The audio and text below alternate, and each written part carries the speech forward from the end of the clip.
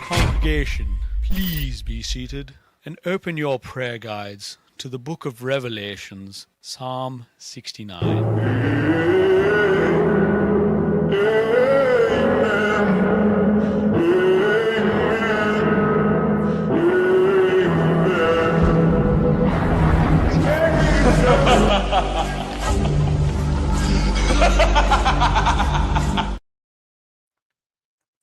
Boom, just like that, we are live.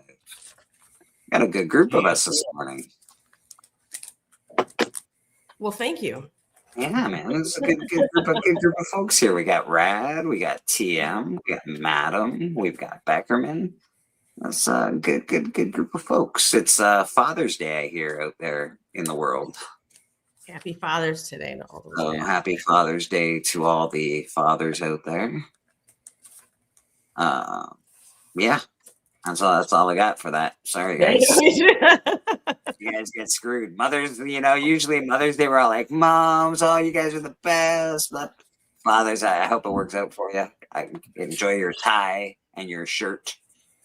To be fair, most fathers are just there. That's why we celebrate Mother's Day, because mothers are mostly like the ones that nurture and are like pack your lunch and stuff. I guess I don't know. I'm trying to remember. I feel like we celebrate. Oh, Mother's you're doing Day great, because- TM. Just hang on. I feel like we celebrate. I was Mother's Day raised by a because single father. You hope you know. we were in there, right? Yeah. Like they got a lot of pain out of the deal, so they get a little more celebration. They get. It's gotta hurt. I'm just saying, it's gotta hurt. Giving birth can't be great. So mothers get a little more love. It might be just because I hate my dad, but yeah, That's fair. That's fair. I don't hate my father. He's all right. He's 92 right now. He's my stepdad. Yeah, I was adopted. Yada yada yada. We're not close by any stretch of the imagination, but I don't know. The older I get, the less hate is in my body, I guess. I'm just like, whatever. He's fine. He's doing his thing. He's living. I get it. Living's not easy. So, you know what? Make mistakes. You do things, whatever, man. I can't say that my dad did because the stream might get taken down or something. That's fair, brother. That's fair. Yeah, I don't go into my back history too much either for that reason. Father, just to put that out there. You too have a father? Nice. I have a father I hated though, Oh, God, man. He's gone now. It's starting off great. Happy Father's Day, everybody. Father's Day so far. I guys. feel like it's the time, Robert, Gramps, Pops. No, there's a good grandpa right there. They're like, geez, Louise. I hope you, Robert, Pops, Gramps, Springs, have a great Father's Day. Yeah, way to go. Yeah, you seem like a good one. Everybody on the panel. He takes care of his grandgirls all the time. This whole panel is a bunch of dad-hating motherfuckers. I'm sorry, guys. Oh, now I'd feel weird if I Come brought up late. the fact that I didn't know my dad because he was in federal prison for 19 years. Oh, dang. No. Just keep the good times rolling up. Yeah, the good times I wrote my. I can't even say what my dad. Anybody did, have so. any more crappy stories to I share? could honestly add so much Come to on, this bring your conversation. trauma. Well, I watched my dad stab my mom and then burn down the apartment we lived in. Trauma? We're going Anybody? there. Damn. Holy shit! I'm so sorry. Nah, it's fine. I got adopted by another crazy family and everything's fine. I'm an adult, man. It's all right. Let's just admit it. Men suck. Jesus. The women. I don't know about all that. I admit that. The women are doing most of the housework, the child raising, and the men go off to work, traditionally. And they have less of a connection with the children, it would seem then, Less should raise by a single father. I bet you Steven stays off this morning. He's like, screw these guys. These guys are terrible people. Yeah, good instinct, Steven. Good instinct. Christina Payne, good morning. Good to see you. I didn't have What's the lesson noted here? Wear a Didn't have condom. noted feminist TM nerdy on my bingo card. God, Oh, yeah. it's just how we're going on. I mean, it's like, yeah, we hate our dads and stuff. It's been, yeah, my dad did this, and my dad did that. It's like, yeah, let's just admit it. We hate men. They're red Greetings, flag. Stevie. We got Entropy and Comics with us. How you doing? Good to see you. Hey, And Entropy, he's you he's a hate it, father. Happy Father's Day. At this point, should we just apologize to all the fathers? I think we should really just start apologizing. Uncle Griff, Well, he I like think he we can should get still dad. He's like got uncle in his and name. have a moment, you know. And man, I don't need to apologize to all fathers. I just need to apologize to men in general. women in general or men in I general? give up. Man, I called men bad, right? So Yes, yeah. Wellbore, good to see you. Uncle I'm Griff, a good fa- to see you. Robert, I'm a Pops, father. Christina Payne. I was Hey, gonna happy say, Father's Day, Rad. Happy I Father's almost Day. said Yeah. that earlier. Fun Bros. happy Father's Day, Rad. If you're a fun bro, you're a dad. Happy Father's Day. Who else we got in this chat? Kathy Stewart. Good morning. Happy Father's Day. I know you're probably not a dad, but that's fine. Robert Pops. Good to see you again. All right, we're all caught up with the chat. Everything is looking good. We've just trashed on fathers.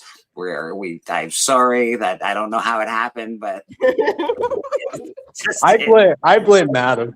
I blame Madam.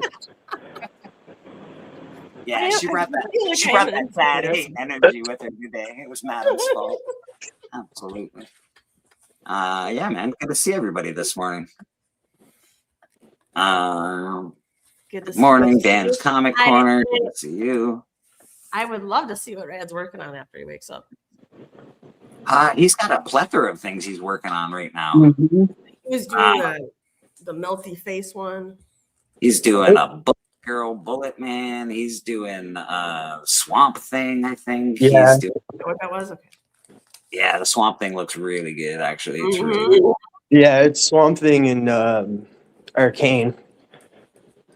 Yeah, very, very cool stuff. So Rad is a busy camper, as you can tell. His work is going through the community. If you're late to the Rad train, you're late, man. He's always Yeah. up for he's always That is insanely talented, and he just keeps getting better and better. very Yeah. talented. So is Thank you. we got a couple of talented people on this panel. Madam is also talented. She doesn't. I saw a pencil in Madam's hand. Yeah, Yeah, I was gonna sketch a little and maybe my sketch for ideas here. her sketching is very awesome. Her clay work is amazing. Her sculpting is fantastic. So got a few talented people around here. And then there's TM Nerdy. Yeah, talented none. Hey, that's all right, TM. You're more talented than I am in a lot of ways. Trust me. Speaking of which, Rad, you need to send me your address so I can get you those X-Men books mailed out to you, Uncle Griff. Yes. Oh yeah, definitely. Frig yeah. I'm excited for those. Absolutely. Absolutely. Bleak's got some books coming to me. I'll have a nice little unboxing maybe next weekend. Or Derek? Madam and Christina Payne, Baby Elizabeth, and Baby Nicole are waving at you guys. Just those. What? They're not waving at us? No. What the hell? What the hell, man? Always say Well, hello to baby Nicole. It's probably because of what I said. They're like, I'm yeah, not- we're just gonna say hi to the women. What did I do? I'm not even a. I don't know. I'm in a funny mood today. I don't know why. I'm in a weird mood. Apparently, Kyle smells All right. chicken. All right, Kyle. Good stuff. I hope it works out for you, man. You might be having a seizure, or is that burnt toast? JSS Brooklyn, how you doing, man? Good to see you, brother. What up, JSS? JSS. I finally mailed JSS Brooklyn's package. It was huge. And That's what you said. Dang. Can we clip I that? know. I said all those words on purpose. Anyway, I mailed his package. It should be getting there tomorrow, hopefully, unless it gets hung up at the border, but it should be there pretty soon, which I'm excited. He got a little present in there for me, so I hope he enjoys that. Yeah, it says Happy Father's Day to you if you're a dad. If all the dads out there, Happy Dad's Day. We spent about 5 minutes having a good time with dads this morning already. So Don't go back and watch. let's not go back.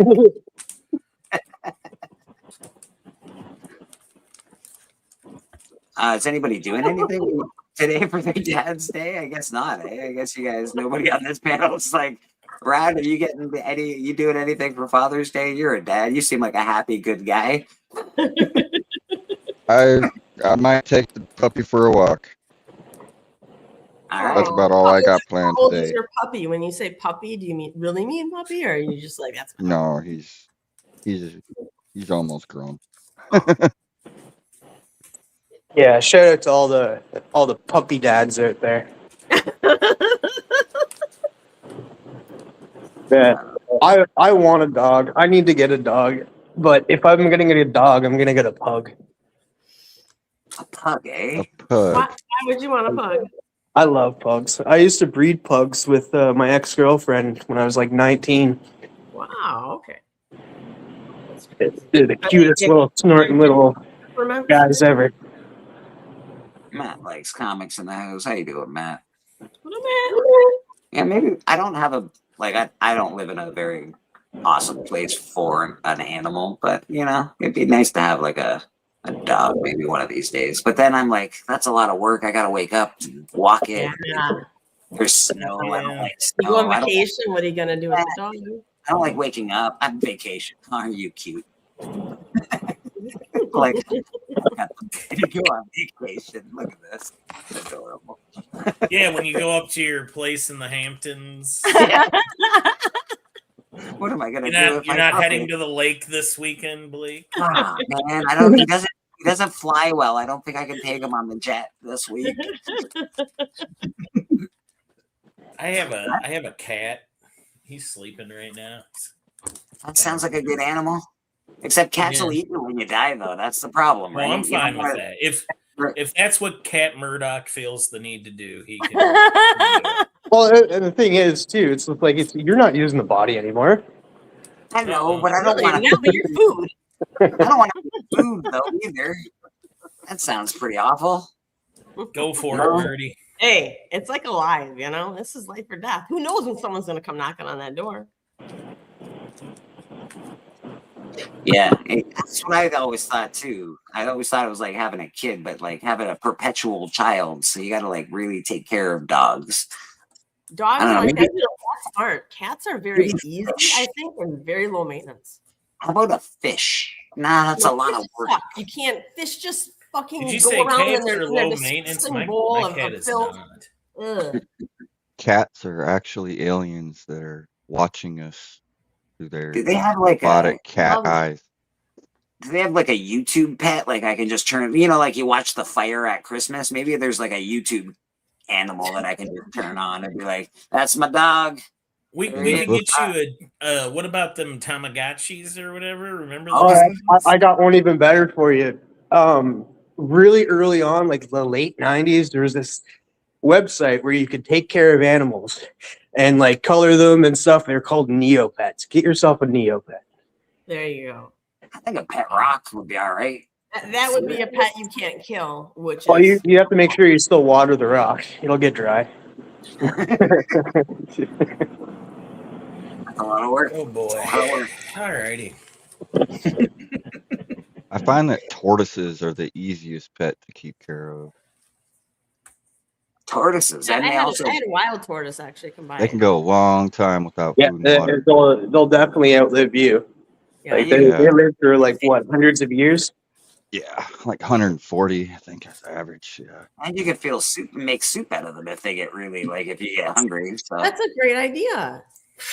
and they have a natural bowl attached to them. It's like a win-win situation, really. I think birds are the worst thing that you could keep as an Yeah. because the cool thing about them is they can fly, and then you put them in a cage where they can't fly. It's awful. All right. Uncle Griff says some pets are dang expensive. Both, hold on. Both my dogs are Uh-oh. special needs, and my monthly vet bill is more than Most. Yeah. Most people's car payments, hence my $100 a month comic budget. God dang, Griff. Yeah, dogs can be. I would imagine dogs get really expensive. Matt, I will absolutely send you a link unless somebody on the panel I'll wants to send do it. him a link. I'll do it. Perfect. I was gonna say I could do it, but No, Matt I was on got top it. of I got it. Let me have the honor. All right. I could do it, but I don't want to. I will vouch that dogs can be expensive. I spend Yeah. a lot of money on food, a lot more than I expected. The thing, difference between dogs and cats too. Like, yes, dogs need a lot of attention, but dogs, cats don't make you feel less lonely. Dogs make you feel wanted, needed, and stuff, and make you feel less lonely. Yeah, I must have got a defective cat because my cat's needy as hell. Happy Father's Day to all dads. Big Lion Cat in the house. How you doing, Lion Cat? Good to see you, brother. Yeah, some cats are different and stuff. Because my old cat Butters, who I named after Butters from South Park because he's my favorite character. But Butters, he didn't use the litter box. Like, he would scream at the door and stuff and go outside and use the bathroom. So that was pretty cool about that. Like, I think I'm more of a dog guy, but I don't like the work and the energy, so, which makes me more of a cat guy. But I don't want to get eaten when I die by a cat because I live by myself. So Dogs will do that too. Dogs will do that too. I saw a video. Go ahead. I saw a video of an old lady that had passed away in her sleep, and she had chihuahuas, and there wasn't nothing left of her when they found her. God dang. I could see that because, like, once your body starts to decompose, it's just meat, and dogs smell it and would be like, yeah, oh, there's my meal. Okay, can we have any other conversation?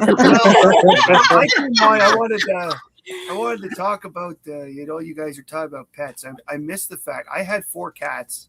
I have 4 cats. I had 4 cats, and then I lost them through various means.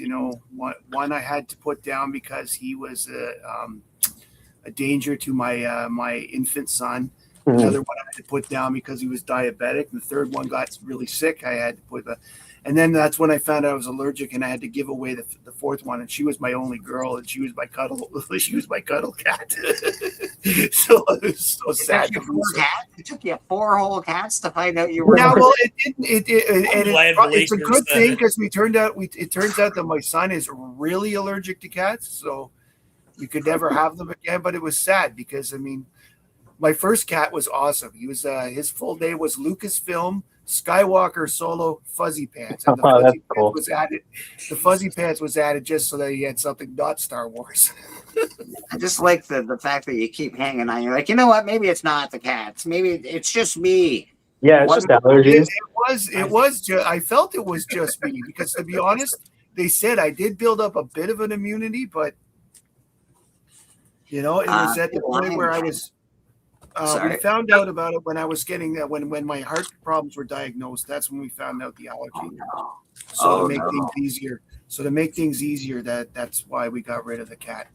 Luckily, a nice old lady took her within 2 weeks, and she got a nice home for her lad. I hope she'll be long gone now, but hopefully little Alfie little Alfie named after Daniel Alfredson. Hopefully little Alfie had a good life afterwards. Hey, man, Big Lion Father's Cat. Day. Yes, happy Father's Day, Matt. Big Lion Cat had a package refused by CGC.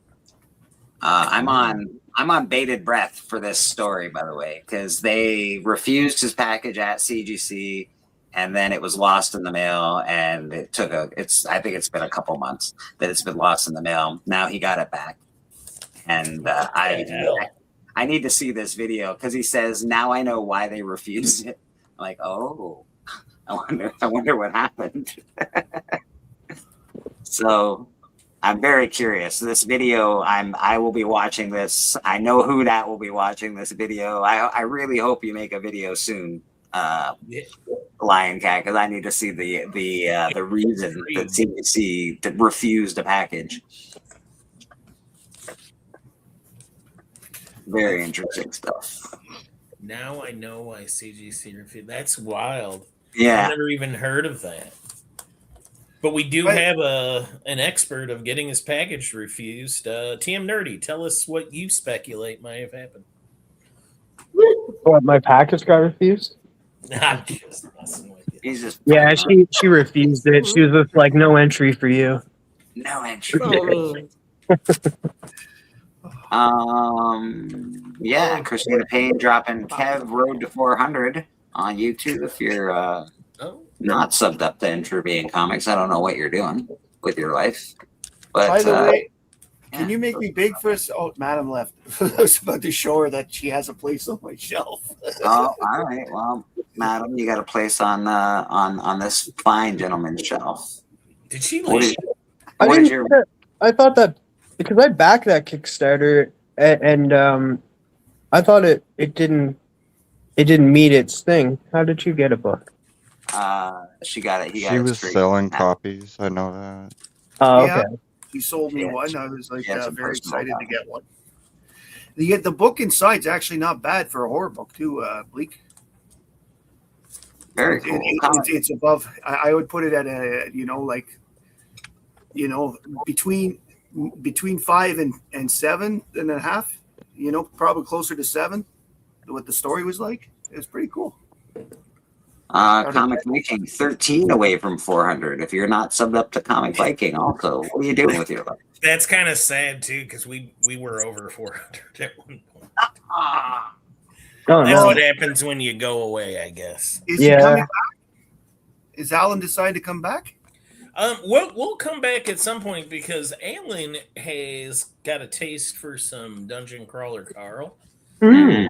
I got him Oh. hooked on it, and now he's making his way through my Audible. And when he's I done, did we'll hear probably that talk about it. Dungeon Crawler Carl got picked up by Seth Rogen. Yeah, Peacock. Yeah, Peacock, yeah. Do you know that John's Animated. Comics, the kids and that they do the? I'm aware of it. Okay, AP and those guys, yeah. yeah, they're reviewing the book right now. does he hate it? There's Because a I feel there's like, a really good YouTube. Sorry. if everybody likes it, John's bound to hate it. I'm just gonna say. Oh no, I think he likes it. No, You he's a like big it? fan. So's JP. Good. It's what we, I was gonna say Hello Crawlers is a really good YouTube. I think show. somebody's backstage.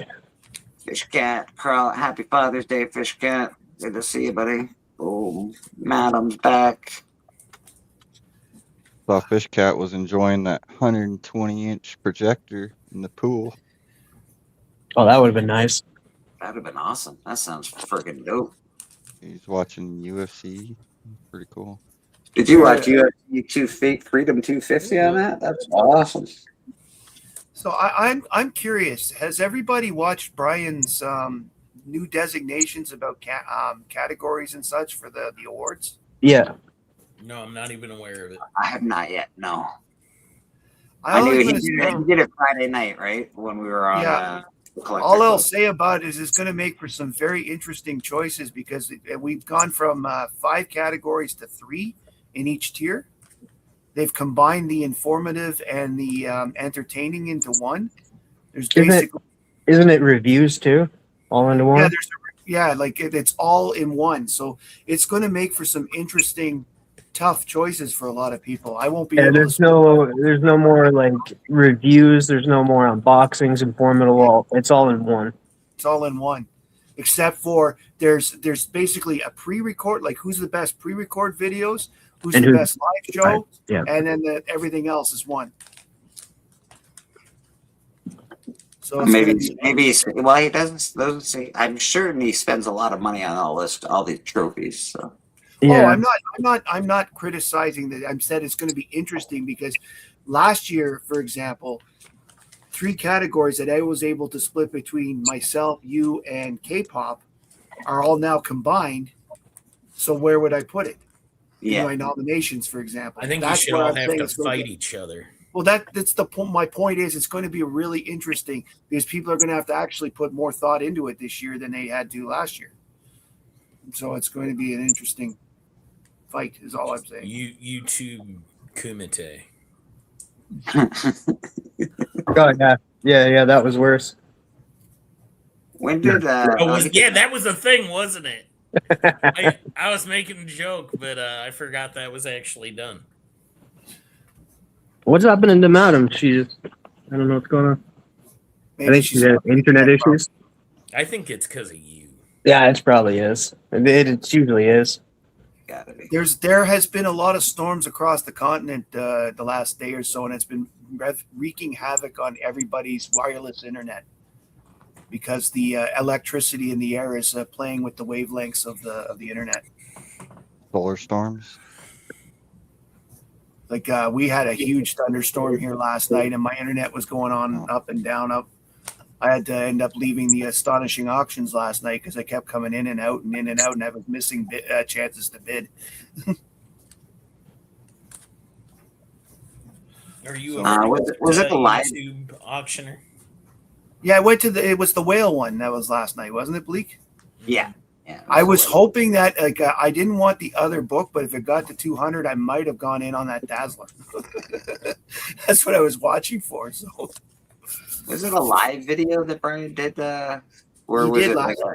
Yeah, it wasn't on his channel. It was the Comic Book Community Awards channel. Oh, I see.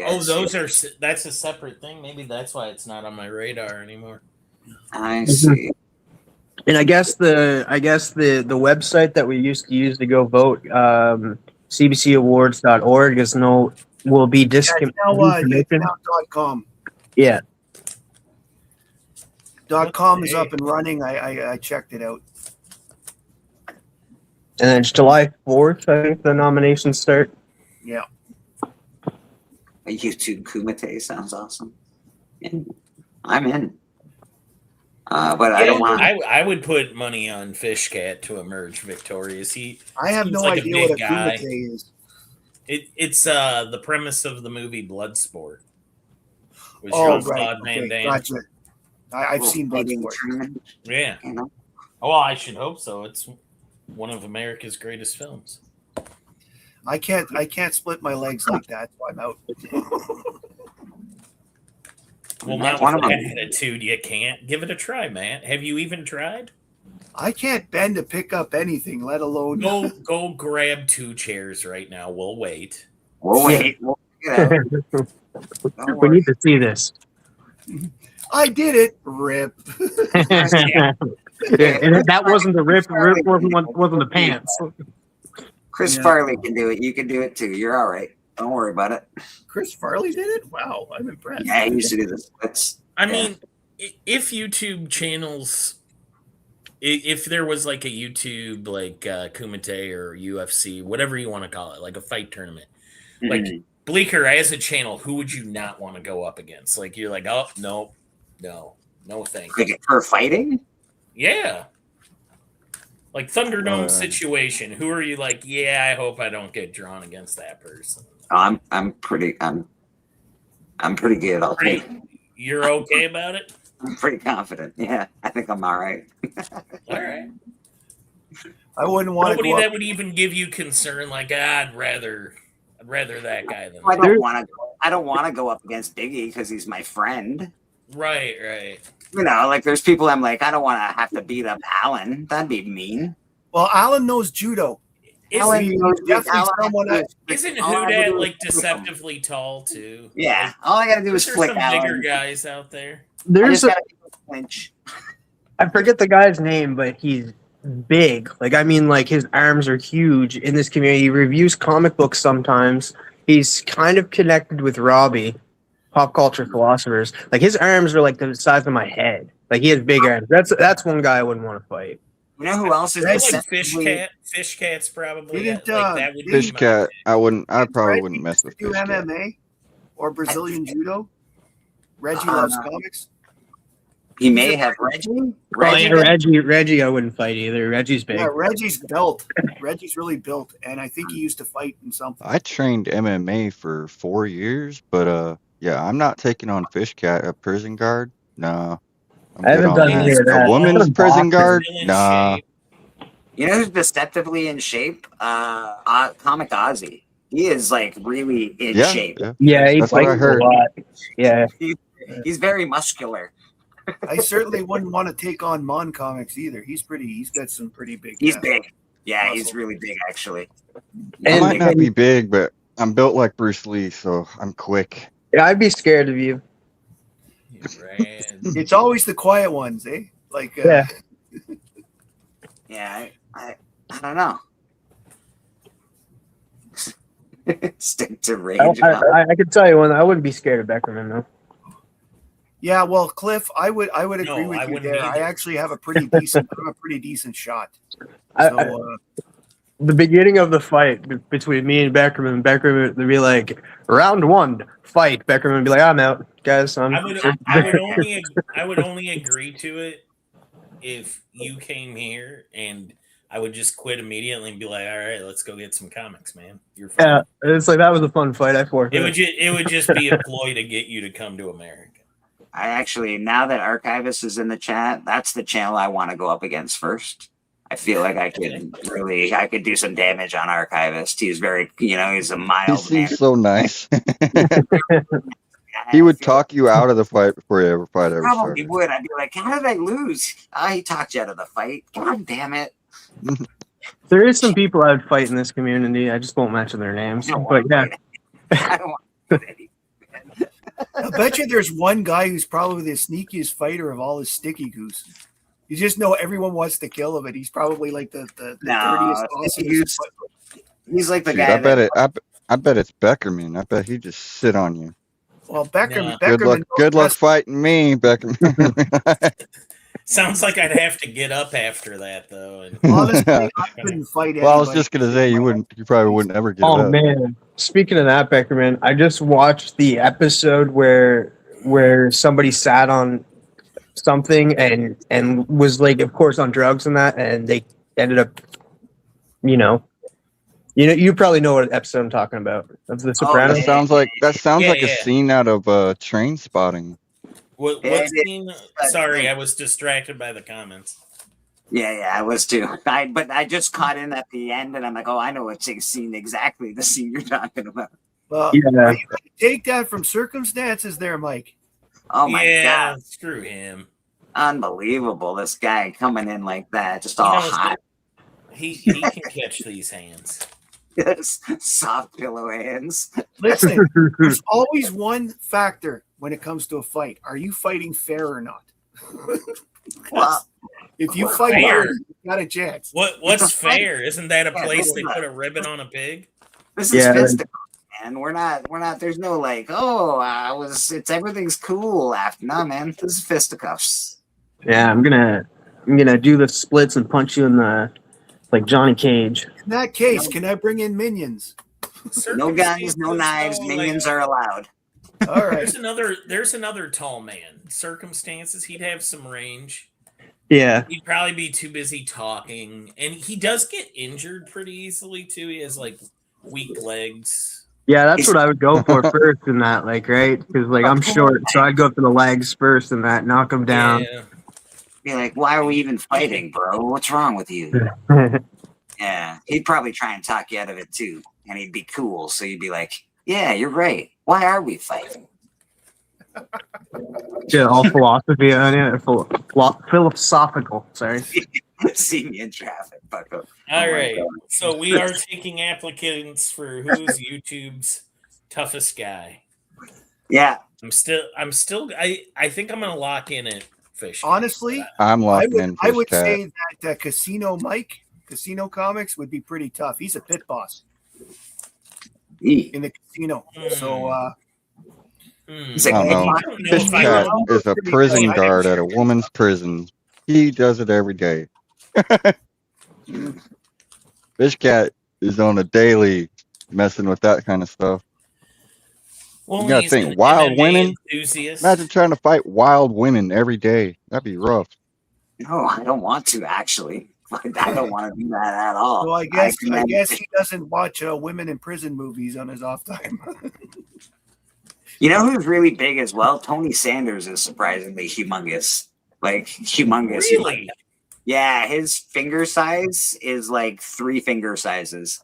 We got him a ring. Wow. We got him a ring to wear for like a hunt ring, and like I'm not even kidding. Like I could fit it on my whole hand. What's his ring ridiculous. size? 1 million. I think it's like 28 or 20. It's huge. It's like Jesus. it's massive, bro. Like massive. It's ridiculously massive. Like I've got fat sausage fingers and I'm 14. No, dude, he's like in his high 20s. Like it's crazy.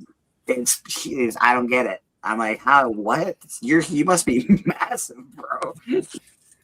Jason has a point. Chonko would be a bit of a brawler. He's actually born in Chicago and not on the streets, but you know, he says he's from the mean streets of Chicago. I could see that. He's also got a dog. I think you're allowed to bring dogs. I said no knives and no guns, but Specifically, I don't know. His pit bull looks very just relaxed. Hey, if I can bring my dog, that changes everything. Yeah. We're gonna win. We're gonna win, right, Naru? We're gonna win, good boy. I say no animals, no secondaries. Because then you would have to like watch an animal get hurt. Nobody wants to see that. We just want humans to get hurt. Snake Eyes is not allowed to bring his wolf into a fight. Is that what you're telling me? I might actually be the scariest because one thing is you don't mess with a man who's lost everything and has nothing left to lose. That's true. And that's definitely me in a nutshell. So, yeah, and I'm a little, I can get a little crazy. And if we were bringing animals, I would train Canada geese. Oh no, no! Do it. I'm not fighting Matt now. You want to talk nasty animal? Yeah, no animals. Hey, we're actually almost at 850 followers on Comic Book Church, Bleecker Street Comics, by the way. So we're getting up there. We're on Subscribe, guys. Subscribe now. On the road to 1 million. Let's go. We're getting there. Come on, parishioners. Yeah, that's Out true. there. The old refrigerator, William Perry. Holy smokes, that was a huge guy. Oh yeah, he was a big dude, man. But you know who was really, really big? I got to meet him at Ottawa. Was Carl Weathers. That guy was tall and built, even in his final years there. That guy was amazingly huge. Yeah, it looked like it when he was on The Mandalorian. The Carl Weathers, what show was it? Arrested Development, like changed forever how I would view him. The Carl Weathers acting class. I would say my dad is retired. He just retired. No, I haven't watched that. My dad just retired, but my dad is actually a badass. Like, he's tough as hell, man. He works out every day. His arms are like bowling balls. Just solid. He does aerobics with 30-pound dumbbells. It's a weird shape for an arm, a bowling ball. Yeah. And those biceps, sorry. Bicep. Get more specific. Super tough guy. I wouldn't fight my dad. And Son of Crom is he's a shorter man, but he's well built for his size. That generation before me is like just a different kind of toughness. Well, a lot of them did go to war, right? Either Vietnam or yeah. My dad was a Green Beret tank commander, guarded the Iron Curtain in Europe before East and West Germany united there. I'm just a good old Canadian boy, man. And we grew up fighting and but usually we have hockey sticks in our hand when the fights break out. Or beer bottles in the bar. Beer bottles. Often beer bottles. Often.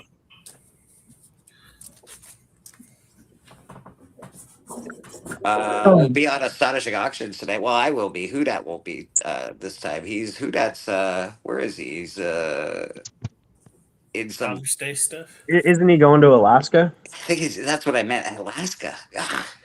I don't know why he went to Alaska, but I think they're in Alaska. Isn't that America's Canada? That's cold. I don't even know why you would go to some place like that. You have to go through America or go through Canada to get to it. Not necessarily. You could take a ship. They have ferries from Seattle that go around the Canadian waters. When you live in a place as hot as Louisiana, you just want to cool off on your vacation. That's fair. That's actually fair. That's a fair point. Yeah. Yeah, and it's too early to be mosquito season up there yet. So Yeah, Which I don't I'm want to happy. go anywhere with too much fresh air. I'd be afraid that. But every time I think of like, Alaska, I rocks. think of that guy who lived with the Grizzlies. Oh, yeah, I Adam? think Grizzly Man is what he was called, and he got eaten by his Yeah, bears. Yeah, yeah.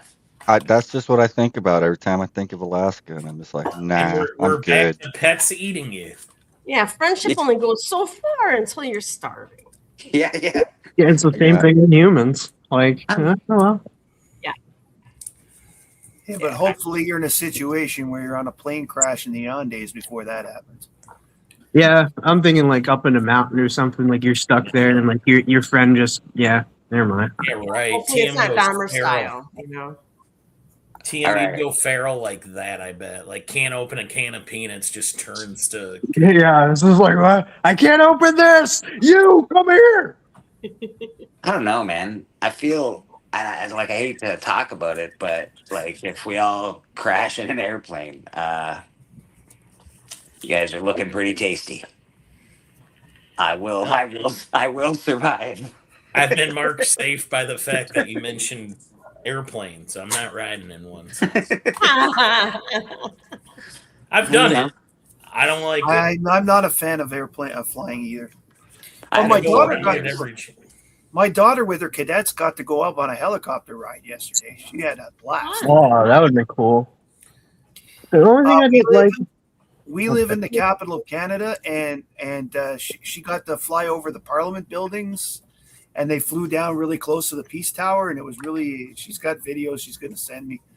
Lucky her, 13 years old. She gets to do all the fun stuff. Oh, how cool! Yeah, you get to do a lot of fun stuff. Like she's in Air Cadets, right? I'm guessing. Yes. Yeah, I was in Army Cadets, and like we get to drive in tanks and stuff, so it was pretty. You get to do some pretty fun stuff in cadets. I was in Sea Cadets, and I got to go out to the West Coast and go out on the some of the vessels there to do a little cruise around Vancouver Island. It was a lot of fun. I was in Beavers and Cub Scouts, and that's it. That's all I went. I went to a Cub, and I was like, this sucks. So the one thing I don't like about flying, and like no matter what I do, I can't like chewing gum, having earplugs in and stuff. My ears pop, and like they get like plugged up in that, and I chewing gum doesn't help and stuff, and like I have a hearing problem for like a week after I jump off the plane.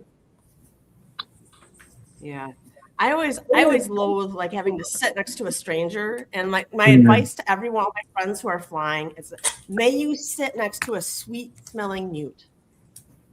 You know, like God bless, like, because sometimes like you're caught in a conversation with someone and you're stuck there for like 3 more hours. You can't go anywhere. Like you're stuck. Like I don't know if you're not social like I am, then I guess. Don't they got like headphones and stuff? Can't you just like tune out and just be yeah, like, there's usually movies sometimes on the plane. hey, sorry, I'm watching this movie. Sorry. Where I watched Bumblebee. When I was flying back from Medicine Hat, and I was flying to Moncton. I watched Bumblebee for the first time. Good movie. What Bumblebee? Yeah, the Transformers movie. Oh, okay. I was like, what? I feel that Airplane the movie should be playing on every airplane.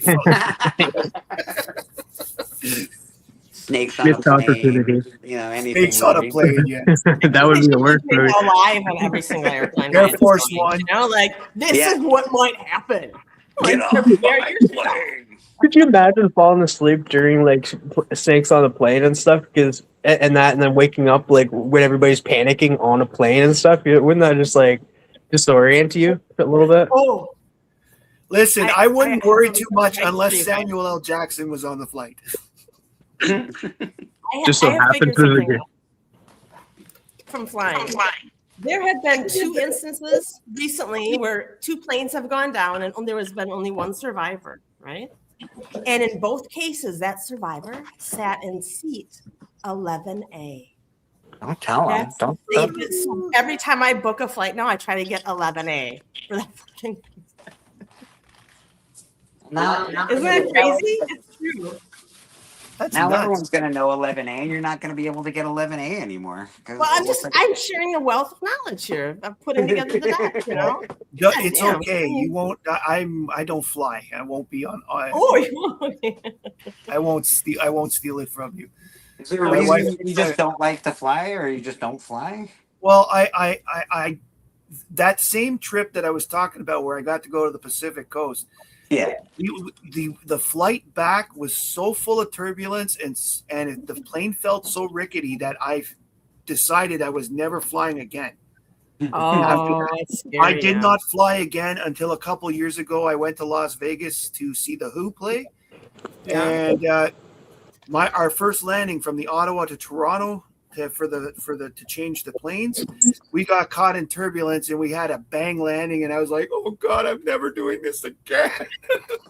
Like, It was scared the shit out of you. Like you realize you're just in this tin can in the Exactly. sky. You know what I mean? Like and it isn't just that you're on a tin can on the sky. there could You're be a hoping fleet of that birds coming in for the engine. You don't know. You know, the guy in charge of the plane, if he has a stroke or a heart attack, you're like, "Ah!"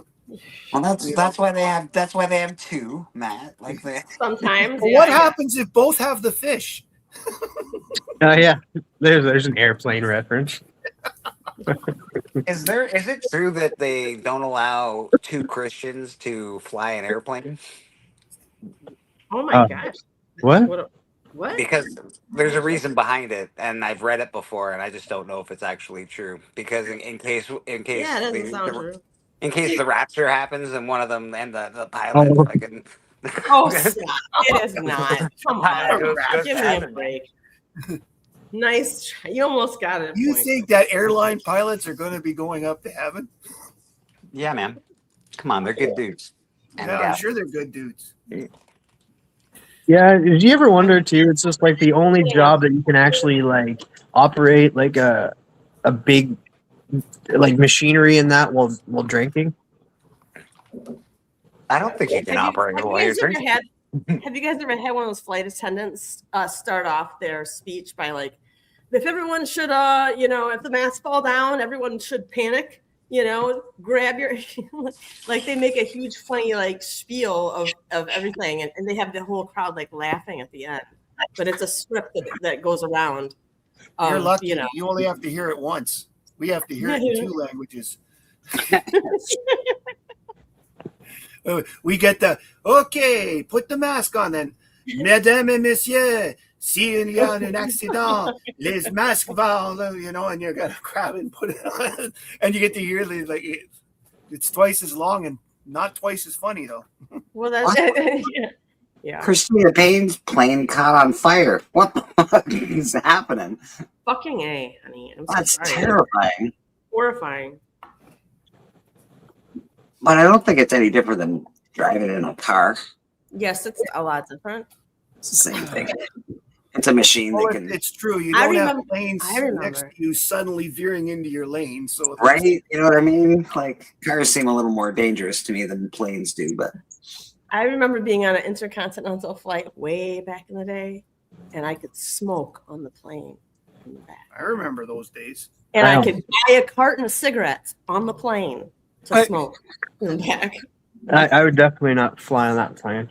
I used to smoke. Now I can't stand Me cigarettes. too. Me too. It's unbelievable though that they used to be doing that. You know what I mean? Like, No, I'm an ex-smoker too. It's like you can't be around it anymore. yeah. wow, I don't want to be around you guys either. I'll be around you, just not when you're smoking. I go outside to smoke. Don't worry about it.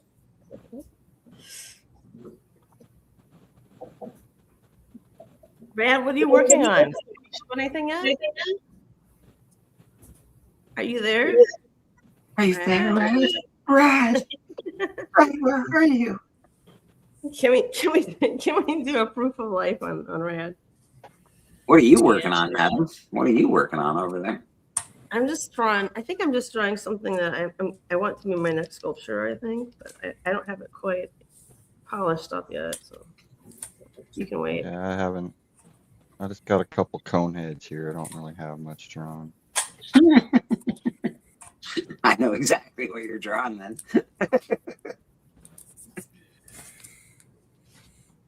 Yeah. Dylan, are you going to Supergirl this week?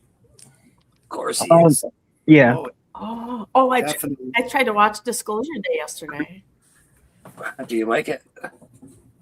Well, yeah. It was pirated. It was crappy, and all it sounded like was an echo, and you couldn't hear well. So we just turned it off until like. Yeah. I'm hearing mixed feelings about that movie. Like, there's people that really like it, and then there's people that just don't really jive with it. The part that I haven't decided yet is what day I'm going to Supergirl, because I don't think I can go Friday. I'm going Wednesday. Why don't you go never and just see it at home? Because that would be sacrilegious. To be in the community and not see that. We're talking about Supergirl's biggest fan here. Yeah. Oh my God, I did not know. Okay, I'm sorry, Matt. It's fine. Well, that's awesome for you. You get to go. That's awesome. Yeah. I don't know if I'm going next week or the weekend and stuff. I might end up going like the following Wednesday, so that's when I can go. But I do got my ticket for Spider-Man. Okay. Well, I might see if Alan's available Thursday, if it's out Thursday, for sure. Yeah. It should. Alan wants to go like too, so the two of us are trying to coordinate a time. That's kind of why I don't think I may. Friday's out because he's going to run his show regardless. So, Beckerman, did you end up getting like an early screener? We just had. There's just that thing they do where the theaters do it Wednesday now. Like this is there's a Wednesday. They've been There's a doing that. Wednesday show yeah. in our city, but there's only one, and those tickets are already gone. So, Oh, see, because this is like Kansas City is the headquarters of AMC. So all of our AMCs, which there's like 8 of them, have a Wednesday show.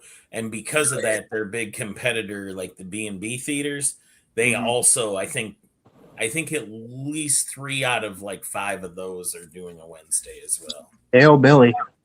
well, our Wednesday one is not an open one.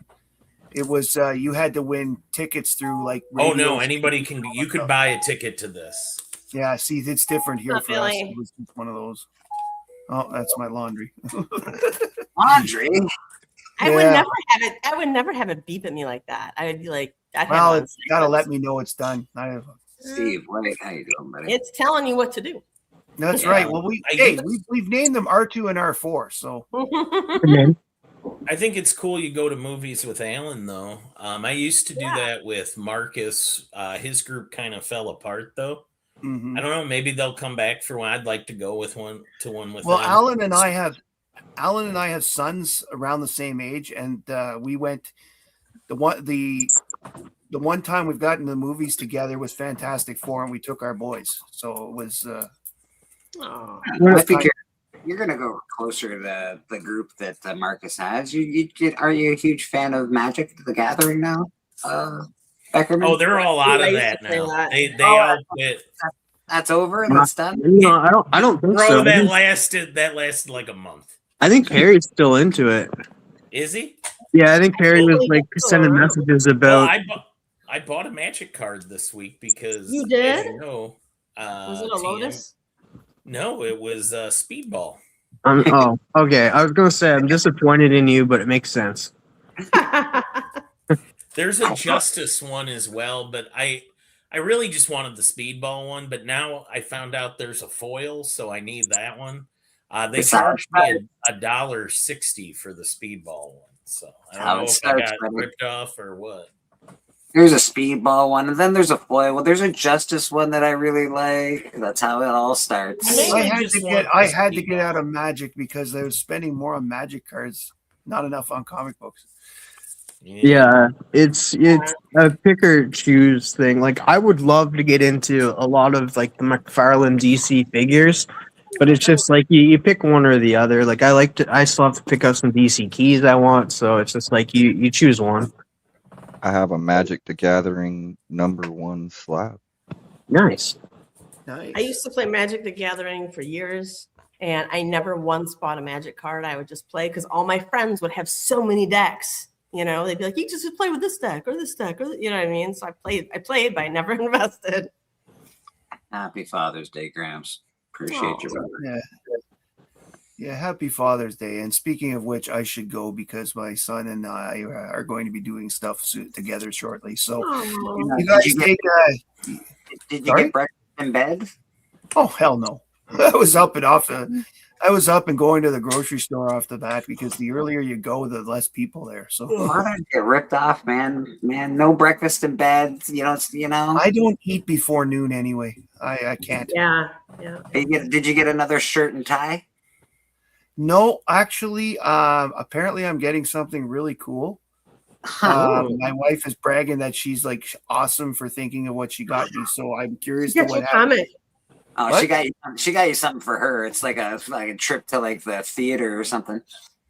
Listen, You're going to the you opera. talk about that, but you know what? She gave me tickets to remember Christmas a year ago. She gave me a trip to Montreal to the Comic-Con for Christmas. And this year for Christmas, she's given me a ticket to go see Jimmy Carr, who is my favorite comedian. Oh, Jim Carrey's good. Did you ever watch what was that show called? It was something idiot. Jimmy Carrey used to host it. It was a good reality kind of TV show, game show type of thing. It was really funny. Forget the name of Yeah, it. I know the ones you're talking about. Do I think you're either thinking about the Fix or 8 out of 10 Cats because those were the ones he. No, it had idiot in the title. Oh, I'm not familiar with that one. I'm pretty sure I've seen clips of it on as you know, as doom scrolling up the reels. Jimmy Carr can't do anything without recording it and putting it online. It seems that guy is Alright. everywhere.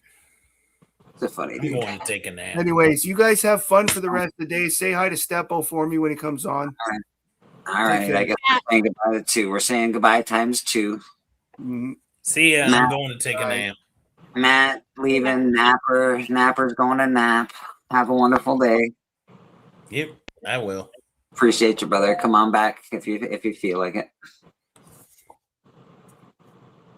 All right, You're welcome. there we are. We're back down to 4. Uh-oh.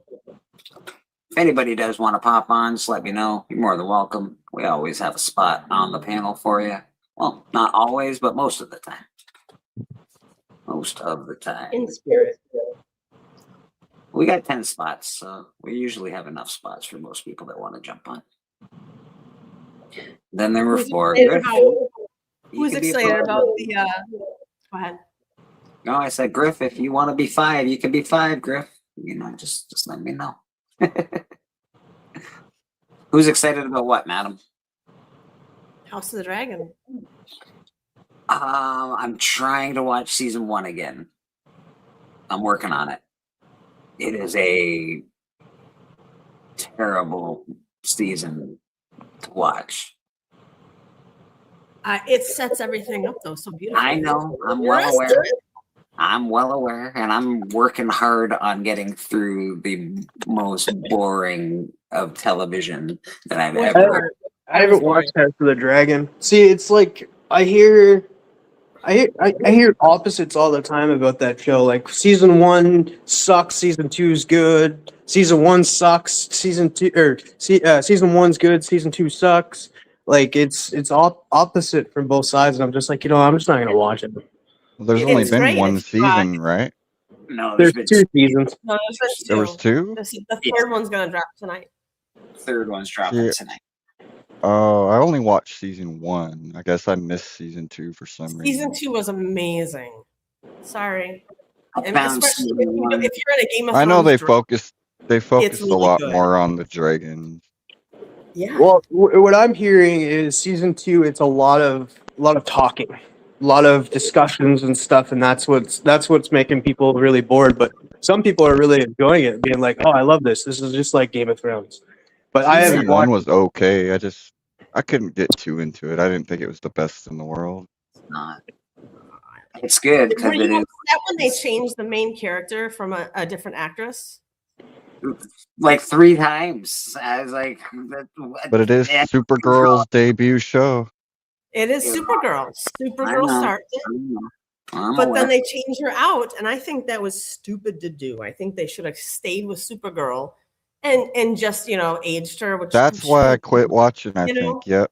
I remember that Like, now. That's that other right. actress, it was hard to swallow her because you had just gotten used to this cute little face. So, In the first like 3 or 4 episodes, they skip like 15 years, and they're like, here she is in this one, she's a child. Here she is in this one, she's this, and now she's an adult. I'm like, what am I watching? Where am I? And it's boring.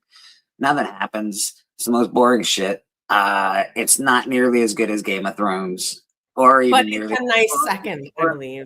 I don't even think it's as good as the Hedge Knight one, honestly. The Night of the Seven Kingdoms. That one's really good. I didn't watch all of that. I watched like 2 episodes of that. It's good, man. It's fun. It's enjoyable. See, fun. See, that should not be in the same sentence with Game of Thrones, because Game of Thrones should be scary, energetic, like powerful, like mind-blowing, like destructive, like, oh my god, I can't believe they killed everyone at the Red Wedding. House They of sewed a Dragons fucking wolf on his body. Like House of Dragons is none of that. It is so far. So far, it's really, they're setting it up, and I get that. I felt the same way about season 1 of Game of Thrones. It took me, I don't know, ages to watch the first 4 episodes. After that, it got good. I will say that there was a person I know that got an early screener of all 3 episodes. So the first 3 episodes of season 3, and this individual did not like season 2, or like he liked it. He liked bits and pieces of it. He said this season's off to a great start. So season 3 is off to a great start. He watched the first 3 episodes of it. So yeah, House of the Dragon, yeah. All right. We're going to do a giveaway pretty soon. It's not going to be as much of a comic giveaway as usual, though. Ooh, the first time Tim Drake is in the Robin costume, classic Robin costume. And we're going to, this is a large. All I have are larges left. We're going to do a Bleecker Street Comics t-shirt. Yeah. Hashtag Father's Day. yeah. Man. These are great t-shirts, by the way. I should get more of them made up, but they're pretty awesome. So yeah, man, we're going to do that. And this is the first time Tim Drake is in the Robin costume. So I guess we're going to go hashtag Father's Day in the chat.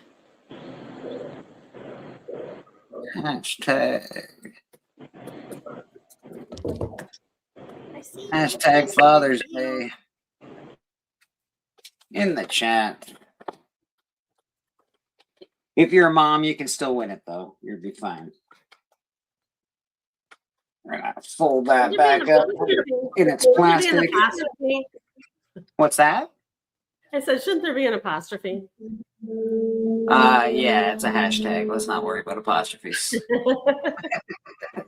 Yeah, I don't think you can put one in. I think it'll, I don't know if it'll ruin it or what. If it won't pick it up, I'm not sure.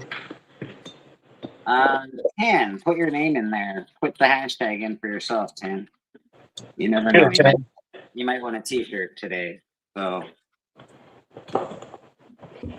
Do it, Tan, or else. do it, Tan, or else. Hashtag Father's Day. Get a t-shirt and a comic. And I'll mail that stuff out to you. Whoever wins. We're gonna check out the phone here. Picture, so we'll start over. Payments, where, eraser, detailed tracking. I have so many things open on my telephone. Jesus. And make sure to tune in here in 2 weeks for a party. Giveaway tool. Why is it your birthday? Yeah. Nice. Oh, how old are you gonna be? 25. Jesus. Such a baby. Thank you. I think So it'll- like, yeah, my birthday literally lands on 2 weeks from now, like literally on a Sunday. So I'll be hanging out with you guys on my birthday. Awesome. well, Bort, with a Do great you have any sense of big humor. plans? Did you see what Wellbore wrote? Thanks to you, madam. What? No, I didn't.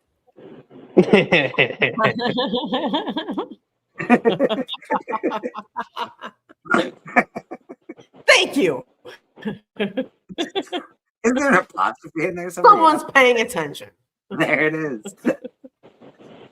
Are you really only 25, Tim? I thought you were a little older. No, I'm older. Like, you're in your 30s, Yeah, right? I'm Like, probably I turn. know. I was gonna guess. I think it's. I think don't he's know. You don't turning. have your screen on most of the time, so it's Are you turning sometimes, you know? 32? 39? 38? 35, 34. No one. No one's guessed it. No one's guessed it. 37. I think 37. Adam guessed it. 36, I think. Okay. No, I You didn't. get the freak out of here, you stupid pigeons. Get out. Get out of here, pigeons. Get off the. Stop pooping on my deck. Oh, God, Quit your 36. poop. You're still a baby.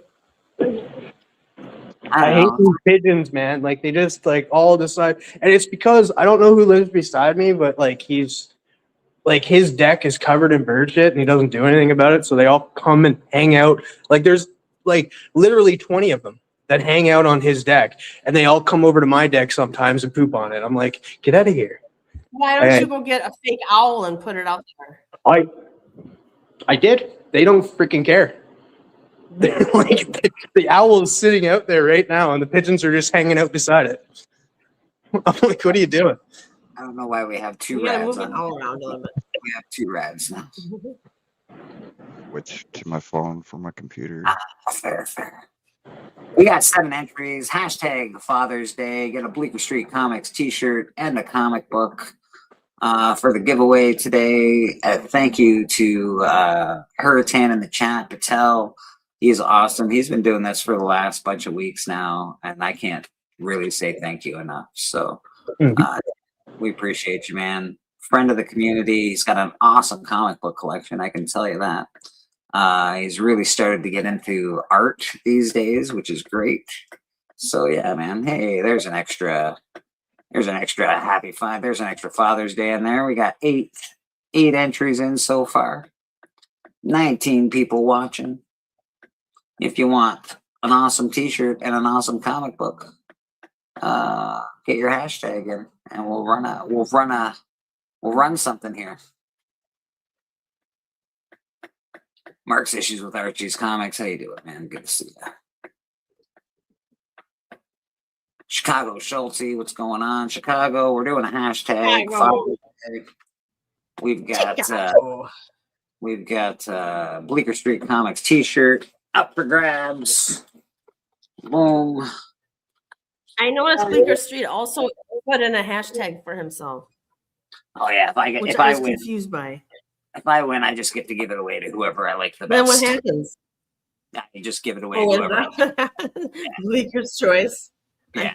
Bullshit. Who do I like the best today? Not Madam. Not.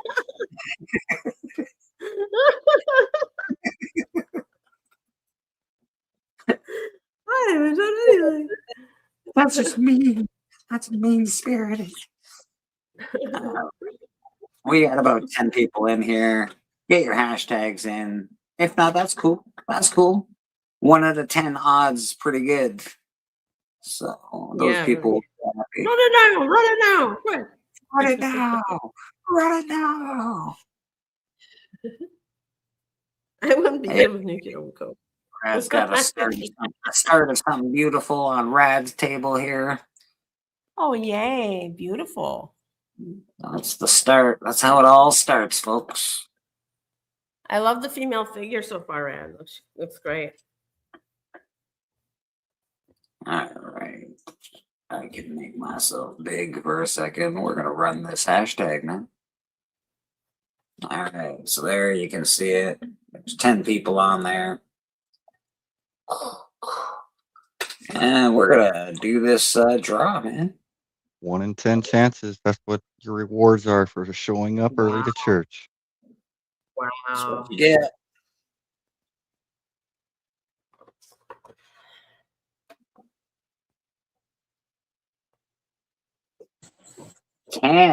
Hurricane. You won. Damn. Right. Congrats. Congratulations, Dan. You won. You did it. That's awesome. Rigged. Rigged. Hashtag rigged. Huh? And you get the shirt. You get a comic. You could probably just stop by and grab it at some point. But I will mail it off to you. Just send me your address, and we'll get that off to you, brother.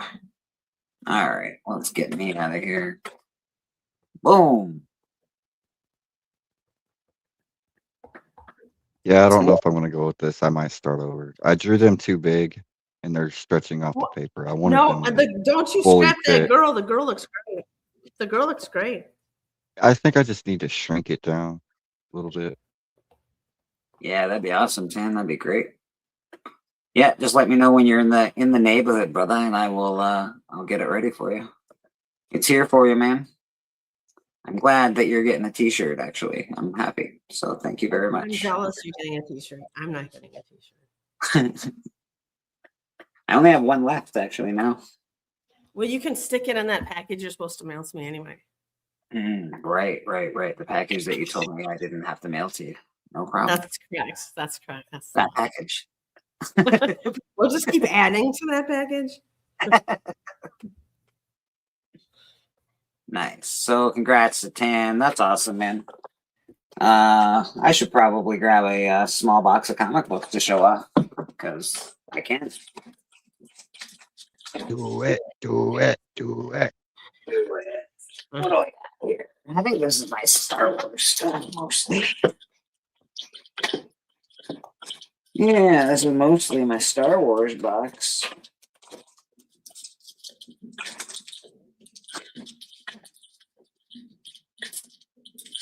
But it does have Didn't some get cool any stuff. new books this week. It feels weird. I got a new slab recently, but nothing crazy. This is just a box of books just sort of sitting right beside me. Books that I've showed off, obviously, in the last bit. There's some this is one of my favorite Werewolf by Night covers. Ooh, That's that's cool. amazing. It's just awesome. It's What's really that, 27? It is, yes. This is SpongeBob number 22. I'm a big fan of SpongeBob, so yeah, that's what you get. This is SpongeBob issue number 3. This is actually the first appearance of Plankton in SpongeBob comics. And this is a really, really nice high-grade condition, this one. So pretty happy with that guy. This is, the movie didn't do so well, but I still love He-Man. That's the first appearance of He-Man in comic books.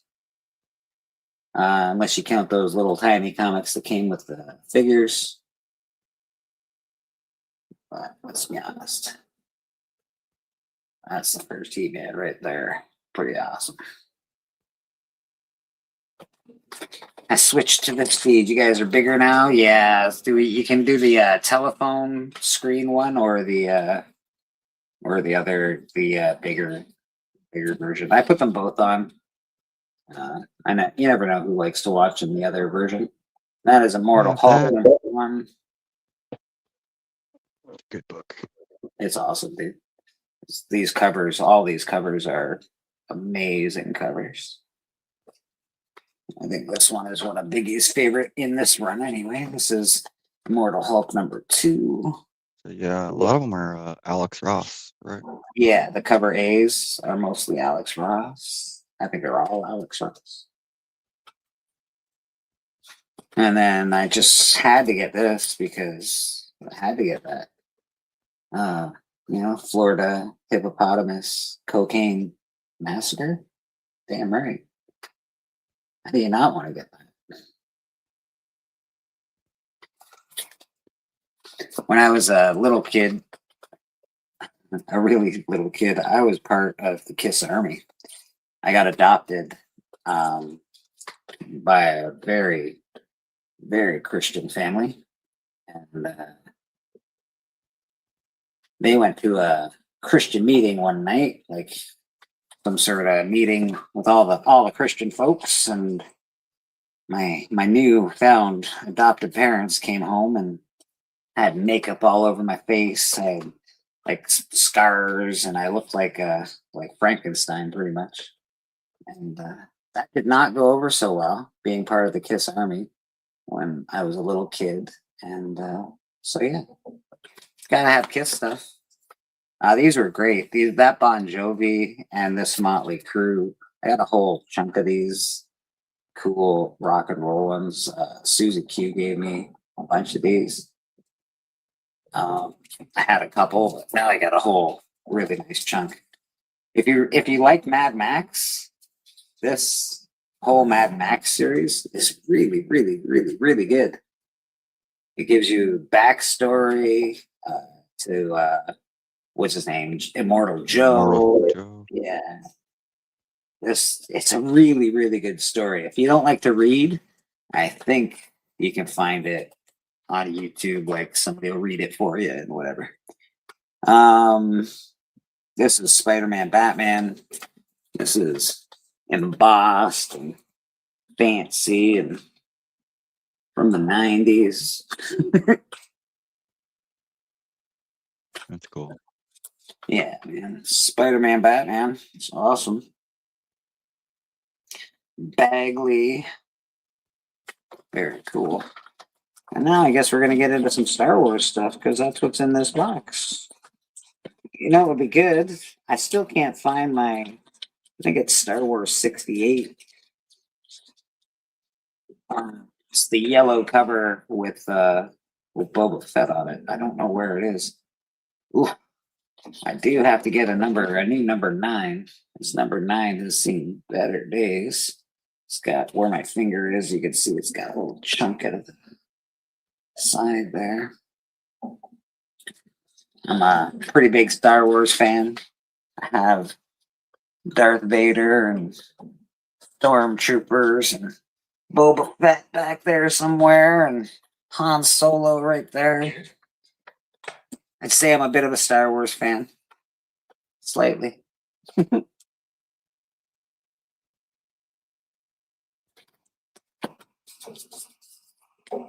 The first book I ever got given was a Star Wars book by my older sister. She put books behind her back, and my brother and I got to pick which hand we got. And my brother got G.I. Joe books, and I got a couple of cool Star Wars books.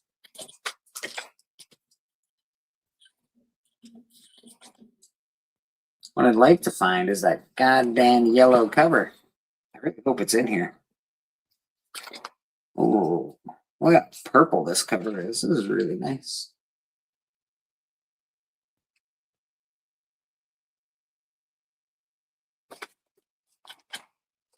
Darth Vader looks weird in the first Star Wars issue because they didn't have any idea of what Darth Vader actually looked like. He just sort of told them what he looked like. This is a great number 50 is a really nice cover for Star Wars. Good art. Just a little different than the rest of them.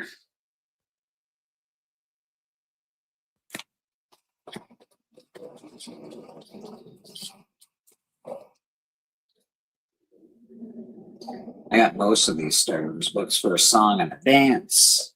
A lot of them, when I got them, they had a little like price tags on them, but they were so old and they were all in a box and they didn't have any bags and boards on them or anything. So the price tags came off easy as 1, 2, 3. Legion Comics, take your shirt off. Why, you don't like the Flash, Legion? You all right? You don't like the Flash? Figured you'd be a Flash guy. You're a DC guy. Oof. Good thing I got 2 copies of 51 because this copy is terrible. It's not in very nice condition. Sorry, now I'm looking for that stupid Star Wars book that I can't find. And I really hope it's in here somewhere. Without destroying the rest of my Star Wars collection. Hey, quickly, Madam wanted to see my face, so here it is. Oh, hold on. We got TM's face. Boom. Hey, there's a face. Cut your hair, hippie. No, she's not even here. Darren. You missed it. You missed it. She's all like that. They're showing comics. Done with this. Done with these guys.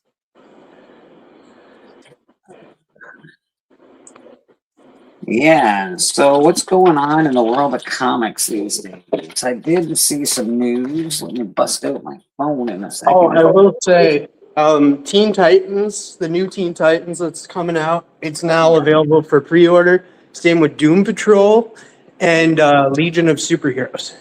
Available for pre-order now. Doom Patrol is awesome. Yeah, man. I don't know. I guess it's the series that really got me into Doom Patrol. But I really, really, really like Doom Patrol quite a bit. I think you'll really like. There's 2 runs that I really like. Actually, I like the Chris Burnham one too. The first one, Grant Morrison did the Doom Patrol, and then Jared Way, the guy that My Chemical Romance guy that did the Umbrella Academy. Yeah, he wrote for Doom Patrol for a little bit too. Right. Deadline reported Peacock has given a straight-to-series order from Dungeon Crawler Carl. So that's pretty cool. Yeah, Seth MacFarlane is going to be doing that and stuff, which is fun. That is very cool. Which, if you've not seen Ted, the TV show on Peacock, watch it. It's fun. This comic isn't very expensive, and it probably won't go up too much, but if you are a flipper of comics, you might be able to get in on the ground floor. Hellmask, written by Glenn Danzig. They're doing, what are they doing? A feature adaptation with James Cullen producing. So Glenn Danzig, he wrote a comic called Hellmask, and James Cullen is producing that. So I don't know if it'll be any good. Glenn Danzig. I don't know. It's Glenn Danzig. I like his music. I don't know about him personally. It was funny watching him get punched out on YouTube by a big old bald mofo. That was fun. But other than that, it's just Glenn Danzig. I think he was rumored to play Wolverine way, way, way, way back in the day. That was like a fan casting. What else has happened? Spider-Man Brand New Day trailer. I really liked the trailer. A lot of people have been saying it's shit, but I enjoy it. I thought it was good. What did you think about the trailer, TM? I really liked it. I was excited for it. I was waiting for it because I knew, like, if you know when the wait. Oh, Madam has to run. I knew it was going to drop on that Wednesday because usually when the tickets go on sale, they announce like, "Hey, tickets are going on sale," so you know that there's going to be another trailer drop that day. So I was anticipating it. I was anticipating it like really early in the morning. I was pretty bummed it was like late afternoon that it dropped, but I really liked it. I really like where they're going with it and stuff. I guess we'll see him and stuff in the movie and that, but I'm still wanting to see Tombstone. Tombstone, we have not really gotten a good look at him yet. And that, Yeah. I think that's the character I'm most excited to see. Because I like the actor. With all of the hype and all of the news and all of the fake news and all of the fan hope and hype, it's hard to pinpoint what's actually going on. The trailer looked good. It looked to me like a mix of stories. It looked to me like maybe a mix of the Six-Armed Spider-Man and Venom. I caught a little vibe of both on that. I think they've got instead of Croc in there, I think Bruce Banner's playing the role of Dr. Connor. So I'm not quite sure, but I'm piecing. That's what I'm piecing together. Other people have different ideas of what's going on, but it looks fun to me. I'm still waiting for Ned to become Goblin. I think that's a big rumor. I don't know if it's going to happen in this movie. I don't know if it's ever going to happen, to be honest. I don't know Right. if they'll ever go that way. Because, you know, like, they've gone different ways. Like, we don't have MJ. We don't have Mary Jane. It's Michelle Jones. So they might just go a different route with Ned. And him being so fascinated, I don't know, he could take an evil turn to it, but he's very happy with Spider-Man.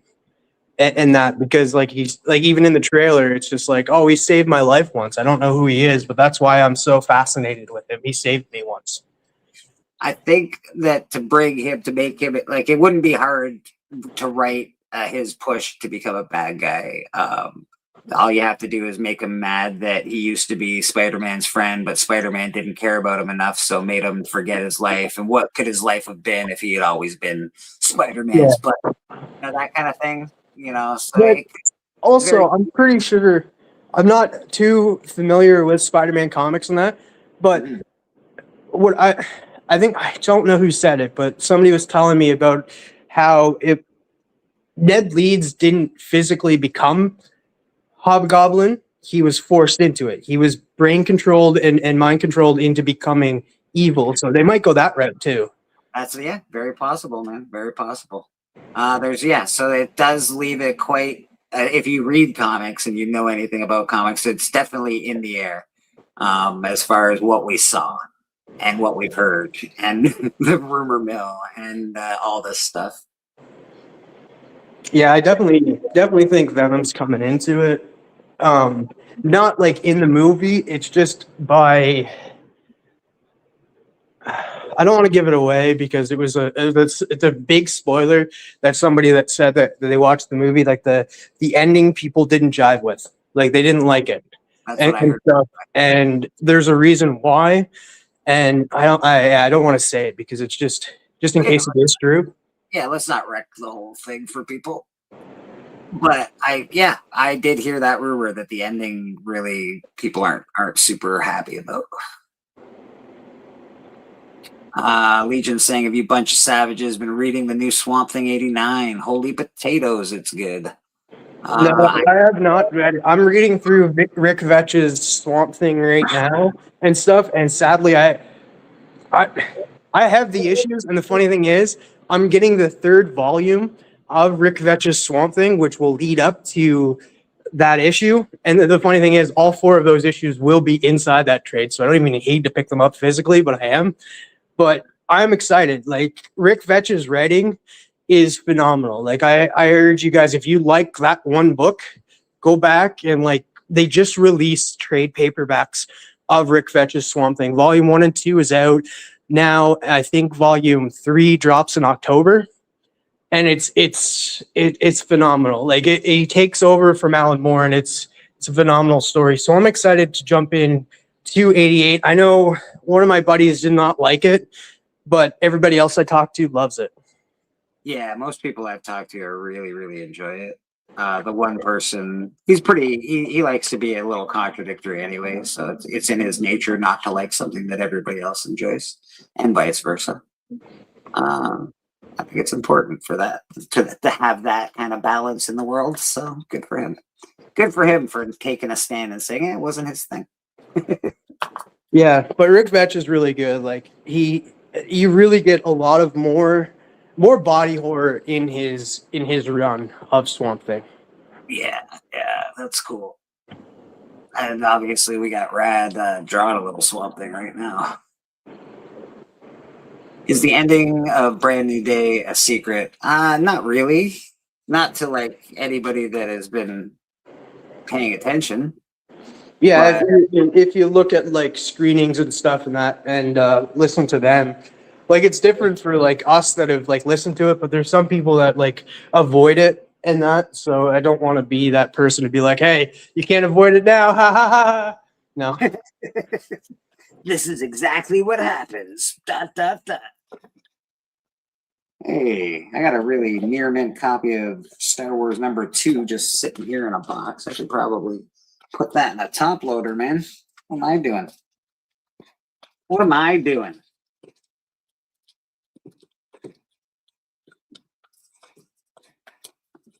Yeah, the Brand New Day stuff looks really good. I know people are really enjoying the Swamp Thing. Some people aren't, other people are, but I am. Black Diamond. Fangoria Studios is developing a Black Diamond for a feature film with Ernest Dickerson directing and producing. Black Diamond #1 came out in 2025. A Nordic thriller about a desperate couple whose abducted son can only be returned if they fulfill a cult's horrifying demand to sacrifice another child in his place. Yeah, that'd be tough. I'm reading the Bible. Fangoria Studios is developing Black Diamond for a feature film with Ernest Dickerson directing and executive producing. Okay. I don't know about that. Fangoria. It is a comic, though.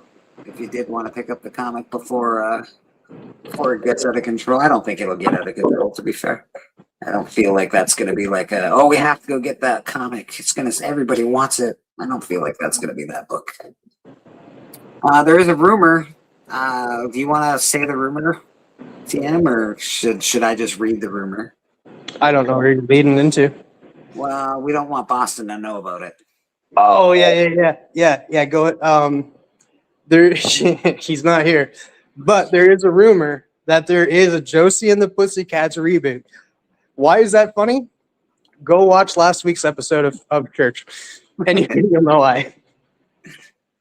New Josie and the Pussycats movie is rumored to be in development at Sony from producer Mark Platt, who did Wicked, by the way. That'd be good. I liked portions of Wicked. And the first appearance of Josie is actually in an Archie's Pals and Gals #23 from 1962. It's a fairly expensive book in high grade. Yeah. Let me tell you, dude. I am one of those guys that love the Josie and the Pussycats movie that came out in the 2000s. I thought it was hilarious. I thought it was funny. I thought Rachel Lee Cook as Josie was perfect casting. She was just the girl next door back then.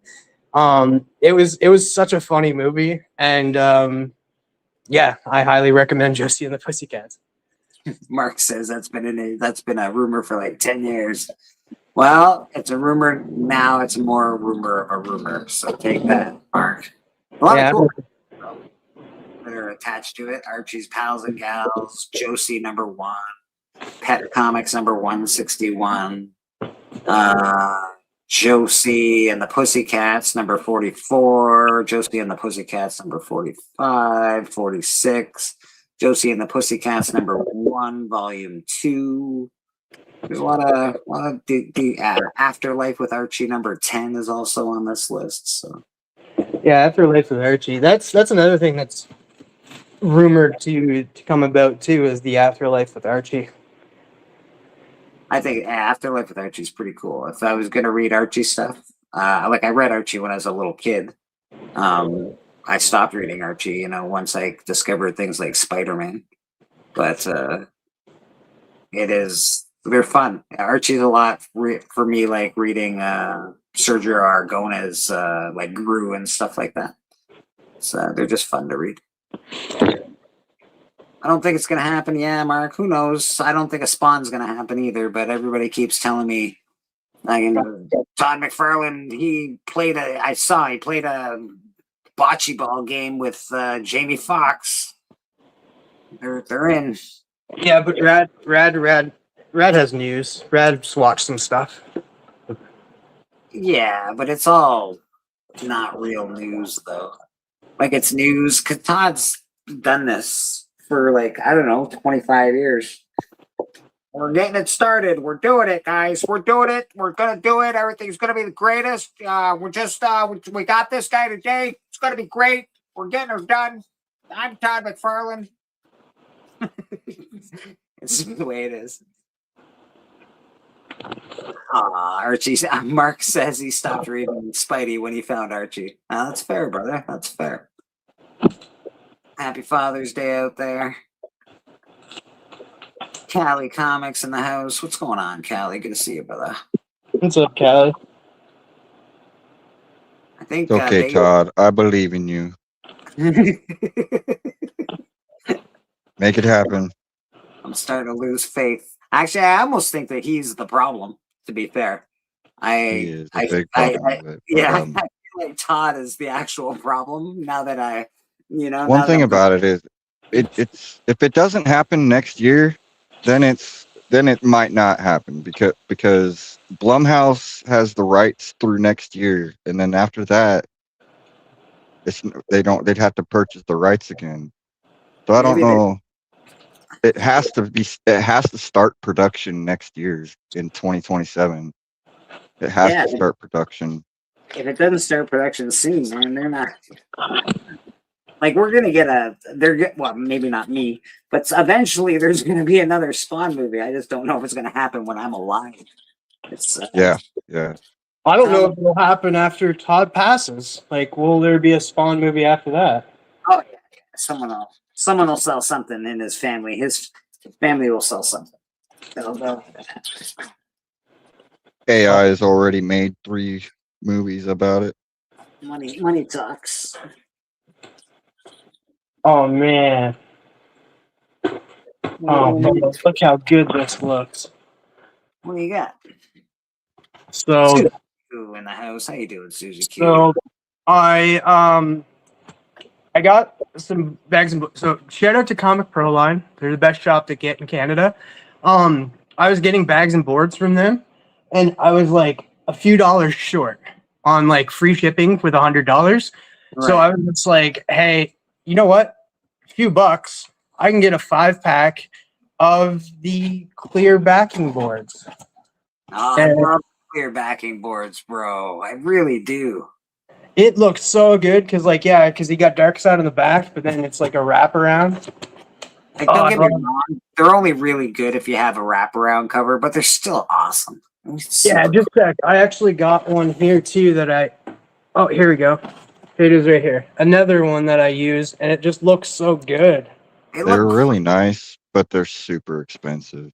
Yes. Like, there has to be a way to make them yourself cheap. Well, they would have to be made out of a certain plastic, right? Like it can't be.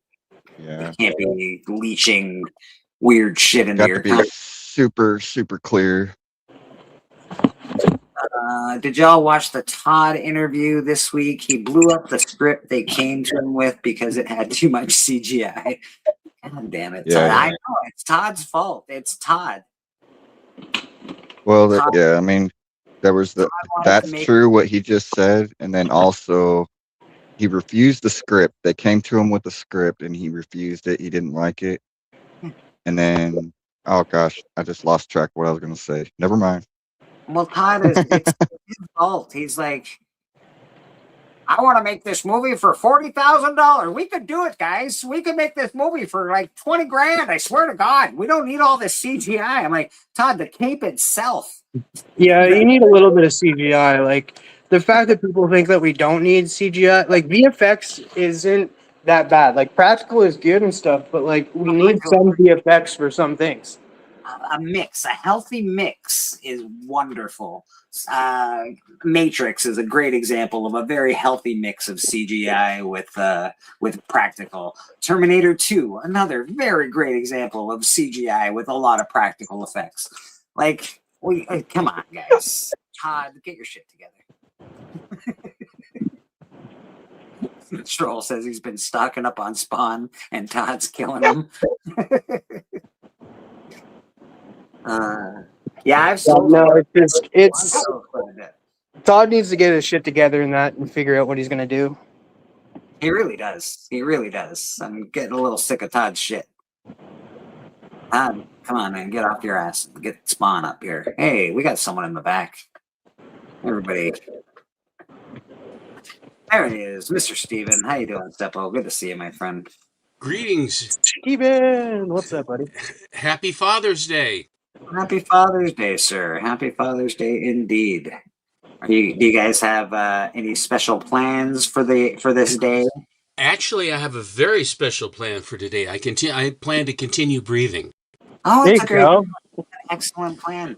That's job one. I'm a big fan of that plan in particular. I love that plan. We have nothing really planned. We're just taking it easy. My bride made a beautiful dinner for me last night, and I have steak and Caesar salad, and it was wonderful. And so I'm going to be having cold steak, which I'm looking forward to, and just chilling out. I'm sorry I'm late. It's hard to get up this morning for some reason. Unforgivable. Thank you. Thank you. It's this kind of forgiveness that I come to church for. Yeah, we have to demerit you now. Thank you. Thank you, sir. May I have another? Well, Mr. Rad, you will notice that other than the Zerdy Le Chat Noir, I am featuring your art yet still again. Beautiful. And I just felt that was, and I went with slightly different ones than I usually do. I'm going down further into the inventory of my my rad art collection, which is rad, man. It's rad. Super rad. It's super rad. And you should have a nice little package coming to you. Oh, thank you. I appreciate that. It's a beauty. Yeah. That Catherine A couple little Zeta. extras. Oh, you did? Thank you very much. Catherine Zeta Jones. You didn't even know you were doing her, and yet out of the mystic ooze came Catherine Zeta Jones channeling to you. Yeah. He must have watched Zora. Do you think you have a muse? Is your doggy your muse for how you approach your artwork? Might be. I don't know. Or is it just falls upon you and It then just falls upon me. Yeah. I guess because I don't dream, it comes out in art. My dreams come through. I don't dream. You don't dream. I'll be darned.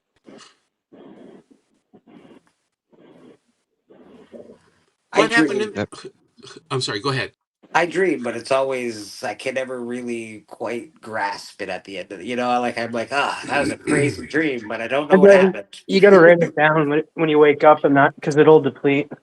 Yeah.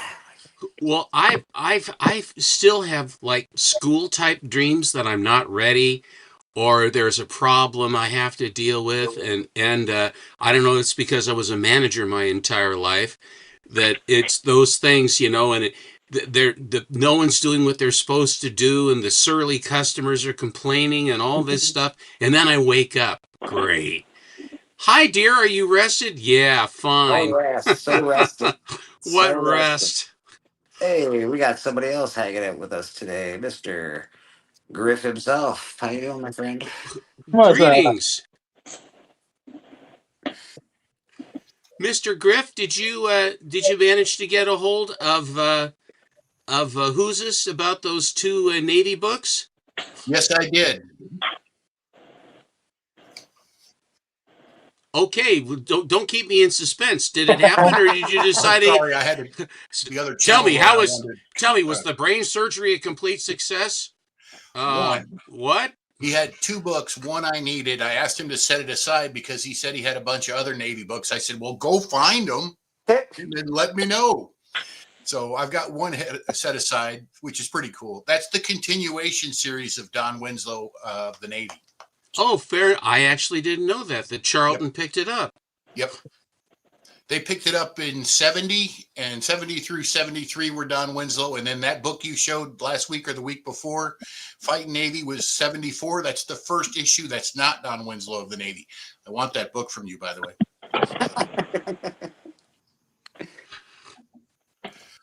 So,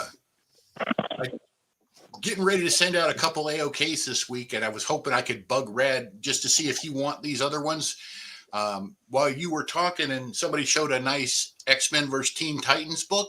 Oh yeah, I was like, dude, I've got all that esoteria stuff from the 80s and 90s just in my spare room. I just got to go dig it out. Like X-Men at the Texas State Fair, X-Men versus Obnoxio the Clown, X-Men versus Teen Titans, X-Men versus...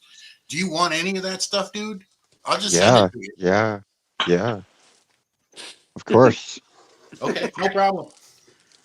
Don't put it in Awesome. our arrangement. Make that part of the AOK. Okay.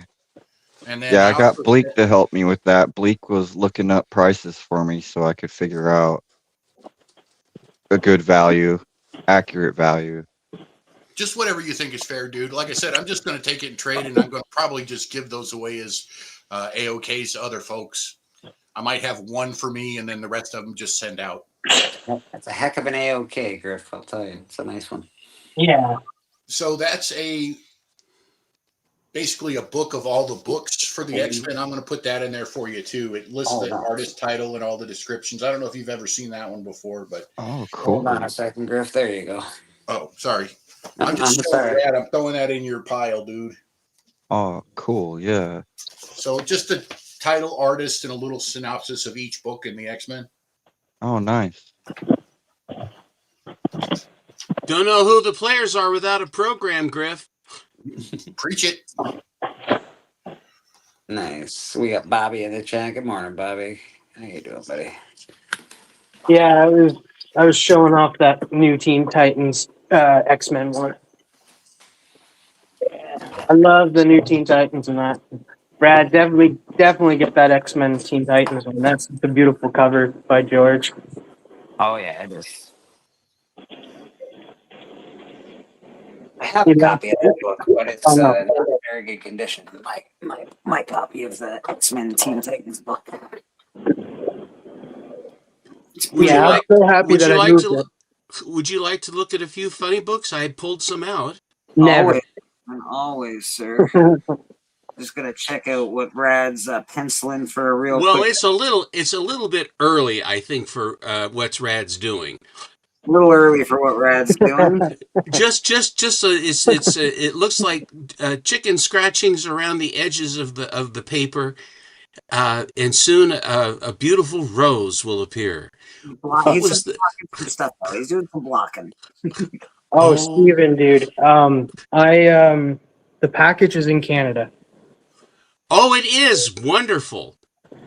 Good. So not too far away, depending on how our overlords determine when you shall receive what you receive. Yeah. Oh, actually, a good news in Canada as well is they have come to an arrangement after 3 years of being on strike. The postal we will be having a normal Christmas this year in Canada for the postal season. Until October comes around and they're just like, we're on strike again. Well, I'm with TM on that. We tried our best. We were doing our best. They struck a deal. They signed an agreement. Everything's fine again for 4 years. A date with Judy. I'm okay. Well, then here's a date with Millie. Oh, well, Millie. I like Millie. Millie sounds like my kind of gal. This is a Dan DiCarlo. Yeah, Millie's my kind of gal. There she is. Ooh, these are my favorites. These are good. Rad, do you have is there a squirrel out there in the yard for your puppy? That wasn't me. I don't know who that was. That was Griff. That was Griff. Griff has a puppy too. Yep, that's me. Sorry. My dog's going nutso. That's all right. They will do that. Oh, that one's nice. Adventures into the Unknown. This one is a robot story where they were made as servants, but they became sentient, and they were taken advantage of and laughed at and all this other stuff, and they made themselves a spaceship and they flew away and they said, "See you later." I think that's kind of a recurring theme somehow. The robots rebelling. We won't say Skynet yet. Yeah, so they seem to do it a bit. Yeah, something. I don't generally collect ACG, and the nemesis is this hero here in his brown shirt, which to me, brown and light and powder blue as a color combination for a superhero seems somewhat muted. But I thought that this fire gal was really an amazing image. And Porky Pig is the devil in the background there. Well, of course. Poor guy, you're trashing on his fashion sense, Steven. Come on, man. Love that one. Yeah, it's got the bat-looking airplane. Birdie. Yeah. And the great plane from nowhere. A P-38 with an extra boom, huh? And a couple extra motors. Everybody's getting into these Airboys and these Wayne comics lately, Steven. I think you might have something to do with that. They latched onto Airboy for some reason.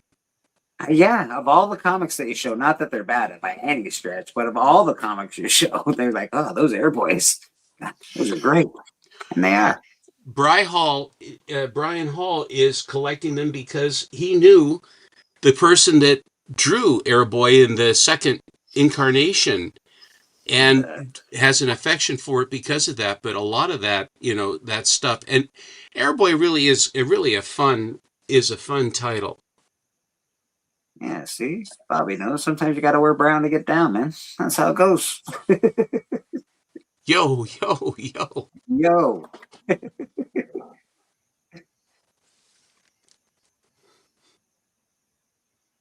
Another great cover. Yeah, these are stunning covers, man. The Crab Men of Paris. I think they're still there in their numbers. I didn't realize I had quite. This was the first Airboy I think that I got from it was a find, the one that my LCS found that had those Crown Comics and Miss Fury and Seven Seas 4 and Crime Does Not Pay. And the guy that collected them was very esoteric as far as what he collected. And it was really great. It was a super duper find. They had a whole bunch of Blackhawks. He liked Blackhawk as well. Those went to Jeff Itkin. He got all those. There's a classic cover. That's a great cover. P-51. It's an early one too, without the bubble canopy.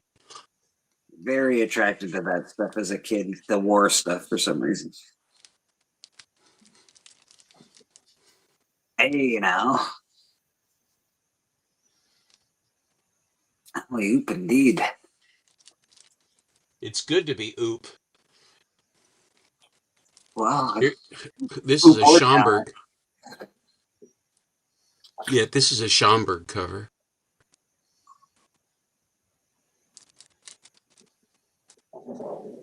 Schomburg is your favorite, is he not, Stephen? Is that your... Yeah. Mm-hmm. Tank. Now that's a Grant tank. There was Lee and Grant.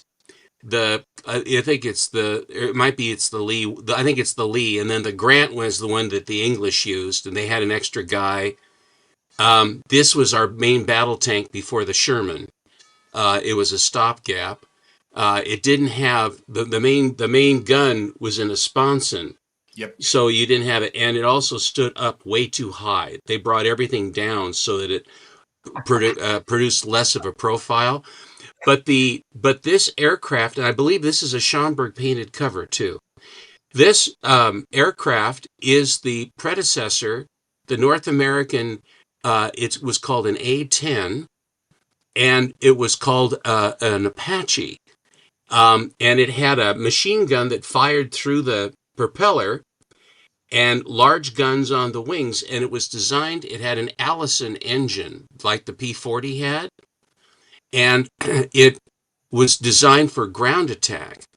And then when the British got some, the first thing they did was that they put a Rolls-Royce Merlin into the for the engine instead of the Allison, and that's when the Mustang came about. That's how it occurred.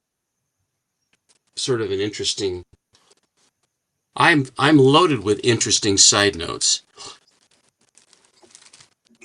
You don't say. Love that. That's Who's the awesome. artist on that? It's got the same kind of garish colors. It's almost LB Cole-esque, but not LB Cole.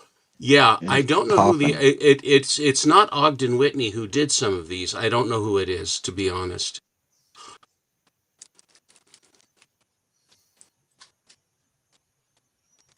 Who's popping?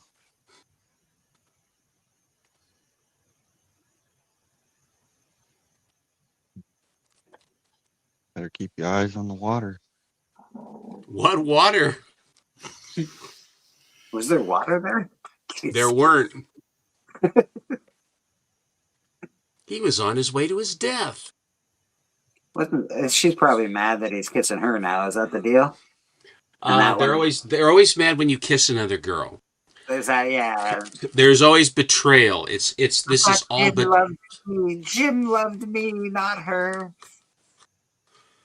this North Korean or Red Chinese is getting it right in the chest. Looks like he's about to drop a grenade too. Yeah. Yeah, The guy behind him there, coming up over the back of the hill there. I'm a little worried. I think it'll be okay. I don't know, Steven. I don't know. Now I got to read it. Just very cute. Yeah, I like that. Comic Mouse.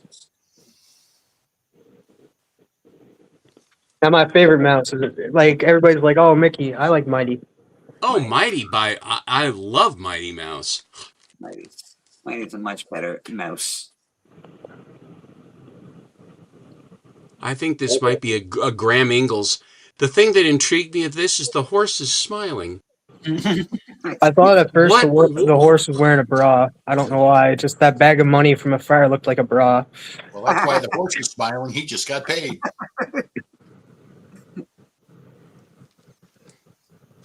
Gets to wear a nice outfit. Of course, he's a happy horse. Come forward, man of the outer world. You shall learn the secrets of the goat people. Yes, the goat people. And I'm really baffled. They're Don't make me tell you about them again. I need to know about the goat people. I always think of Dan Aykroyd in the Goat Dance from Dragnet. I think him and Tom Hanks doing the Goat Dance. You know. Adam Sandler's Goat Man. This one's always like that guy is like a real creepo on that cover. Well, he's going to turn her into a pygmy unless she comes across with the goods. And all the green pygmy guys are, yes, master. It wasn't Adam Sandler. It's baffling. It's the guy from Half Baked. Oh, are you talking about What was that on? Dave Chappelle? That's kind of a cover swipe. Is that what Goat Man was on? No, the white guy from Half Baked was Goat Man. I think it was Saturday Night Live. Oh yeah. I know who you're talking about. The guy that looks like he's always high, but it's just the way he looks. Dave Brewer. Yeah. Dave Brewer. Yeah. Yeah, he's goat, man. And he's not drunk. It's just the way he is. Yeah. That's just how he is. Yeah. This has an Alex Schomburg cover. I mean, Alex Schomburg interior story. One of the few he ever did. Who did Pretty. did he do the cover as well? Because that's No. beautiful. No, yeah, beautiful cover. Yeah, but no. It really is a beautiful cover. Asteroid Witch. I'm all I need to know about this asteroid witch. That's why they put her on the cover to make you buy the damn thing. I bought it. I'm buying it. I'm glad I could clarify that for you. Thank you, Stephen. Appreciate that. You're a wealth of information. I'm kind of a guy I am. Those Anchor books are on my want list. Does that have a Kate story in it? You mean Canteen Kate? Yeah. No, Or is that just in Anchor's Canteen Andrews? Kate was. I don't believe Canteen Kate was in Anchors. Okay, I know she's in Anchor Andrews. I thought they were the same set. Sorry. No, no, I'm you're yell at a dog.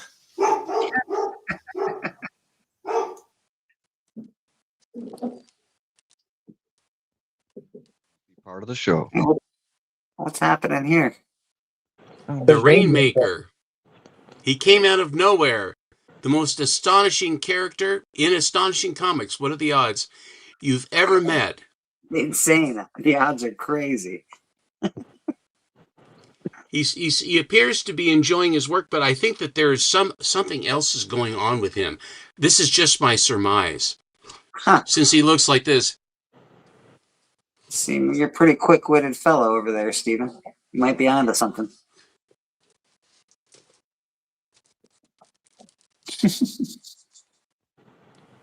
You've seen the one with the head in the bell going back and forth. Alan's shown that 1,000 times. This one here, she's swinging, but it's a little different. But the monster's going to get her anyway.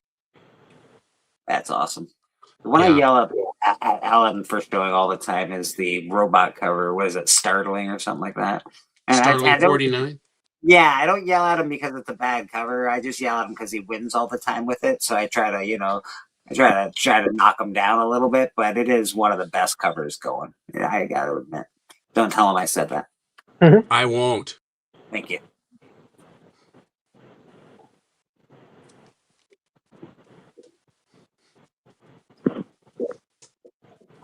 Here's a World War II cover with Joe Palooka. Oops. Look at this guy, Steven. Who dat? Headed to a bakery and then another winery. Look at this guy. Just vacation. He was making some rather unique comments last night Yeah. at the auction. There was a certain level of dissonance coming from Mr. Houdat. Yeah, it was fun. It was a good auction last night. Too much X-Men for my taste, to be honest. I was like, everybody, like the whole auction was like X-Men and then a smattering of Spider-Man thrown in between. Just like, I don't want any of these books. That's because X-Men 97 just around the corner. I know. Everybody's still specking on X-Men, so it's hot. It is good to start getting a lot of the X-Men books now before like they roll out the X-Men. Hey, now. Is she always Ain't in nothing blue? wrong with X-Men. Is she always in blue, the Black Cat? Sometimes she's in black, but it's generally blue black. Okay. Yeah, You're right, they couldn't call it the Blue Cat because they think that she was sad. See, there's sort of blue and black there, you see. Her name was Linda Turner, and she was a Hollywood actress, but she was also very physically fit, and she would do stunts and stuff. And besides being beautiful, she could, and so she decided to fight crime, and she had this really hot motorcycle. So you got a costume cat babe on a motorcycle fighting crime. What is not to like about that? That's take my money. Take my money. Lee Elias. I'll pop in later. The wineries at a castle. Holy shit. This guy. King Houdat indeed. He's not much of a name dropper, is he? King Houdat over here going to castles. Love you, Houdat. Hope you're having a great time, brother. Enjoy the holiday, my friend.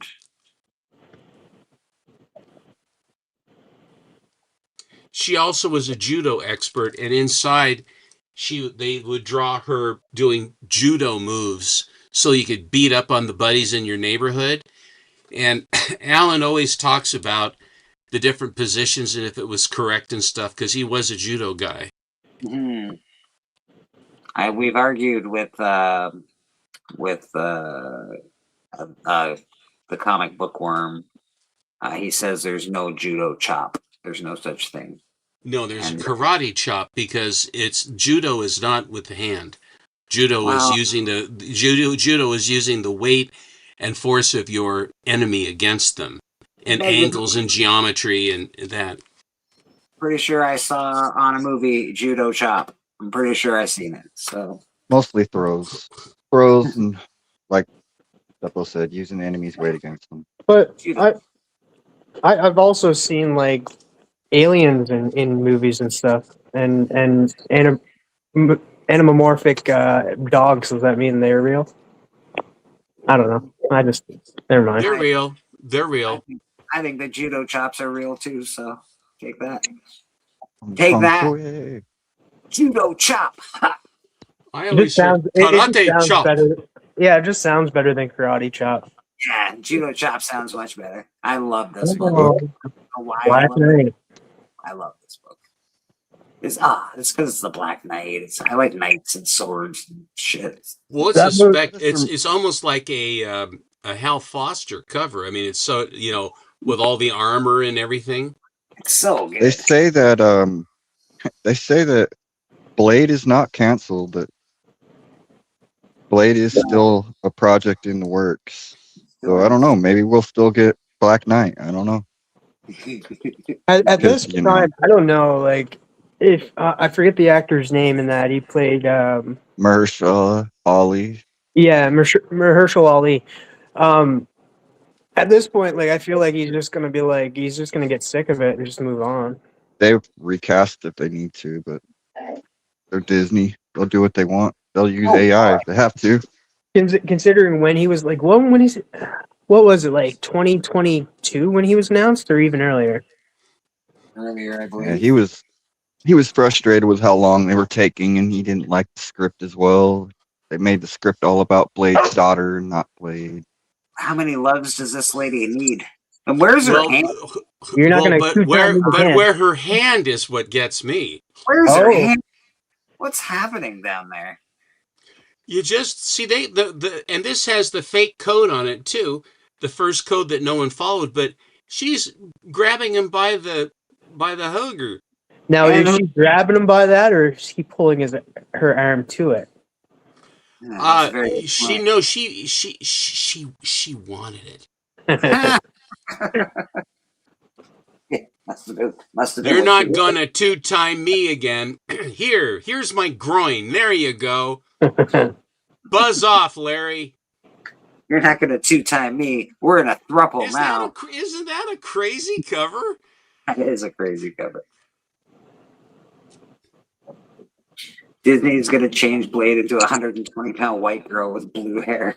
Watch, wait and see. This is a file copy. These are fun. These are really cool. I remember when you got these. Oh, you bozo.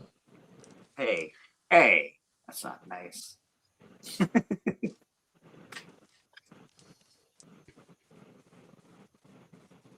What made you buy these, Steven? Like, is it just the cover? Condition. Condition. Condition is really good. Just a taste of bozo. Just a taste. Because I don't want like those Bozo's books were probably like mangled, half of them. So yeah, that's a good condition. Yeah, it's fun stuff. Here are Brides and Romances. Aggressively says, "Praise be, I'm glad those two gentlemen are stopping that lady from falling down." See, that's what they're just trying to help. I get it now. Nobody would date me. We'll shower once in a while. I really like that girl's face. I don't know why. She's purty. Yeah, she's very pretty. She's purty. I think the guy's prettier than the girl. He's awful pretty. He's pretty feller. You got a pretty mouth. I like Johnny, and from the moment I saw him, I got a haunting fear kept racing through my mind, a fear of Frank and what he would do. Oh man, I always had a fear of Frank. He's That real mean. damn You should be Frank. afraid of those Franks. I'll tell you what. I used to call him Francis, but not anymore. No.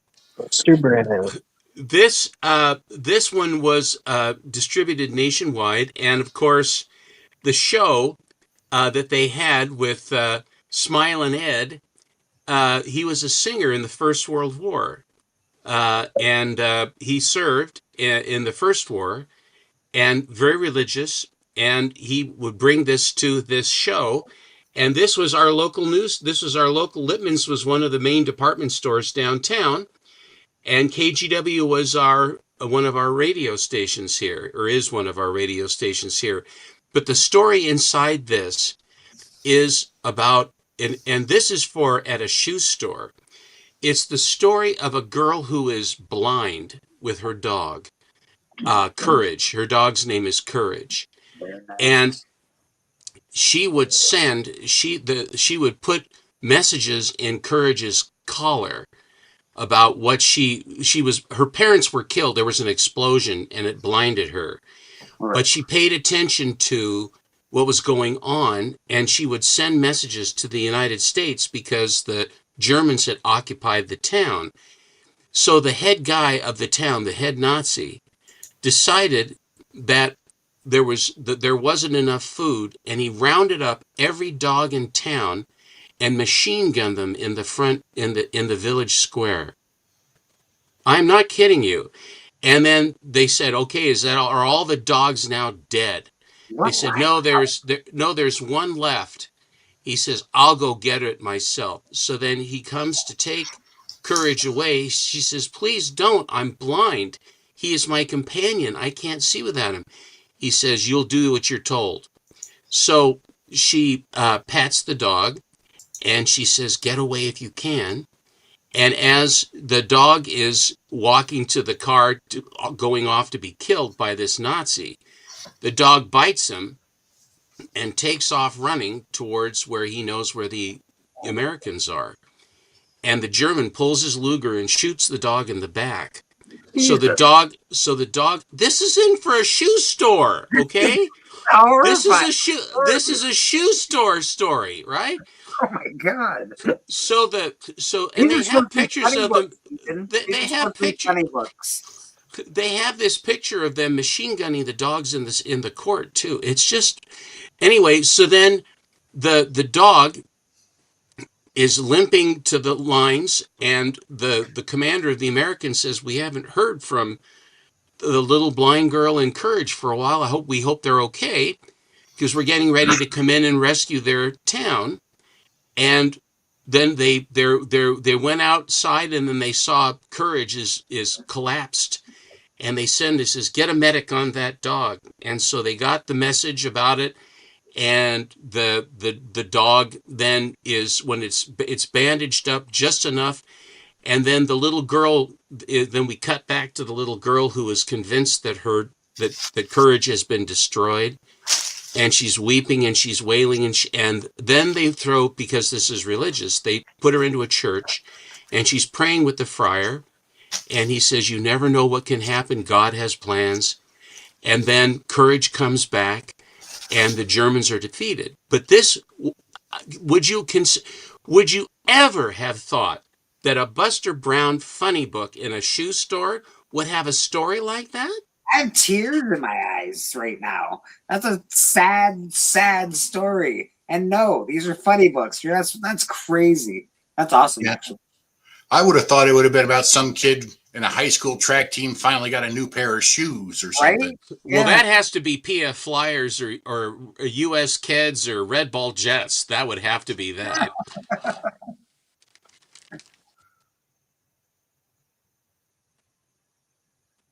Love These that. yeah, these are great.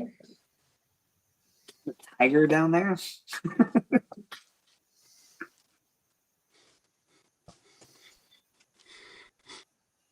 This Bill Ward cover. Alluring co-eds reveal their loves and heartbreaks. Right there in the stadium, all by themselves. I feel like there's going to be some heartbreak going on any minute.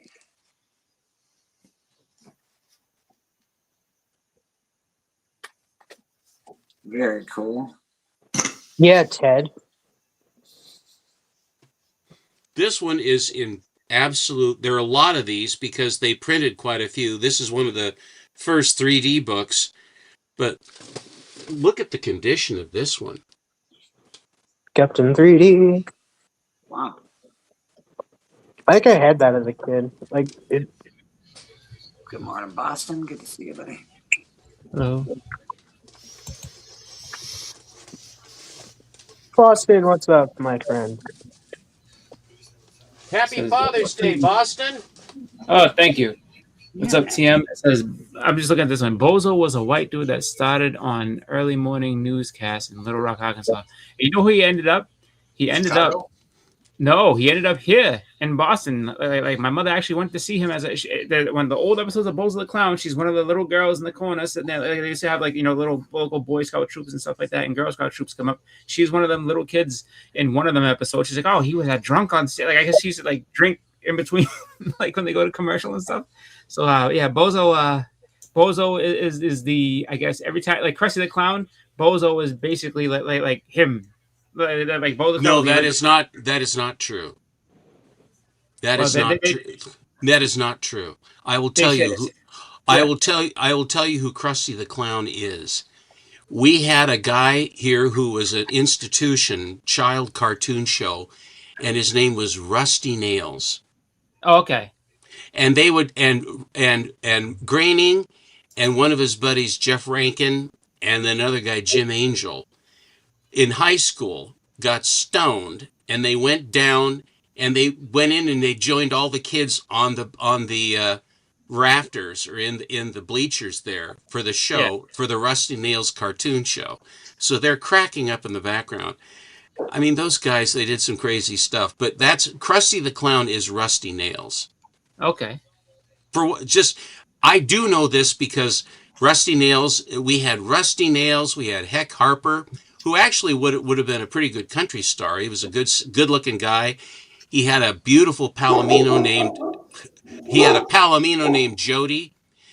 Then we had Addie Bobkins, and then Ramblin' Rod and Professor Zoom, and Paul Bunyan. We had a whole bunch of kid stuff. By the way, on the back of this is a file copy, and this says this is the first Steve Ditko superhero art and the first collaboration with Kirby. This is 1953. They must have had a fraternity with the. I definitely didn't have that when I was a kid. Then I guess Bozo was very. But Bozo the Clown had all of Krusty's faults, I guess, in real life. Just say, so all the stuff that you saw was gambling and drinking and stuff. Ixnay on the Uj. Yeah. Captain Easy. Well, that doesn't look like he's having a good day. Getting beaten with slapjacks. No, I believe that Captain Easy is the one hitting the man, not Captain Easy's not in the weird sport coat. I thought he was Captain Easy's got a kind of a Dick Tracy beak on him too. See that's the difference, because like a lot of the hero colors, like with me coming up, is all heroes in trouble. So I figured the hero was in danger, but back in the day, they just beat everybody up. Marrow, holy moly! What happened to the plan? I was testing for the Professor Edgewise. The invisible machine. Did he say Shazam and destroy it? Like he was Billy and all of a sudden became Shazam and boom.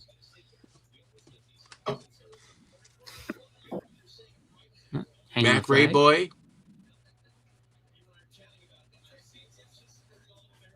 This is during the island hopping campaign. Oh.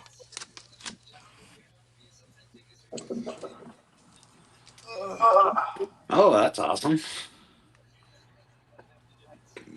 That's really good. Steven, did you get rid of your exploding eyeball cover? I traded my graded one, but I have a raw copy. Oh, good. It's got to be one of the best covers that was ever covered. I don't know why, but it's an amazing cover. Oh, I like the mechanical dog. Yeah, these are great.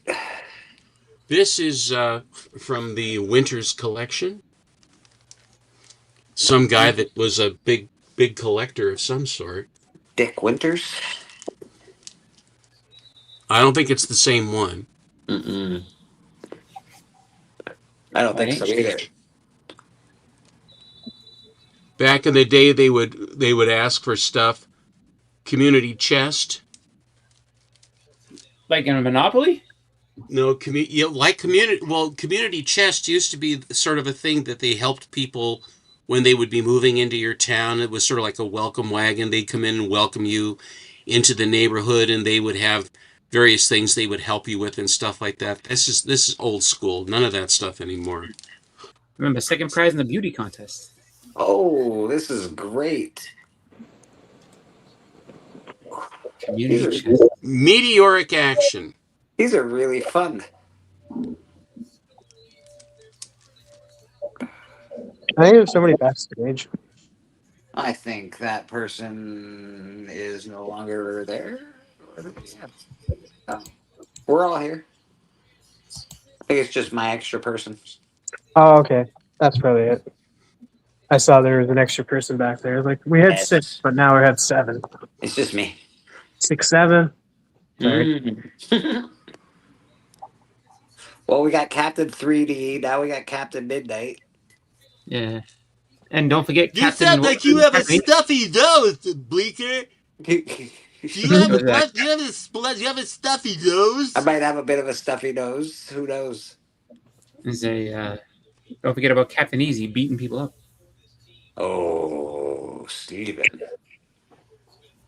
Now we're talking.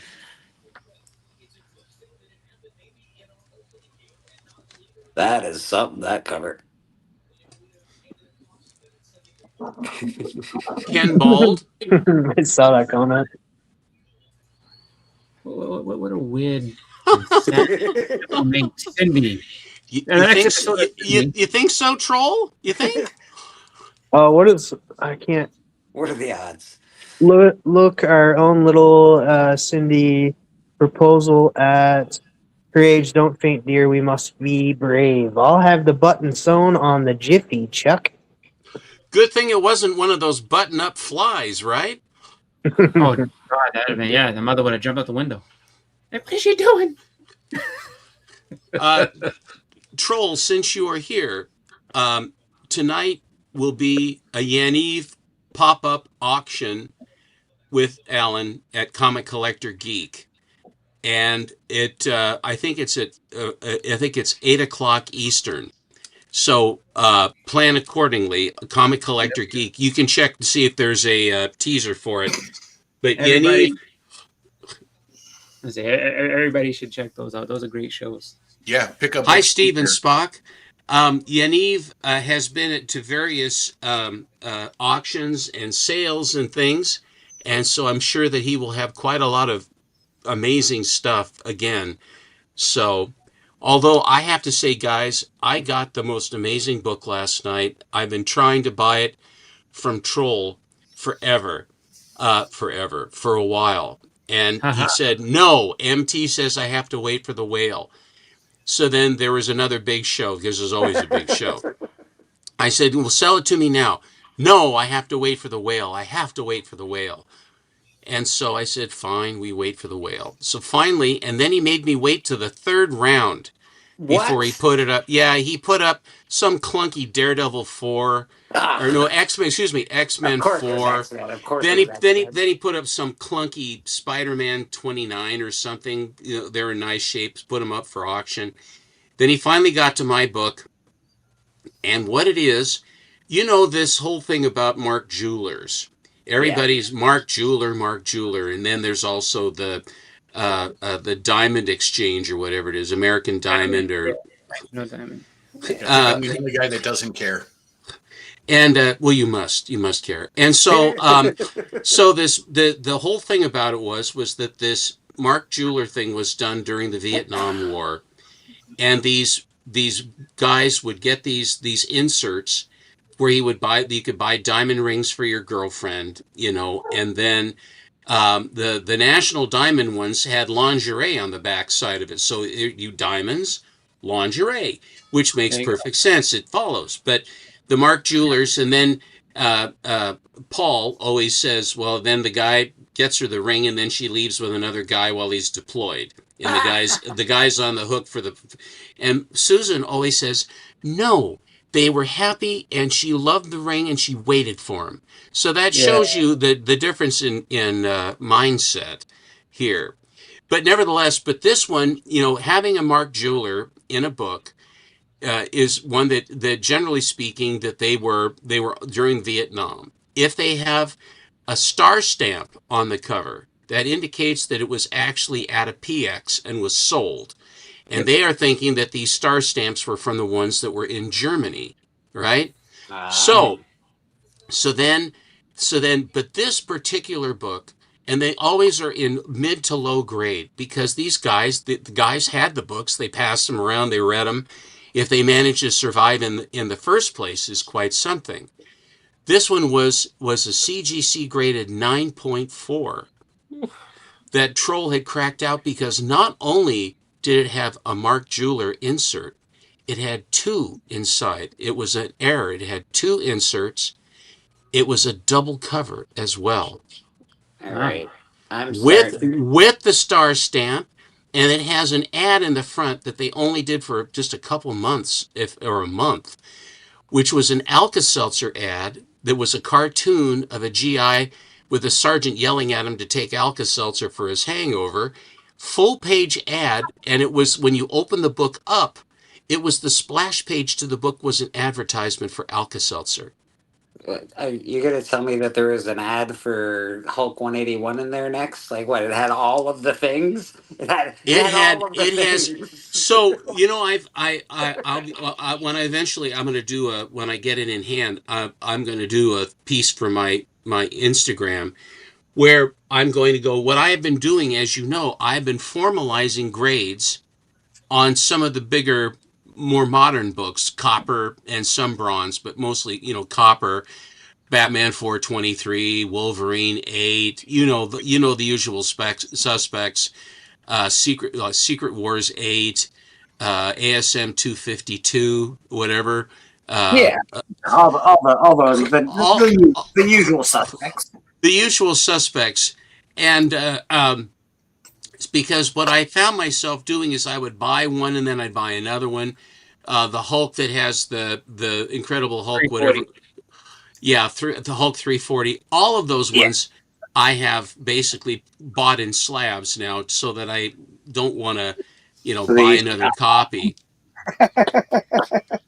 But this one is for all these guys. I've got a few Mark Jewelers. I've never really gone after them hammer and tong. I had them when I was a kid during the Vietnam War. I had some books that had there was some Captain Americas is actually what they were. They were Captain Americas with those, and they were the cardboard inserts. And it was like a backing board inside the book, and the book was perfectly flat and in beautiful condition because of the Mark Jeweler ad. So anyway, it whistled at me. It's an Iron Man comic that has like a Dr. Spectro kind of rainbow looking cover on it, rainbow colors on the villain. It's pretty cool. Oh, what a lovely play suit, Sandra. Darling, it's bad it's not this year's. You know, I wanted to get one just like yours, Cindy dear, but all the 58-cent ones were gone. Hammer and Tong sounds like a name of a company that would make that like an athlete's foot spray or something like that. Like, oh, and then put on some Hammer and Tong to cure the athlete's foot. Just sounds funny. Now Steven's got his arm around a Cindy, and then that Iron Man book just walked by, and he's like, "Whoa, double cover, double insert. What is happening?" Star stamp, double cover, star stamped cover. So it was on a base. Star stamp, double cover, double insert with special ad in 9/4. Yeah, that's the be all and end all of that book. If there's another book, it's the king. It's the king of the Mark Jewelers that you can't.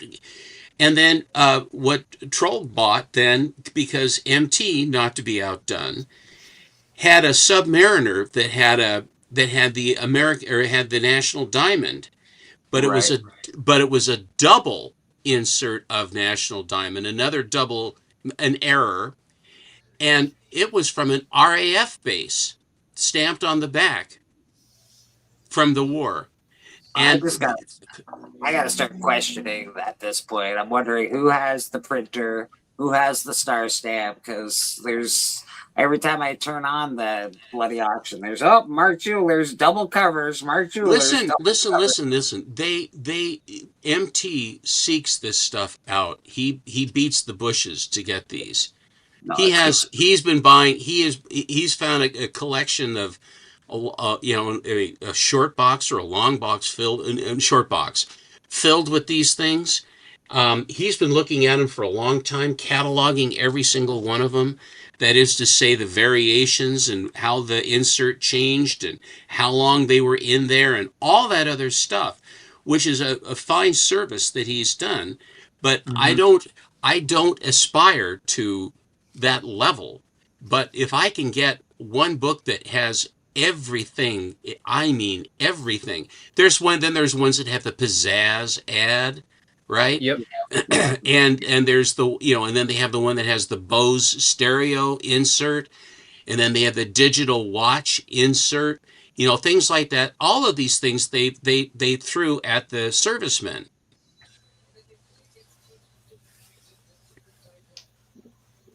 Pigs in bondage. Pigs in bondage. Pigs in bondage. I think the pizzazz ones, I think, black market on pork. That's funny. Yeah, I think the pizzazz one's a European. Cause I think it has to do with the pizzazz magazine they had way back one of them. But the little cherubic little, looks like she doesn't have any underpants on. The little girl that's about ready to have her head chopped off. So two dogs are going to kill these pigs to sell them on the black market? Nothing says comedy. Mark MMM is the insert master, if we are giving credit. There you go. You can take that to the bank. Pretty sure Houdat has a double covered tree in his front yard. Yeah, it's been prolific. Boy, last night, watching his chat,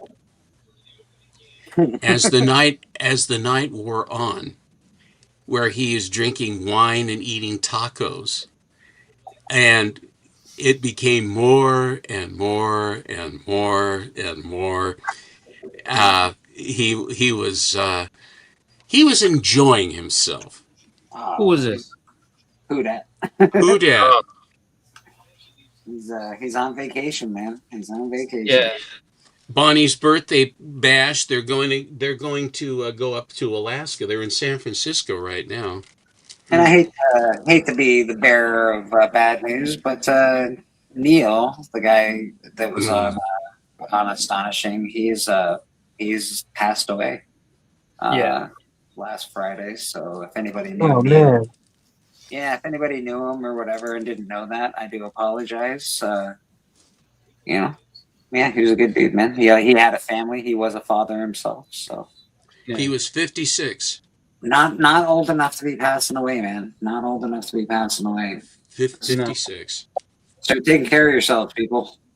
Well, after hearing that too, I had said it to who that, because I was just like, whenever something like that happens, and it's just like, it's someone who's younger, it's either they were very sick, or it can be a bunch of different things. And I was saying, I was kind of like remembering the last time that he was on, and he was buying books like a lunatic. Like he spent, I want to say, probably around like $2,000 on that last show, just buying everything. And I was wondering, like, I was saying to myself, or to him as well, is I'm wondering if he knew he was sick and he wanted to help people out before he was going. And it just makes it really kind of, I mean, it's sad no matter what, but it makes raise a bunch of questions in my mind about it. And it's just like, I hope that wasn't his thing. And I really, when it comes to that type of thing, I was not close to him at all. Say what you're going to say. Don't candy coat it. Say what you're going to say. I want to understand. I wasn't close to him at all, but I kind of like, for those who were close to him, I kind of would hope that people, if you have something like that that's going on, like, and if you are, let people know. You know what I mean? Let them know so they at least can say, okay, like, this is what's going on. Just because I think it's so much more tragic when it just happens and everyone's left with questions trying to figure out and put it. Like, if there's people that you're close to and you have something going on, I'm not saying, like, your privacy is yours, absolutely, but those who you're close to, like, let them know so that they, at least that way they can kind of prepare themselves, and then also to spend time with you. Just because I think a lot of that happens too. I think people conceal that, and then everyone regrets, I didn't get to spend more time with this person. So it's one of those things that I think that, like, really it's important to just know that, we all have a finite time on this earth. That's it. And, I think the best thing to do is just, spend the time with the people that you love and do what you can, and just always be upfront with them. Let them know, just because that's precious. Having lost a bunch of people recently within the last, I would say, 3 or 4 months. That's all I can say to anybody, is that, make sure that, you are spending time with the people that you care about, because you don't know when they're going to go. That's it. That's all I have. I agree completely. I agree as well. I absolutely agree. It's always a sad situation. Mm-hmm. 2 friends passed away in the past couple of weeks. They both have families that, and they're too young. They're not. One guy's younger than me. The other guy's a little older than me. But just not good stuff, man. So take it easy on yourselves. Start taking care of yourselves, and don't hesitate to talk to the people that you think that are your friends, man. Yep.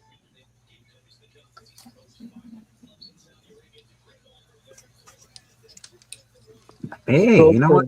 You want to talk for walks, eat right, drink water, quit smoking. Just the essentials. You hear that, Bleeker? Do you hear that? 3 out of 4. On a happier note, though, I will say the World Cup has been really fun as far as, like, just activity in and around Boston. Like, we have so many visitors from Scotland. Like they're just having such a good time, and it's really funny, like, seeing them, because they like are really just enjoying Boston to the fullest. Like, they love it, and they're always. You guys ran out of beer? I thought you guys ran out of beer. The Scots came in and drank. And I think in, like, one bar they did, because they weren't expecting that many people, but but they've been really, really awesome. But like overall, like, I've seen them all around, going to work, coming from work. Like, they've been great, and they're just having a great time. Like it's funny because, like, their view of just our area, they're just like, oh, this is so fun. Like, and it's like all the stuff that we take for granted living here. It's just like, oh, hey, well, that's just that. It's like, no, you haven't been. You gotta go, man. And look at how great this is. And like, oh, like, so they're having a great time. These crime books really pop, Stephen. Obviously, I'm partial to the red and the blue there, but everything pops on these books. Yeah. All of these were from the same owner. This was that eclectic guy. There were 3 Miss Furies. Yeah. There were a couple of Crown comics. There was the 7 Seas 4. There were a slew of crime covers, which I bought them all. There was Kid Colt Outlaw #3, the red cover, which was the thing that they used for the corner box later on for him, that very issue. There were, let's see what else. But I mean, I bought its entirety. because this guy, whoever the collector was, took good care of his books. And for example, these are still in because he packed them so nicely. This one is a 7.0 and a classic Crime Does Not Pay with the woman is about to get zapped. The guy's coming in, digging the grave for her. And she's going, oh my goodness. And here's the guy that's going to put her into it with his spotted pajamas. Wouldn't it all 7.0s could look like that? That's a beautiful looking No, no. 7.0. So this was a $90 book before the discount. $90 only for something like that. I have to step on you there for a minute, Step, because you said it's a book that old. It's not a 7.0. That's a 7. Ooh. Just because that's Anyway, crazy. That's actually this is my box number 1 of Raw books. That's awesome.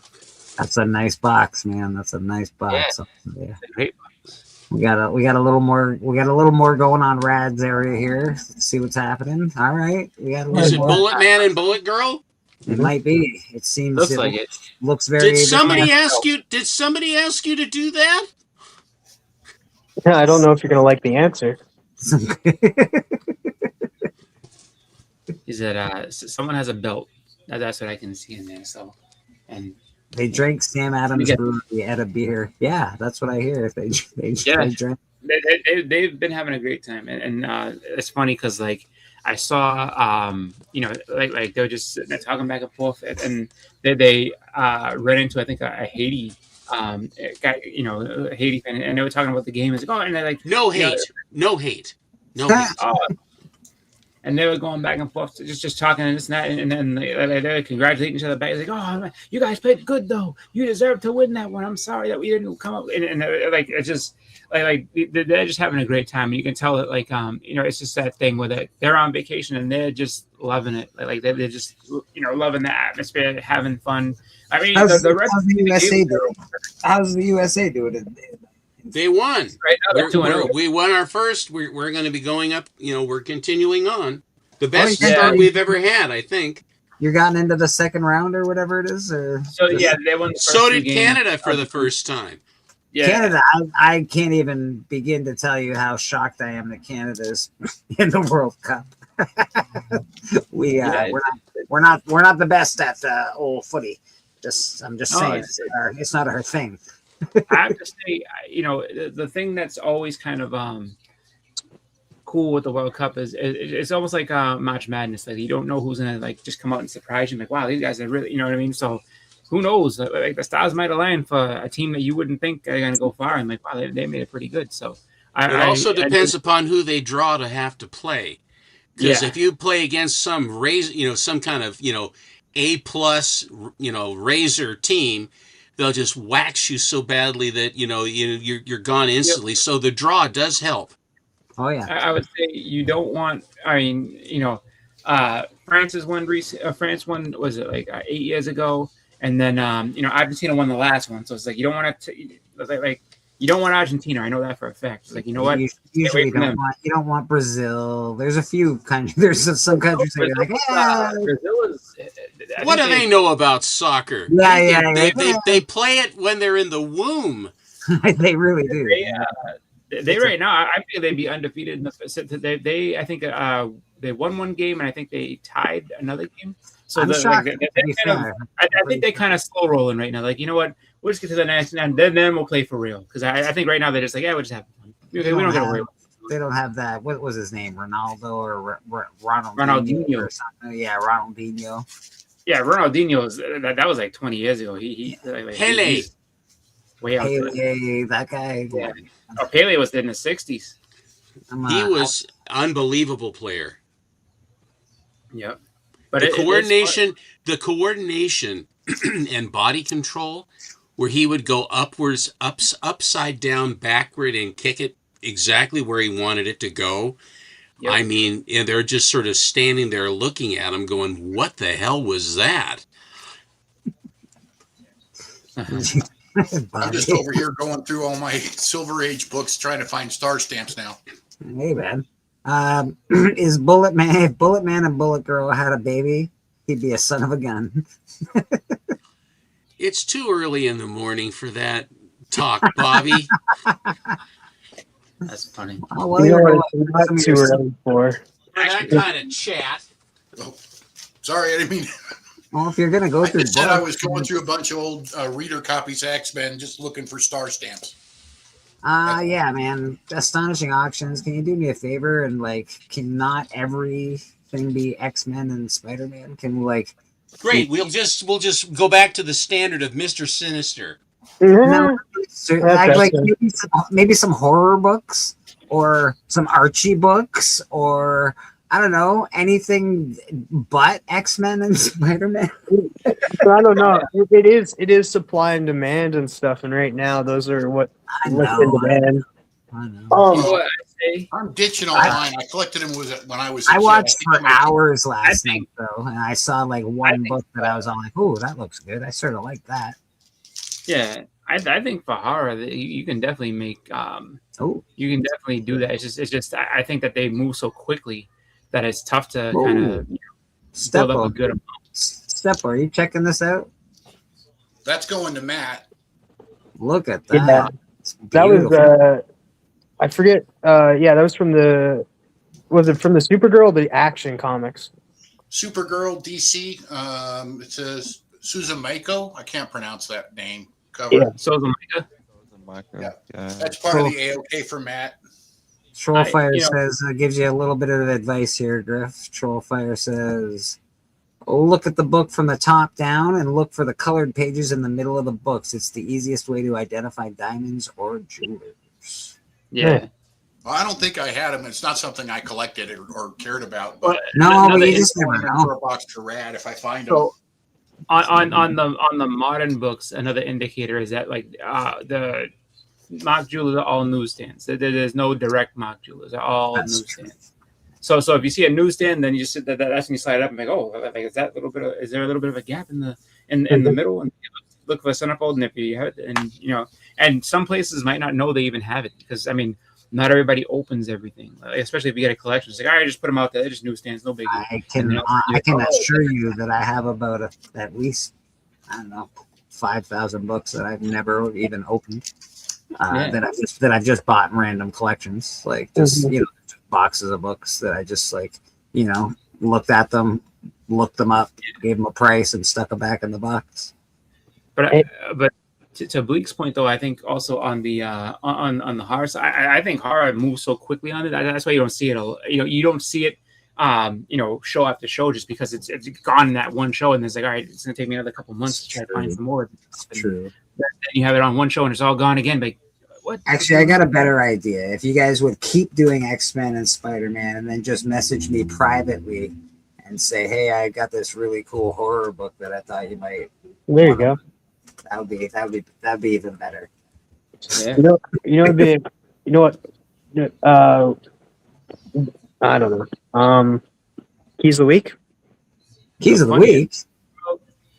I'll tell you my favorite moment from the World Cup so far has been this one moment. I was watching this morning, and they brought this dude in from the bench, and they're like, the way the announcer said his name, you would have thought that this like that somebody phenomenal was coming in. Like, and here comes Elliot Stroud into the game for the first time. Like Elliot Stroud, the way he said it was like if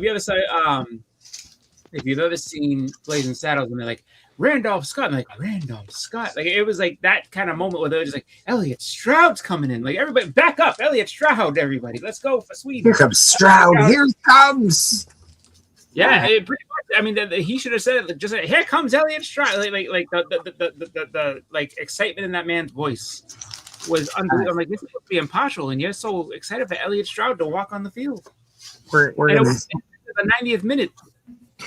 we're gonna try some keys of the week here. See what's going on with our keys of the week.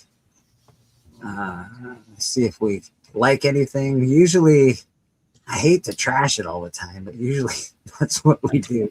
But we're gonna see if we like something this week. See if anything good's happening.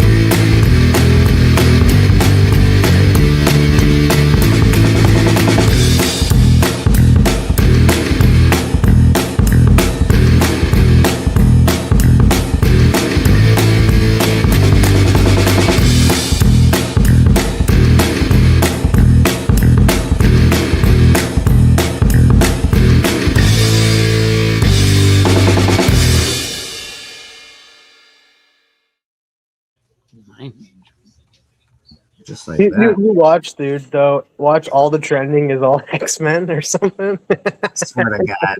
I swear to God. We got new comics this week. These are just the keys we go through. We don't go through all the new comics because I just don't want to. But we will go through the keys because that's interesting.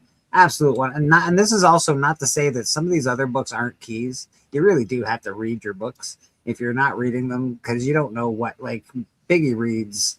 I don't know. What does he read all the time? He reads Deadpool, and there's new characters in there all the time that they do not mention. So, just so you know, these are the ones that they suspect, though, and I guess we'll go through that. Absolute Wonder Woman number 21, first appearance of Heron or Heron. Harsh reality comes to light. Diana's worst nightmares come to light. The Heron finds a new host. Barbara faces a harsh reality. Kale loses control. Wow. What a synopsis.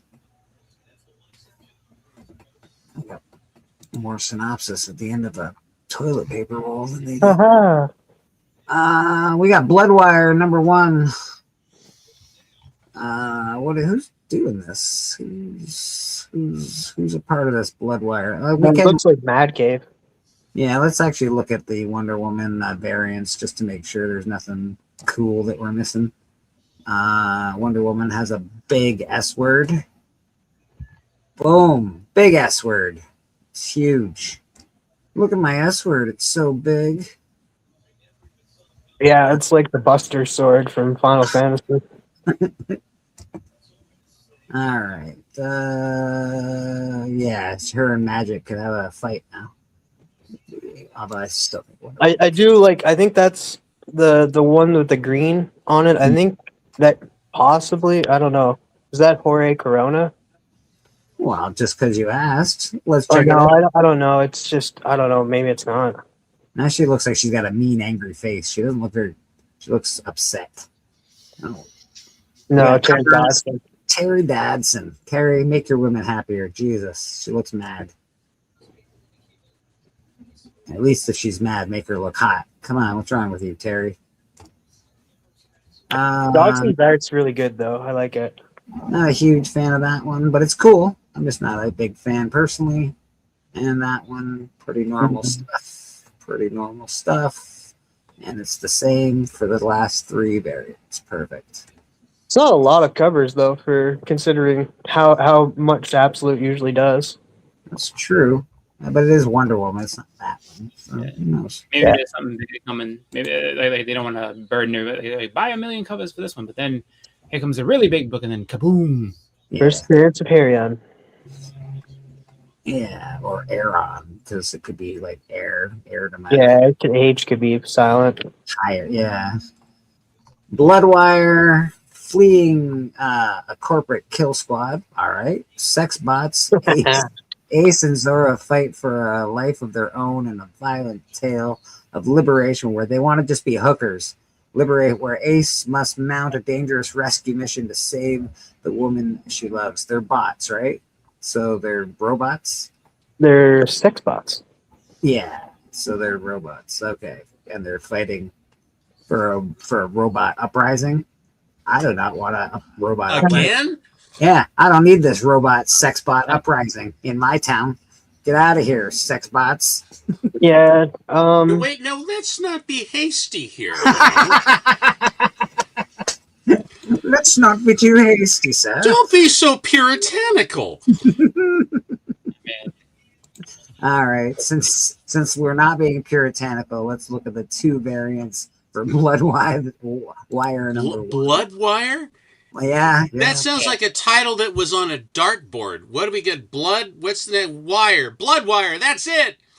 I don't know. I think it ranks up there with Cindy. No. It's a little bit simple for me. Cindy is classic. Boring too. Like it could be like I understand that when you hang around a lot of Scotsmen running around in your town, it affects your brain. I don't mind that one. That's all right. Nothing to write home about, but it's okay. is that the best recommendation you ever heard? I don't mind it that much. Nah. Boy, is that going to separate you from your 12 cents or whatever, you know?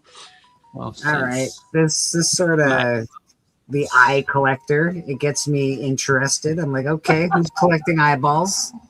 When the Apollo 10 when the Apollo 10 mission unknowingly draws the attention of an innocent spectral being, its renewed curiosity about humanity sets the stage for a strange, unsettling encounter with Earth. Well, let's see. That's I thought that was pretty ridiculous back then. I heard Mike Troy talking about that. The ASM 1000 JR cover getting recalled. Oh, yes.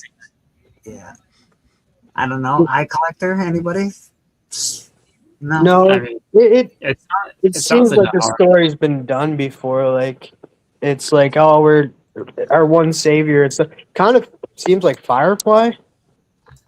Okay. We got some cool covers. Look at the cool covers. Look at it. He's got eyeballs everywhere. Look at it. Look at all the eyeballs. The eye collector. He does collect eyes, it looks like. All right. Okay, I just want to break in for just a second, just to be sure I say this correctly. That the Yaniv pop-up will be at 5 p.m. Pacific, so that would be 8 p.m. Eastern for the Yes. big Yaniv pop-up today, after him going around and stuff. And if you haven't seen, just to break in for just a second, he's lost a lot of weight. He's been working out. They just had their second child in his family, which is a blessing, a blessed event. Everybody's fine. And he's wearing this sort of a black tux, and he's wearing white gloves.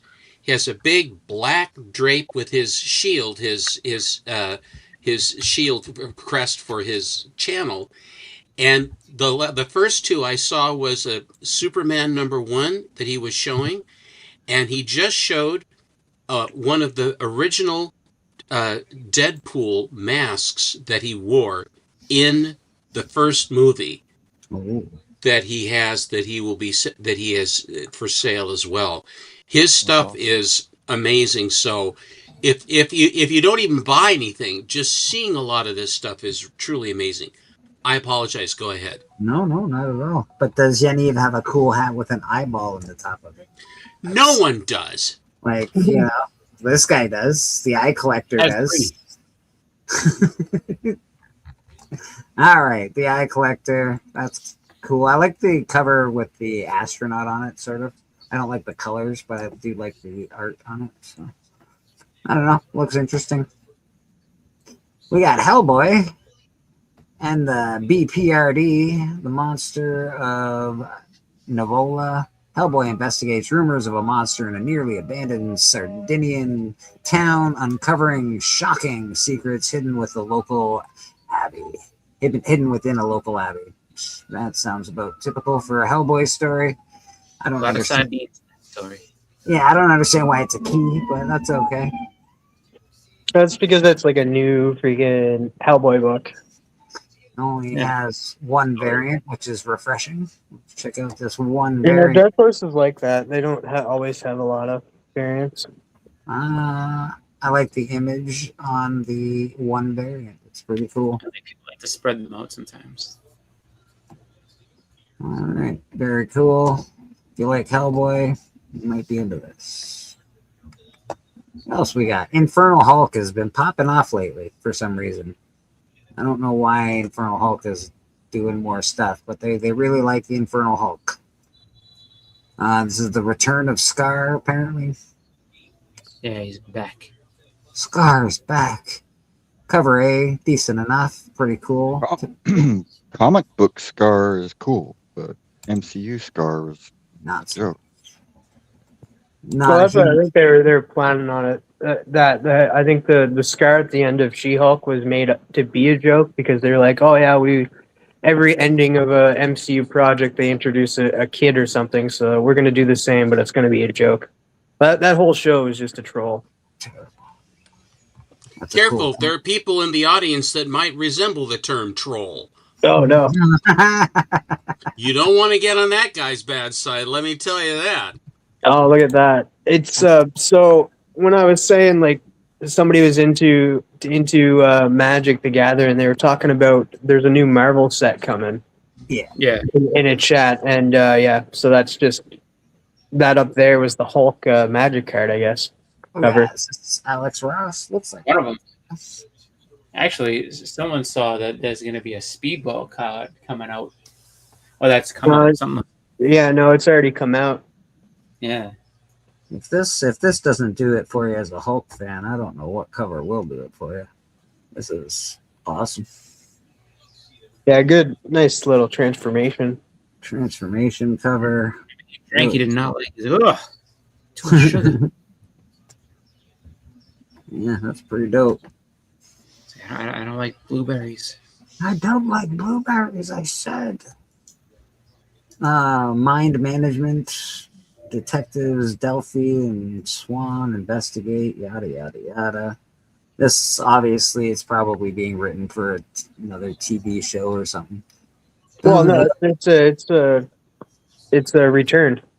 Mind MGMT was a comic series a while back, and that's probably why it's a key, is because it's the return of the book. It was a very popular series. I don't like the look of it. I don't like the look of it, but let's check out the 22 variants. Holy shit! Yeah, what the heck? Oni, man! What the heck, man? What are you doing, Oni? Don't. No. Nope. Nope. 1 of 100, 1 of 250 Oh, variant. that one. This one's all right. This one's pretty cool. It's lucky they put a skull on there. I was just going to say that can't be because there's a skull on the top. oh, wait. Oh no, that's just a blind bag thing. I do like the cover though. There's the blind bag, I think, cover. There's another blind bag variant. Go up for a second. Limited to 500. That cover there, or no. Yeah, the one down there. One down. Yeah, that one there. What would you like? Stupid pigeon. You need to know about this cover here. Is that what you're Well, saying? I don't. Is that it? Kind of resembles a little bit of what's his name? Jeff Lemire's art. It's got a pigeon on it. I don't think you want this one, TM. No, I don't. It's a stupid pigeon. TM's in a battle with pigeons right now, so we don't know what's going on.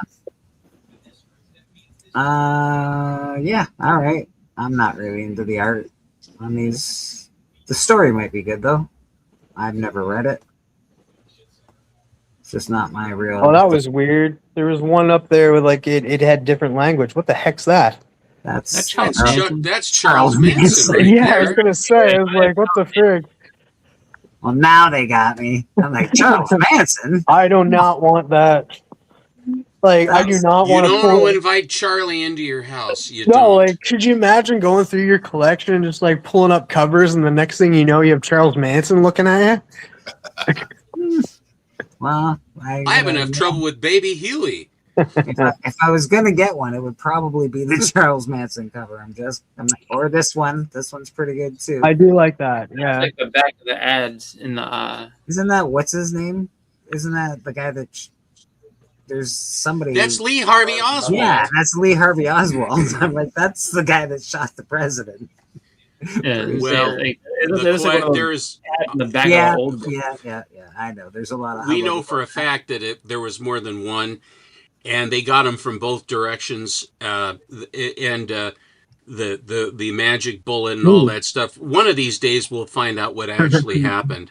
Brillo. Oh, that's cool. That's Richard Nixon.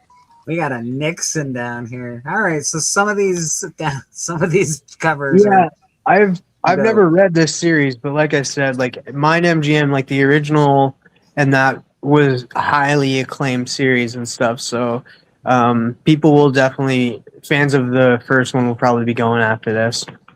You hope. I don't know what I'm forgetting. It wasn't. I'm pretty sure Mind MGM wasn't Oni though. It was something else. I thought it was Image. Maybe they left Image and went over to Oni. Well, the two controversial ones are obviously Lee Harvey and Charlie. Mhm. What is this? It's got to be something crazy if those are crazy. I don't know. I don't know what this picture is. It's probably a historical picture, though. I'm I guessing. can't see the It's- entire thing. Yeah. Oh, what if that's St. Valentine's Massacre because he's holding a gun and that he says now. I don't know. Yeah. About that. I just don't know what this is. It's probably something though of that nature. I know I've seen it before. I just can't place it for some reason. Interesting. It was Dark Horse. That So the original one was the original series of this was on Dark Horse, and then so that makes sense why it's on Oni. Missing Mara says Patty Hearst machine gun pick. okay. Yeah, it had to be something weird like that. Yeah, it's got to be. I thought it was like a mobster or something. Yeah. She robbed a bank, but they made her do it. Yeah, I'm sure they did. I lived through all that crap. Summer of Supergirl Special #1. It's a one-shot anthology of stories. The summer belongs to Supergirl. There's going to be a lot of Supergirl stuff. Variants are. That'll be four. evidence. Yep. I don't think this is good. I don't think it's going to be much of an actual key. People- If you people like are gonna- Supergirl, you might Oh, want I to like that. That one's cool. Lobos? Yeah. I like that. That's a nice cover. And that's how I like everybody. Yeah, they're doing the same thing as they did last year with like when Superman was coming out. They're releasing a lot of Superman books, which is smart. Like a few one shots in that, focusing on Supergirl stories and stuff to get new readers into it because they like the movie is smart. Did you hear the inflection in Steven's voice when he said "nice"? Like it got real deep. Steven will be buying. Steven will be buying that cover at some point. I have come to the. I have so many Supergirl books. I have so many Good Girl books. And I mean boxes. And I look at them, and I look at them so seldom. It's ridiculous. It's like you're buying to buy them. Oh, that's And this one will be in there with the rest of them. oh man, I really like that one. It's paint. It looks like a painted cover. It looks nice. It's got a real. Who did it? That's what we're gonna find out, son. We're finding out. Shannon Mayer. There it goes. Oh, Emma Kubert's doing art inside of it. Mark Yes. Wade's writing a story. Gail Simone's writing a story. Sophie Campbell's writing a story. Yeah, that's gonna be a good book. It might be a good pickup if you're a Supergirl fan. I do like Mayer covers, though. I have a lot of Shannon Mayer. For a while, I thought it was a girl, and then I finally realized. I looked up to get a bio, find out about. And they go, is a man. Shannon, you've tricked me this whole time. There's two books two of these are gonna end up in Steven's collection at some point. The Shannon Mayer one. Wheeler is good The friends first- with Shannon. And the Mayer. Lobos, right? Yeah. 64 page. We got Ultimate Universe finale #1 that's been finalized for like eons, but all right, 64 page one shot written and illustrated by creators on all of the Ultimate titles. Yep, Ultimate goodbye. All right. I feel like on the one hand, it's like you ended it too quickly, but then again, you know what? It kind of I don't know if they would have been able to keep up because they initially started out with a lot of momentum, and then it kind of just they ended it, and people go, "Oh, this is too quick. Why are you ending it so quickly?" Maybe they knew Absolute was around the corner. It's like it's going to be too much of a back and forth, like comparing us to theirs. Just end it, and we'll move to something different. That's what I think happened. I think because they started out hot, and then as soon as the Absolute stuff, it just wolfed it right off the mountain, man. Yep. We got the Wolfman, Universal Monsters. I'm a big fan of Universal Monsters. If you like Universal Monsters, this might be your bag. It is done by Image Comics. Yeah, they've been doing a big line of these characters. That is a cool looking cover. Looks like a baboon. Yeah, I don't. It's just so It's interesting. not bad. It's different. Different look on Wolfman. It's very Yeah. cool. Cover artist Mike Spicer. Mike All right, Spicer. Spicer. Oh, Well, they have they're cover all artist spicy Maria and stuff. Wolf too. Which is it? Yeah, Joshua Williamson is writing this. Oh yeah, it's gonna be good. this I might think be- Maria Wolf did the. I think Maria. Oh no, actually, wait a minute. I see a Wolf Spicer. I think that's Maria Wolf on that one. I It think looks like it would be her. it says Wolf and Spicer on it. I think. Oh, maybe. All right, maybe she drew it and he inked it. I don't know. Some- Impossibility. I like this. Dual credit for a cover. Interesting. Yeah, But there's gotta be something more to it than that, though. Like, I can't will- see that. I will say Joshua Williamson is a great writer, so this might be really good. That's a great cover. Like- This is typical. I would expect this. It's a nice cover. Don't get me wrong. It's a very nice cover. Got that old. Lon Chaney Jr. Mhm. Yeah, Yeah. very throwback. I think that one's going to be the big seller if people get it. Did you hear about Lon Chaney Jr.? I mean, how the incident at his birth? Did you hear? No, please. Well, evidently, they were at, I can't remember, they were in some winter scape, was when the wife, Lon Chaney Sr. and wife, it was freezing cold, and he came out and he was not breathing. Oh, And so the thought was, oh my God, he's stillborn. And yeah. Lon Chaney Sr. took him and he dunked him in the freezing water and pulled him out, and the kid started coughing and it brought him to life. Oh man! So I changed my opinion. This one's going to be the seller. This one's Oh, this one's got the movie poster quality to it. Yeah, this is very cool. Yeah, I think they're all going to do well. I think whichever one you're able to pick up is going to be a good one. I think that they're all solid. There's not one that's horrible amongst any There's of a them. blank. Got a blank for red. Yeah, So there are some better ones. Oh, that's cool too. I like Not that some one. ones, but definitely most of them are pretty darn cool. Even cover A is pretty cool. I like this personally. I think it's just a neat. It's very. I don't know. It's got a real underground art style to it. It looks like a Bisley kind of art. yeah, that's definitely Maria Wolf. I don't know what this other dude did on it, Spicy, but Spicer. no idea what Spicer did on it. But I have to say, like them both getting credit on it makes me wonder. What did you do on? Like, did he color it? I don't know. Like, what happened? How are you involved, Spicer? That is Blood of the Wolfman #1 or something like that. Very cool. We have. One is that to a son or like some type of descendant of the Wolfman? Oh, it looks like Mary Jane's busting out of Venom's chest on this cover. I absolutely hate the trade dress on the new Venom stuff. I can't stand it. Yeah, it doesn't look good.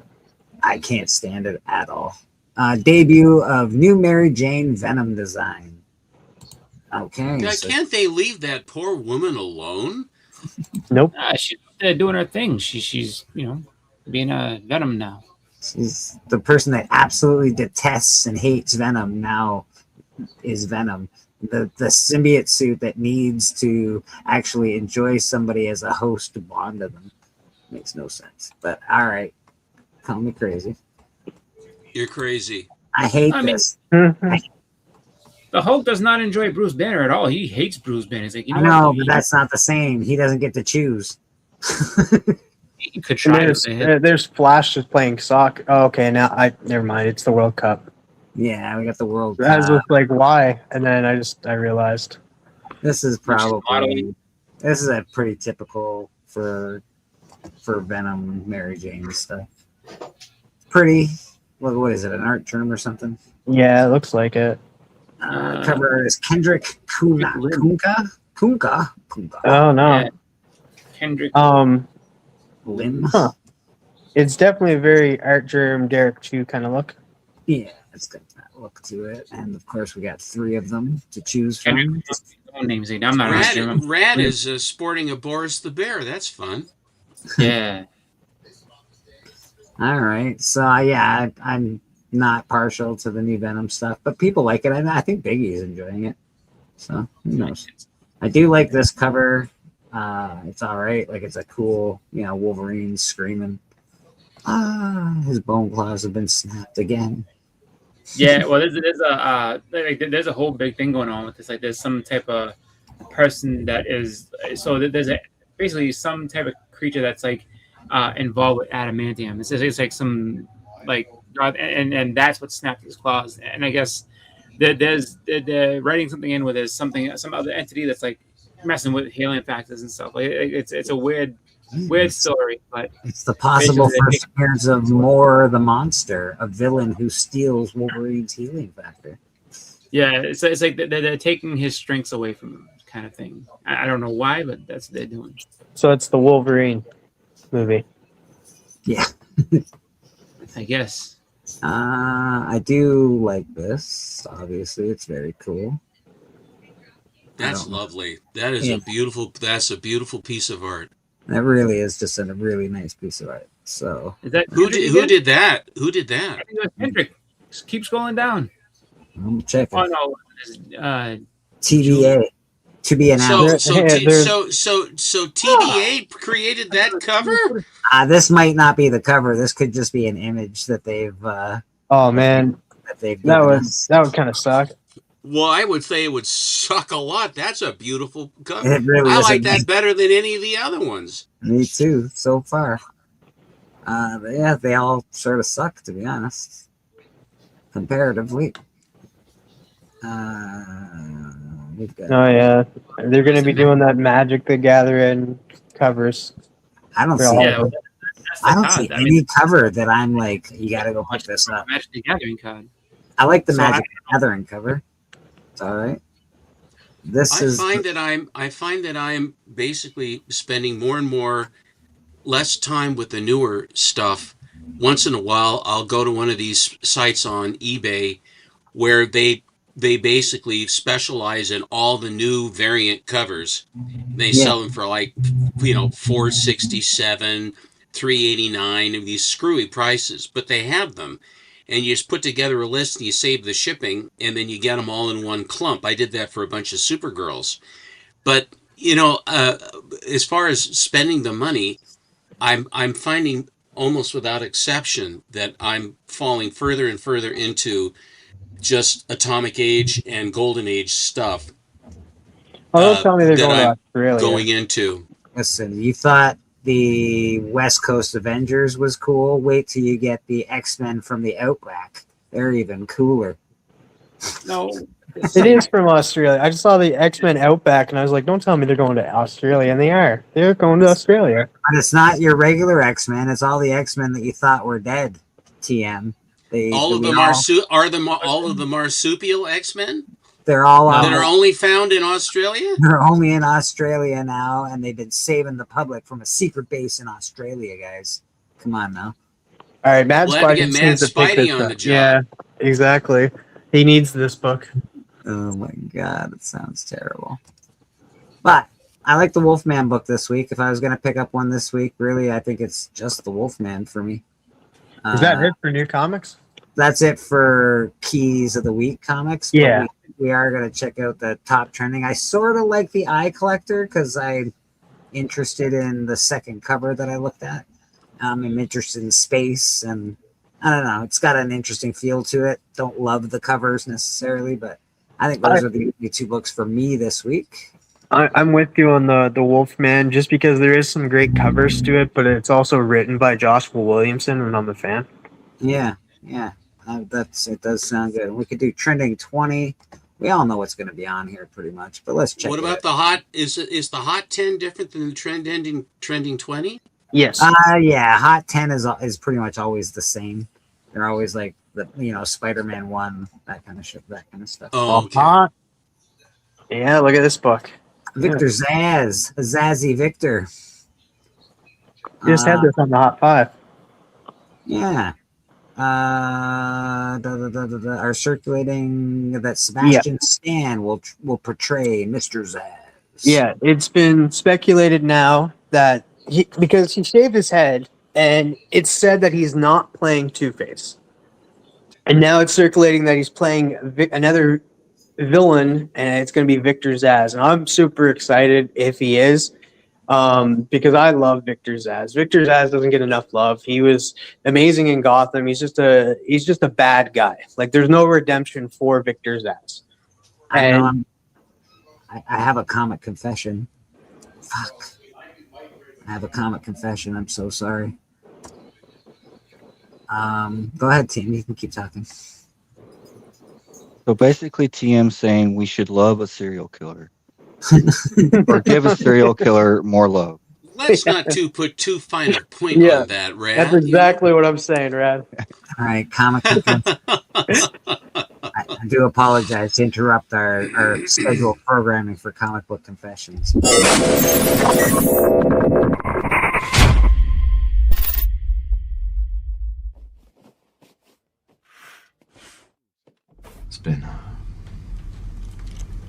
It's been too long since my last confession. And what have been your sins, my son? Well, Padre, I don't want to keep you up all night, so I'll just fill you in on the latest batch. You can't handle the truth! Have you seen Jack Nicholson lately? Oh yes, it's boy. When this came out, and even now, I do not like the art on these Shadow of the Bat books. I did not like the style back then, and I still do not like the style of art. Oh, that's all right. Like, he's just a cool, not like a cool character. I'm not saying like serial killers are cool. I'm not saying that. I'm not saying that, Rad. I'm just saying he's just a good villain. He portrays a good villain. Are you leaving Uncle Griff? Sadly, chores call. The chores. Oh, those damn chores. Nice to see you. Good to see you, Griff. Later, Griff. Yeah, you need a good villain, and I think he's just a good villain to be, and stuff like, just like Eclipso. Eclipso's just evil to be evil and stuff, and that's what you need because like a lot of people complain now of villains having redemption arcs. There's no redemption for Zsasz. Like, there is no way you're gonna make me feel sympathy for Zsasz. He's just a bad character and stuff. I feel sorry for him. That was the best thing they did with the Penguin. Because you were like, you felt sorry for him through the whole show, and then you realize, oh my god, what a piece of garbage. Yeah. And I was just gonna say that I know you didn't like it, Bleak, but Shadow of the Bat was the very first full comic book run I ever collected. I'm not saying I didn't like the run. I do not like the cover. I heard him say it, Rad. I think that you should put that down in the book for later reference about Bleaker. I think that's important. I will say too, what made me really like the character is the way, I forget his name, the guy that is Metamorpho now portrayed Victor Zsasz in Gotham, and that's what really made me really like the character. And that just the way I think it's just the actor, really, because anything he's in, he makes me like him, even in that Barry TV show. He did a great job as Zsasz, I thought. But yeah, cheap book you can get, and that's not a very expensive book. So if you want the first appearance of Victor Zsasz, good book to grab. Very cheap, very cheap. Next, Black Diamond 1. I think they're making a movie or something out of this. Fangoria Studios is developing Black Diamond for a feature film with Ernest Dickerson directing and executive producing. It's a Nordic thriller about a desperate couple whose abducted son can only be returned if they fulfill a cult's horrifying demand to sacrifice another child in his place. Why would I ever want to buy a piece of crap? And maybe you don't like, and then there you go. But all right, this is Timmy. He's a piece of shit. So let's go ahead and get this over with and get our son back. Somebody read the Bible story and then some other weird story, and they were like, you know what I should write? Like, come on, man. Like, sacrifice your own son. No. We'll give him red hair. We'll give him red hair, and he'll be on the wrong side of the blanket. That's it. All right, so Black Diamond, it is coming out. If you are a comic book seller, I don't think this is the kind of book that's gonna be like go pop in value. I really don't. Unless of course the movie is something amazing, but I just don't think this has that kind of legs or legacy to do that. It might pop for the first 2 seconds, but I don't think it's gonna do really anything. So I would sort of lay off if I was a comic book seller and trying to do some flipping here. Yeah, it all depends on the movie. Just like look at it, like Masters of the Universe didn't do well and stuff, and like that has a big following. Yeah. Yeah. So the Masters of the Universe is a dud. Is that what you're saying? Good movie. It just didn't do well. Yeah, it's a really good movie. Like I highly recommend watching it, but it just didn't perform in that, which is sad. Like I think it came out at the wrong time. Well, when it goes on to cable, when it goes on to streaming is going to do huge streaming numbers, and it'll be. I bet you that the streaming on that, because a lot of people don't go to theaters anymore. Yeah. I know I'm one of them. I do think like even because like first it'll go on video on demand, and people do buy video on demand at home and stuff. So you will see an influx in numbers in that, and then the streaming numbers afterwards, of course. Yeah, I bet you it makes all of its money based on this when they put it out, because I think a lot of people, I think that Bleecker was saying that most everybody has a big TV with a nice sound system where they can watch it at home, and I'm one of them. It's sad too, because like just because like it fails at the box office doesn't mean it's a bad movie, and vice versa. Because like I always go back to it, like Fight Club failed at the box office, but Fight Club's a great movie. That's because they did really bad marketing on it, and it's just like, all right, the trailer is you don't talk about it. Okay, well that's that's all. So I think enough people avoided it, and then they actually sat down and watched it when it came out, and they oh wow, so when you got the video. But that's the other thing I'll say is this: like as much as people want to be like, well, this is going to be, like people are going to go out. Yeah, people would take their kids to see it. But the difference is that like, for everybody who didn't go see it or hasn't done that yet, once kids get a hold of it, they'll want to watch it. And that's what I mean with the streaming numbers will save it, just because like when you have the opportunity to watch it as many times as you want, like the Michael Jackson movie, if that was streaming, my daughter would watch it every single day. I know that because from the second, even before that, that just strengthened her, like loving Michael Jackson. Like, she's listened to Beat It about 250 times a day, every day since she came to know, oh, like this is a Michael Jackson song. Yes. Oh, I'm going to listen to this. So she like listens to, she does it all the time. Like she's all about it. So I think it doesn't help that we're also raised in a society these days that, like dopamine every 10 seconds, every 15 minutes, you need a new thing. You can't, nobody has. The attention spans has gone down. Has gone down dramatically, I think. I'm not a scientist, but I believe that it has just by I watch YouTube, but even me, I'm like, I hate watching movies now almost. I used to love movies. Now if it's like, even a YouTube, it's longer than 7 minutes. I'm like, I'm switch. It's hard to get out of the first act. It really is. It really is. I think that the other part of that is more or less. I think that they definitely want people to go see that, but like they want people to watch the movies and everything like that. But I think they also aren't doing much to really try to get people to go back in to theaters so much. I know people, like, I still go just because that's the only way that you were able to see movies back and whatever. And I like going to the movie theater. The problem is just that everything is very expensive. That's the tough part. Is that we've discussed it on here before. I think for me, they're working out right now a way to do it. I like move.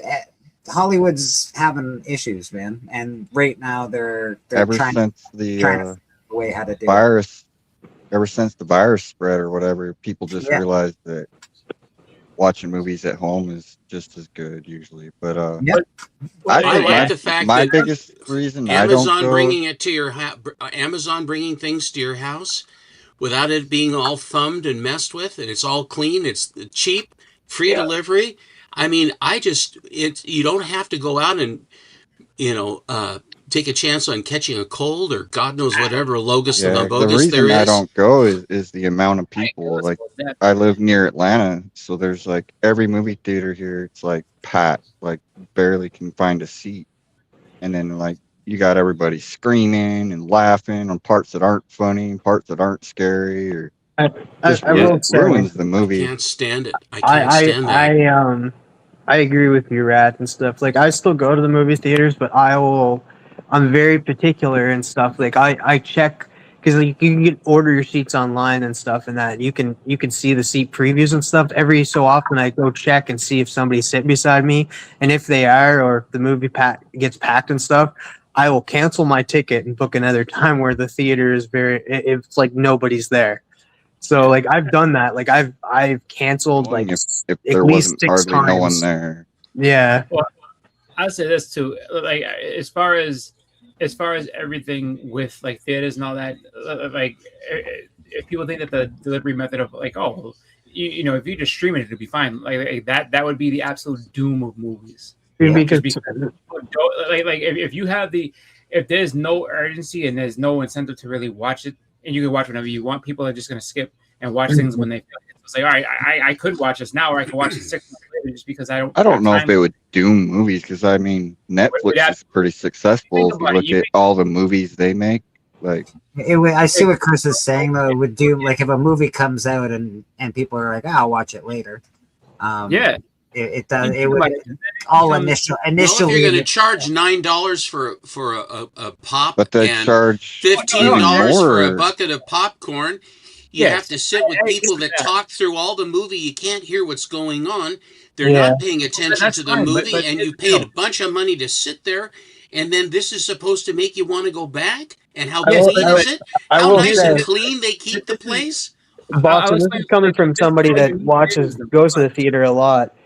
This is why you need a theater, though, because like here's the deal: if they bring it all to streaming, like I said, because it'll be the same metrics just on streaming. So if it doesn't stream a lot in the first month or however long they're gonna give it, then they're gonna start dropping the budgets on them, because like, why are we gonna spend $1 billion to make this movie? But I will disagree with you that even if it comes straight to streaming, people will stop going to the movies and stuff.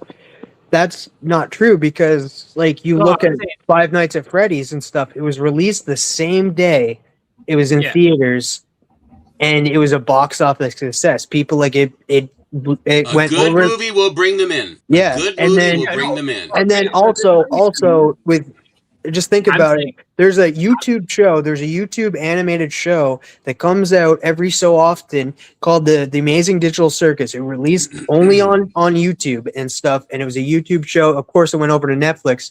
They got a theatrical release for their finale, and the numbers were huge. And it was only in theaters for a week and stuff, and it's a YouTube show. So people would go to the theaters if people like, especially kids.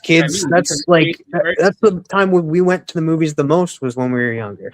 They're trying to figure it out. They're trying to figure it out. It creates an urgency. Like if there's no urgency, you can watch it whenever. Then all that stuff changes. And on top of that, too, the other reason why you don't want them to take it out of theaters and be like, "Oh, we'll just do it all on streaming," is because they're gonna charge you for everything you watch. And so on top of already paying for a subscription, and this has already happened with wrestling. Like wrestling, now you have to pay for the pay-per-views on top of the services that you already have. If you want to watch WrestleMania, well, it's going to cost you $30 on top of the ESPN service that you already are paying for. And Netflix and everyone else will follow suit if that's the way it goes. That's why I say. But like I said, like we've seen that. Not necessarily, Chris. We've seen people. We've seen people though. They're not going to get rid. They're not going to give it to you for the subscription price you're already paying. Like, why would there's no money incentive there? Like, they need to make money off of it. But like I said, we've already seen people that already did that though. The same day release, it was on a streaming service the same day, and everybody still went and saw it in theaters. And it. I'm saying if it doesn't exist, you have to get past that point. I'm saying if they take it to the point where they like they get rid of theaters completely, so Chris, you live in a dystopian world. You need to get over this. you need to relax. It's fine. No. The world is not coming to an end. Movies will continue. It's a good thing, even in Boston. No, but that's the thing. See, no, like, it's true. It's true. I understand. I'm saying to people that are like, oh, like forget the theaters, like that's stupid. Like, and I say, like, you need the theaters to keep these things affordable, because if not, they will jack the price up on you in a second. If that's not an option, like if the theater option isn't available, they will absolutely take another avenue and give it to just streaming, and they absolutely keep. I mean, the price for streaming goes up every single year on year, every single, because they keep doing it until people push back and say, I'll cancel it. If that's the only way that you can watch movies, then you're done, dude. That's it. Like, you cannot underestimate the greed of companies. Companies will take every last dime you own because they can, and there's nothing to stop them from doing it. And that's the problem. If you allow them to. Well, that was our short detour from. I thought it was a nice chat about movies and turned into a dystopian Skynet's taking over. And who's in charge of Skynet? Chris is. Chris in Boston. He's the main man. Tear it all down. Main man, nothing. The main man is telling you what to watch out for. That's why I say, like, go to the theaters if you can, if you want to. Now, I agree with you on the concession price. The concession prices are stupid. Like, I don't think there's any reason for the going to be as much as they are. That's insanity. Like, you're almost begging people to be like, look, I absolutely don't have any snacks whatsoever. I'm just gonna go in and watch this movie and walk in with a cooler behind them. Like nothing in this cooler. Don't worry about what's in there, because I can assure you there's lots of money on the line, and someone will figure it out eventually. I agree. They'll be back to making money. You bet. It's actually made a lot of money. And we'll be paying, because guess what? We love entertainment, and people will pay for entertainment. There's people that pay for no commercials on YouTube, Boston. Guess what? Listen, that's how it goes. That's how it goes. Best money I ever spent. I don't even think we talked about mask number 1 at all. Yeah, we're just going past mask number 1. We're getting past that. That is the Mask did a 4-issue set before they did. I have it behind me somewhere. Before this one came out, Mask did a 4-issue miniseries, and that was the first. What's up, Splash? Splash is in the chat. Hey, Splash, bro. Do you want me to send him a link? Yeah. He's got. He should have one. I think I sent him one earlier. I always send Splash a link. Dead by Daylight. Cool cover. This is a cool cover. There's 11 variants. 4-issue prequel series based on the video game, includes a code to unlock an in-game charm, and developed from Blumhouse, Atomic Monster. Yeah. So this is a live action is in the works for Dead by Daylight. Interesting. Did you ever play that game, Rad? It's like one person. No, it's an online only game where you have to play online people. So I never got into it. I'm not big on the online games. I like single player. Yeah, it's like one person's the monster and the other people are trying to survive the monster. So you chase people around and try to, get everybody before they escape. I've never played it, but that I think is the gist of it. And then I know that they had a lot of crossovers. Like there was like a Leatherface and Friday the 13th one as well. So what I do know about video game comic books, they tend to be expensive. This one isn't right now, but you never know. But almost every video game comic is expensive. They definitely it's just what it is. No, dude, actually, except for the first Mega Man, that's underratedly low. Like that's like it's low. Go get Mega Man number 1 if you're a fan. Hey, I've sold this book before. I probably still have a couple copies. Fantastic Four 258. Fan this awesome Doom cover. Ripping through the cover art by John Byrne. Obviously, the blind bags. Yeah, Iron Man 149 in a blind bag release that also offered fans a chance to find an original sketch. I am immune to the blind bag phenomena anymore. But there was an original sketch you may have found. Yeah. I am immune. Then all of a sudden, Stephen would be sitting there like, I have 18 blind bags. What do we have in here? Yeah, it's just so disappointing. We got the Hulk dick punch, Todd McFarlane. Hulk getting punched in the junk. That's because of the trailer. The junk punch. The junk punch. They're saying that Grey Hulk's going to be showing up. That's what I hear. I couldn't tell if he was turning gray or not, like I couldn't tell a couple of things in that I'm Spider-Man. turning gray.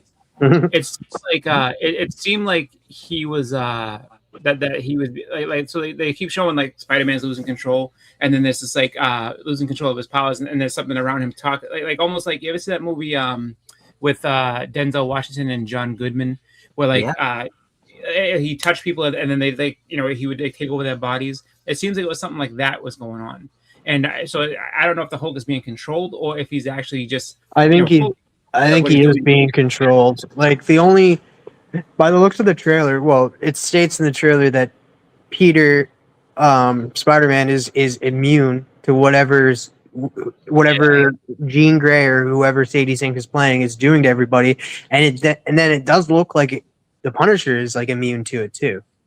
Because like just the one shot, it just looked like she was taking control of everybody, and he just looked like conscious.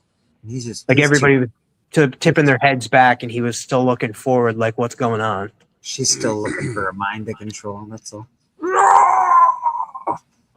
We got Injustice versus Master of the Universe. That's cool.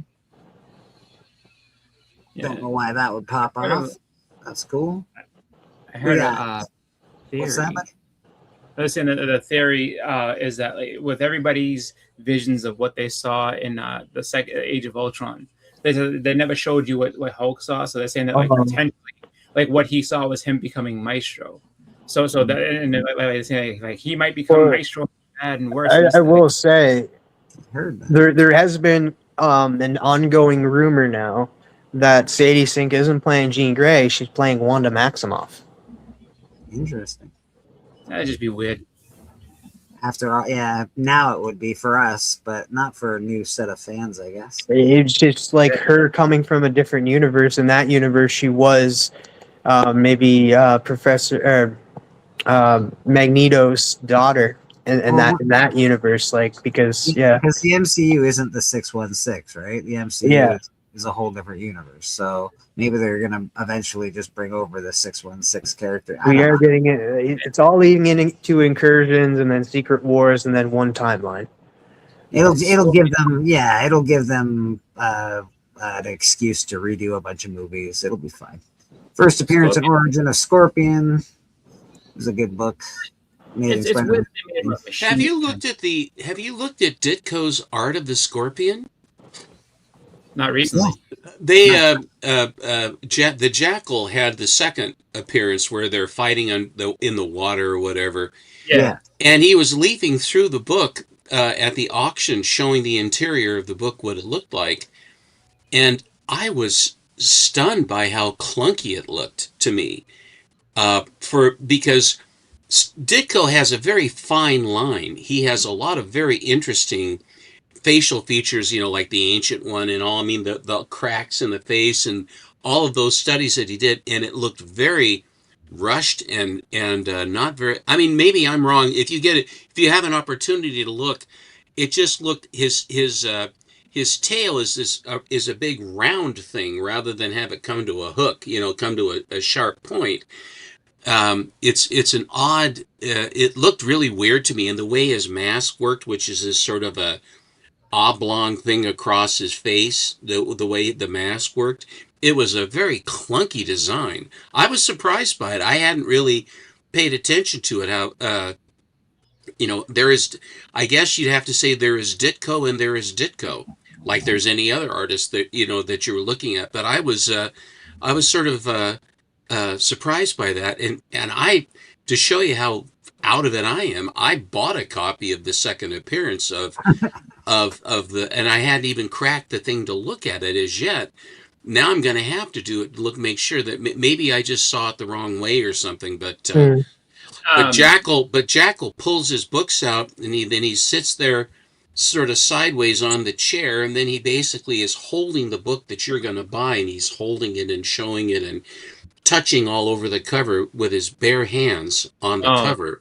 The finger oils and stuff. I said, Edwin, please don't, if someone's going to buy this thing, please stop handling it so much. It just I hate when they take them out of the bags and boards, Stephen. I can't stand it. I put my book back in the bag and board. Don't touch it. I don't want finger oils on the cover because it's hard to get. I mean, if you get a oily fingerprint on there, if you take a soft cloth or I mean, I don't want to have to do that. Well, you might say you have to like wear gloves, kind of like Mr. White Gloves, who's backstage. Ah, well said. Beautiful segue, TM. Beautiful segue. I was gonna say, I was gonna suggest to you instead of cracking, especially if it's like a decent grade, instead of cracking it out, just look it up online and be like, all right, let's look at this. Yeah, see this I'm with Monty.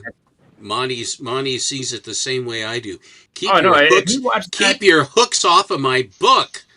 If he saw that live on the auctions, he would start crying and freaking like, "Well, no!" I'd leave the auction because if you do something simple like that, you don't care about your book. So why should I even buy anything off of it if you don't? I think your point is very well taken. I forget, like we were live, and it was years ago. We were live, and somebody was showing they were just showing a book, and all of a sudden, like you took it out, and all of a sudden, Splash goes, "No!" And then like he took it out, and he opened, and then Splash was left. He left, and he's like, he came back like a half hour later. He's like, I had to leave. I couldn't deal with doing that book. Yeah, I mean, even if you wash your hands, but if you wait just because you wash your hands doesn't mean the oils don't come back. Absolutely. They come back because your fingers, your hands have to stay oily or they crack and dry real bad. So your body, I don't know what the time limit is, but you can have clean hands but oily hands, and you don't realize they're oily. No, and you're handling glossy paper that attracts that, and you're walking right into it. Or if you've had a book that there are fingerprints on the book, I will pass on those. Yep. We're gonna get back to this. Sorry, folks. We'll get back to this. No. It's time for more fingerprint talk. Thank you. First appearance of Tarantula. Second appearance of the Punisher. Misconception. Many sources cite the Amazing Spider-Man 135 as the second appearance of the Punisher and categorize this appearance as a cameo. 135. We all know it. Kiss my ass. I think it's true. It must be true. It's true, Chris. If it makes Boston angry, I'm willing to. If you're upset by it, I'm all for it. There you go. That book was bought by me for 25 cents off the stand. Nice. It's always been 135 until they decided, until this dude's like, I'm gonna go ahead and put it like Kiss my ass. It's always been 135. Don't care. 134 is such a great book. Don't you think so, Monty? It's the first appearance. That's the one. That's the book you want, though. That's the one. Yeah, here's the second appearance of Punisher. This is the Infernal Hulk #1. First full appearance of the Infernal Hulk, and first Bridger. All right, good enough. That's popping off again. I don't know why people are digging that as much these days. It's just like one. I'm sorry. Amazing Spider-Man 149. First appearance of Peter Parker's clone. Obviously, we just had Ben Reilly, Spider-Man Noir. That was a recent thing. So great series. We have first. Sorry, go ahead, Boston. Also, he can misconception it all day. His site. Oh my God. Shush. His site even betrays him. Because I'll tell you right now. Look at 134 and 135. The money book is 135. Second appearance. Fucking misconception. 134 is such a good book. I just think it's just the greatest book. Gosh, it's so good. If you believe in lies and treachery, then it's a great book. But it's not. Yes, that's my favorite. And you're all about treachery. Steven Steppo treachery. The treachery is real. You know what? Don't worry, Boston. We can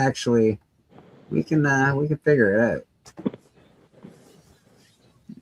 I will. What is it? Amazing Spider-Man 134. 134 and 135. 135 has always been the second appearance of the Punisher, but now because he, has like a small. He appears in 134. Yeah, people seem to think that he appeared before 135. I say like this: Follow the money. Follow the money all day, every day. Because I tell you right now, when it comes down to it, you can sit there and say all day, Hulk 180 is the first appearance. Yeah, okay. 181's the money book. That's the fucking champion. That's the one that wins it every time. I don't care what anyone says. You can sit there and say, I have that. This is the But first. he appears in it. I'm exactly with you. I'm just being a I know. putz. I know. Is this the first appearance of Bullseye, or is it a different Bullseye? Yes, It's a different Bullseye. It's a different Bullseye. I can actually, But it's I can Bullseye. say that's kind of, yeah. It's You're definitely- right. It's definitely a strange one. I will say that this segment of Keys of the Week is longer this week for some odd reason. Well, because the guy wants to lie about things. Like the guy that just puts it out there, like, oh, it's just talking to Kiss, man. No, it's not. You know, it's not. Stop it. For that matter, then why is Miss Marvel 15 not the first appearance of Mystique? She's got about 3 or 4. She's got 3 cameos, and then 18's her first appearance. No, sorry. If we're gonna play that game, then we can sit there and change all kinds of appearances and make things up for this and that. But you know what? In the end of it all, Yes, let's change everything. Let's change it all and change it. Right, Bleeker? Yeah. Good. I'm glad you're going with me. You know who doesn't have a convoluted history? Tombstone. This is his first appearance right there. Yeah, What was? I do. Wasn't I do he in want to say 35? I think he was in 35, wasn't he? No, it's this one. I do want to say something about this book. Like, this is just me saying it and stuff. Like, because there's not really said to be a villain in this show. Like the DOJ, I think. The Department of Justice? I think DOG or whatever. That I think it was that they showed up in Miss Marvel, and then they showed up in No Way Home. Damage control. Damage control. Yes. Sorry. Okay. Very different. Yeah. Because they're coming in and stuff, and like they were in that, and they might be holding whoever Sadie Sink is playing. But I do feel like that because the contract that Vincent D'Onofrio has is that his Kingpin doesn't show up in movies. So I feel like that they're going away. That Tombstone could be this universe, like Spider-Man's big mob boss, kind of crime boss to go up against. In that's just me thinking that. Will it happen? Probably not, but it's just a cool theory. In issue 35, It would be a good one. So, just Steven, just to let you know, in Web of Spider-Man 35, it's Tombstone's cousin Headstone that's in that one, not Tombstone. What the heck? I'm going with you on that. Next. Next. I'm working Hire on the it. dog act. I can't actually do anything on my computer right now. It's completely Oh frozen. no, Frozen? I thought you were infatuated way with to Web of go, Spider-Man Bob. 36. I thought that was your favorite book. It is your No. favorite book, isn't it? Everything's no, not at all. But everything on my computer is absolutely frozen at the moment. Oh man, So, my hey, theory which- must have been right, and the MCU is coming at. No, Sony's coming at us now. Been like, we gotta shut this down. He knows too much. Our robot Everything overlords have spoken. The priests of Syrinx. Oh, he's on his phone now. Okay. Or I was gonna say, is your computer? Is it like really warm or anything? Like maybe it's overheating. For a little bit. no, it just completely won't let me do anything on it. I'm just like moving it around. It's like, nope, not today, Satan. So, We can still hear you. So it's not like you shut it down. You kind of twitched. Yeah, you twitched on the other box. So maybe it's starting to come back a little bit. I don't know. hopefully. I mean, you're not in the same Wow. spot, but you did twitch up in the upper left hand corner. Oh, that's good to hear. That's good. But yes, Bobby Delgado says bulls have 2 eyes. So maybe that was just the left bullseye, and the right bullseye came out later on with Frank Miller. That could always be too. You know what's funny about all that shit is that, like, people get too in depth on that shit. It's like, oh, like, this is the first appearance of the index finger. And it's just like, well, wait a minute now. Too much. I think that, when it comes to all those appearances, I think that it's fun to debate on them. It's fun to go ahead and check them out. But in the end, we all know which ones are the actual ones. You know what I mean? It's just like, it's one of those things where, like, after however long it's been assumed that it's this thing, you can't change it. It's too late. Too late. Yeah, Not gonna happen. 134. I'll be with you all day. Like, I wish that, you know, there were books that were like, oh, like this would be so much better. Like if if that annual, right, the X-Men annual, that has Gambit, if that was his actual first appearance, oh, so much easier. Like, perfect. Then I have to pay all this money for $266. I just get this thing for way cheaper.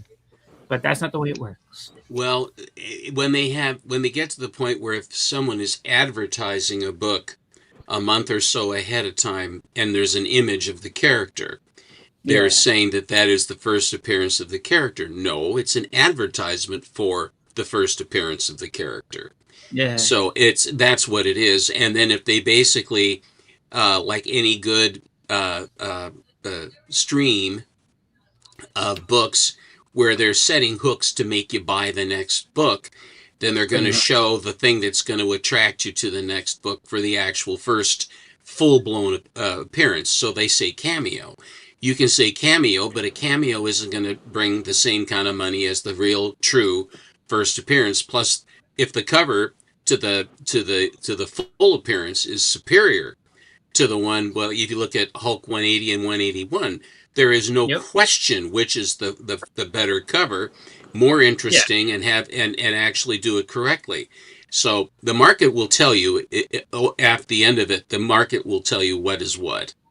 Yep.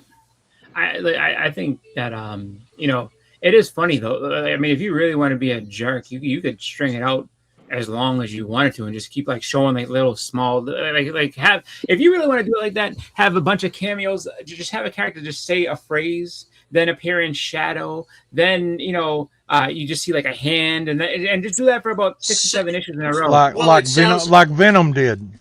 Well, yeah, and then sort of like what they did with Darkseid. Yeah, he's on a monitor, and but this is the one, right? Because it's a great cover.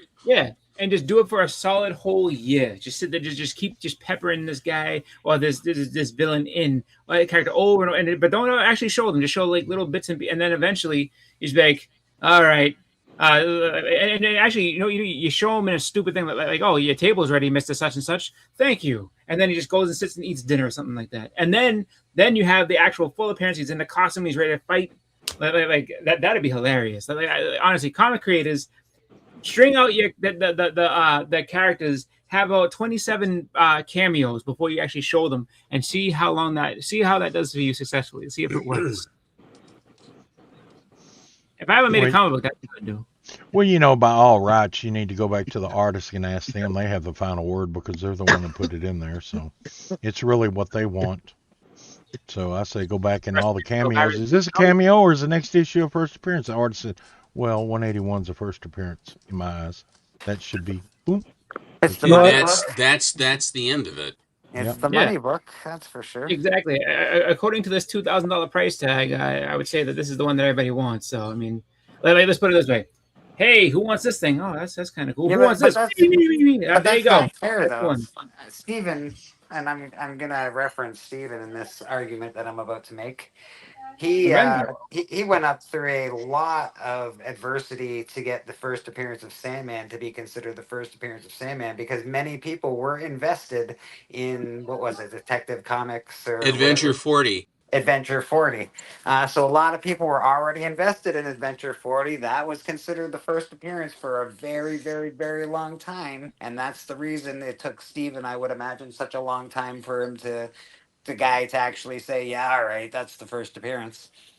Oh, so, no, I can tell you that there's clear right and wrong and everything like that. And of course, like, I might make a concession on this and that, but like I just look at it where it's like when people are trying to manufacture it, though, not saying that that's what you're trying to do. Like if you have a good enough case for it, perfectly fine. If you're trying to manufacture, though, I say no. Because that's ridiculous to me. It's like, no, we're not going to sit there and have this fight. And I just same thing. It was the same thing with they didn't give in on the Sandman being in Adventure 40 either.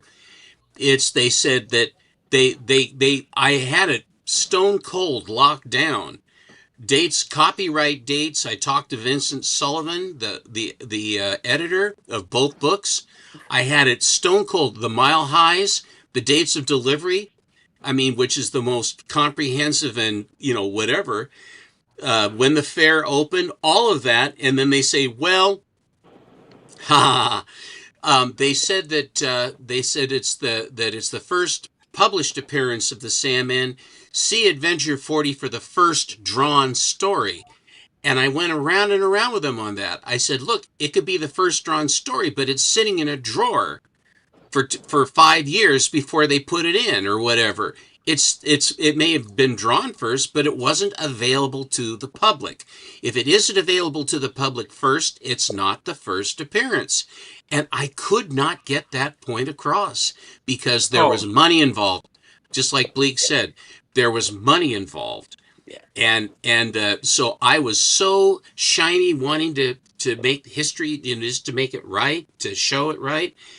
And I couldn't believe the amount of static that I took, the incoming I took from that. It really was surprised. I was bitterly disappointed because I'm a true believer in comics, very, very much. And to have something as fundamental of a first appearance, to then have them basically roll over me and have the powers that be roll over me.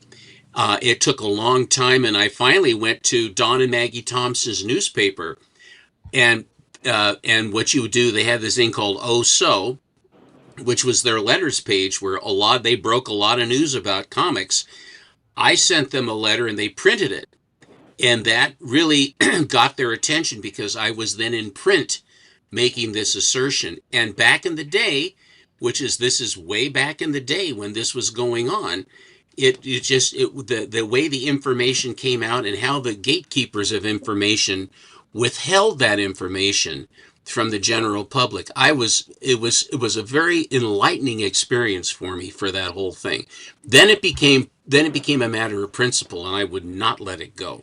Stephen, by that logic, though, Stephen, and I'm just going to ask real quick before you jump in,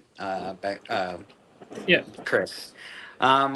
So do you think that X-Men Annual 14 is the first appearance of Gambit over 266? It was available to the public first, even though the other one was supposed to come out first. This one came out first. Yes, they technically the first appearance is the first time it was available to the public. But that is the definition. And the reason I say that's the definition is because for copyright purposes and to protect the name of a character, that's why they sent them in. So the date of publication establishes who had that character first and who had the name first, and that's by law. Now, if the law means anything in regard to that, statistically and empirically, then that is your answer. It's the first appearance. If the public does not accept that and then decides that the Hulk 181 is going to be, so to speak, is going to be the big money book and it's going to be the one, then the market will speak. Yeah. I was gonna say, like, I have a history even with that site with Key Collector itself, because I pointed out to this guy years ago. His name is Nick. I pointed out to him years ago when I was on the JLS live show. He's like, "Oh, if you guys come across a key that you know, or something that you think that you see, let us know and we'll, whatever, and we can even credit you, whatever." I was like, "I don't want no credit. I'm just telling you that Quasar." So there's a Quasar issue. It's issue number, I think, like 37 or something stupid. What is it? Oh, number 30. Quasar number 30, right? There's a picture, and they credit that as being the first Venomized character, right? It's Thor, first Venomized character. And I said, well, that came off of What If number 4 in volume 2. Like, what if the symbiote had possessed Spider-Man? I was like, it's literally in that issue. I was like, that is a story that's literally like something that they took from a panel in that book. I was like, that's the first Venomized Thor right there. And he's like, no, well, you have to understand that this is on an actual book, and that's just a what if. And I was like, the fucking story says wandering it's like wandering the world of what if. I was like, they're literally telling you that this story in Quasar comes from these stories. I was like, that's the what? No, I don't think so. I'm not going to put that. Okay. So that's why I say with certain things. It's like, but this is stupid. I mean, it literally is referencing the What If book that it came from right there. So that's it. It's not like it's a huge deal. It's not like it's not like a big money book. It's just this dude doesn't want to be proven. Or he believes it's just this, and he doesn't want to hear that it's not. It's just like, you can kiss my ass because I'm telling you it's right here. I showed him the picture. There's and a everything. lot of ass kissing going on here today, I've noticed. I tell that. Look, when you're wrong, wrong like that, I can tell you that like, that's your option. You can either say that you're wrong or pucker up.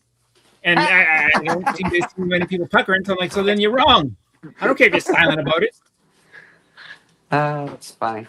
Yeah, so then you're a believer that the first Jane Thor Foster is in a What If book, and the first World War Hulk is in a What If book. Then is that what you're telling me? And Professor Hulk is in a What If book. Yep. I think that in that instance of it, like if you're gonna sit there and say that one. The reason I say that is because that specifically came out of a What If, and then they're using that and saying, "Oh, this is the first Venomized character." No, that's a panel from What If number 4. I can show you the page and everything. So, like that's where that came from, and the story the story. Hey, that I'm says not saying your argument's wrong, brother. I'm just Yeah. wondering where you're at. I mean, if you want to call it that, I would say like this. I don't see a problem with people using What If, as ideas for new stories. Why not? Shit, they were fun stories. Like let's see what happens if we expanded this a little further. Let's see what we can get from it. What If books are great. What If books Yeah. are fantastic. I love them. Yeah, I have a lot of What If books. I don't see why you wouldn't just kind of silently be like, I'm gonna go ahead and just put a bunch of these into the just into the Marvel universe like 25, 30 years later that no one really knows about, and just like, here we go. We're gonna expand on this story because it seems fun. I mean, it's a whole wealth of just good stuff. Like if I was making a cartoon show based on different, Marvel characters, I would absolutely use What If and be like, all right, we're gonna do this adventure and that adventure and this adventure just for standalone stories and not to keep going forward. Why not? No, it's what not. No, why not? What if? I do. I mean, I enjoy a What If story, and if that's how we get certain characters, I'm all for it, man. Yeah, that's what I say too. Hey, Bleeker. What's up? Can you make people big from your phone? I sure can. I got a purchase, and I think Stepo knows which one I'm talking about. A huge DC book coming up, everyone. Get ready. Sounds like a big timely. I already know what it is, Monty. I was with you last night. Yeah, you know. So. You finally Okay. got one. I ended up getting this yesterday and everything, and I had a short back and forth with Stepo and everything, and got it at way below fair market value. So this is my new Marvel Mystery Comics number 28. Oh God, that's a beauty! Wow. This is more evidence of Steven sitting there just influencing people to make bad decisions financially. No, he did not. He did not influence me. He did not influence me at all. Monty, I'm going to ask you the same thing I asked you last night. Can you read the label? It says Burgess Everett, Simon and Kirby stories. Burgess Everett, Kirby, Fagley, Robbins art, Alex Schomburg cover, all creamed off pages. February 1942, and that's it. Well, February 1942 would make it more like January of 42, which means that Pearl Harbor has just been bombed and our country is now at war. For the kids that were reading this book, that's what they were facing. 3 things about this cover scream Schomburg. Number 1, the skylight above with the crashing through is very much, in variations of that theme are there. Number 2, the frail that is basically being restrained in bondage, being lowered into some sort of terrible problem. And then there's always the guy on the throne. There's always the head evil guy, a lot of times with the KKK hood, and then the minions around, boiling around, trying to cause a problem. And in comes the Torch. The Torch came in more so by himself in the early issues, and then later on, Toro would come in with him at the same time. But these really early ones, I will note that the color strike on this book is absolutely spectacular. It's an inch thick. That must have been from the beginning of the print run. Obviously, it is a true representation of the cover. The white in marble is outstanding. You got yourself a real pip. I'd buy that for $1. Even the color strike on the back is outstanding. No, you really got a good one there. Congratulations. When Steven says that's an inch thick, he's not lying. That looks like it's like it looks like it's painted on, for Pete's sake. That's a beautiful cover. Yeah, when this person come up with it and everything, I was on call and I couldn't go down and put eyes on it, and he said, "Man, I got some. May have if I give you the first shot, but if I don't get down there, he's got a lot of people that are probably interested in it." And since me and him have done a lot of trading, and well, not trading, I've done a lot of buying from him and everything. He, did me a good deal on it and everything. That is one of the benefits of having a relationship with someone. Yeah. That if there's something really, you buy stuff that sometimes may not be the exact thing you want, but the sellers appreciate that, so that when something really good comes, they give you the call first and give you a crack at it. I think that's really a smart seller is that way. Monty, he even threw in a couple of Mark Jewelers. So I got a couple of Mark Jewelers. Mark Jeweler. He had them priced for $10, but they're in real good shape and everything.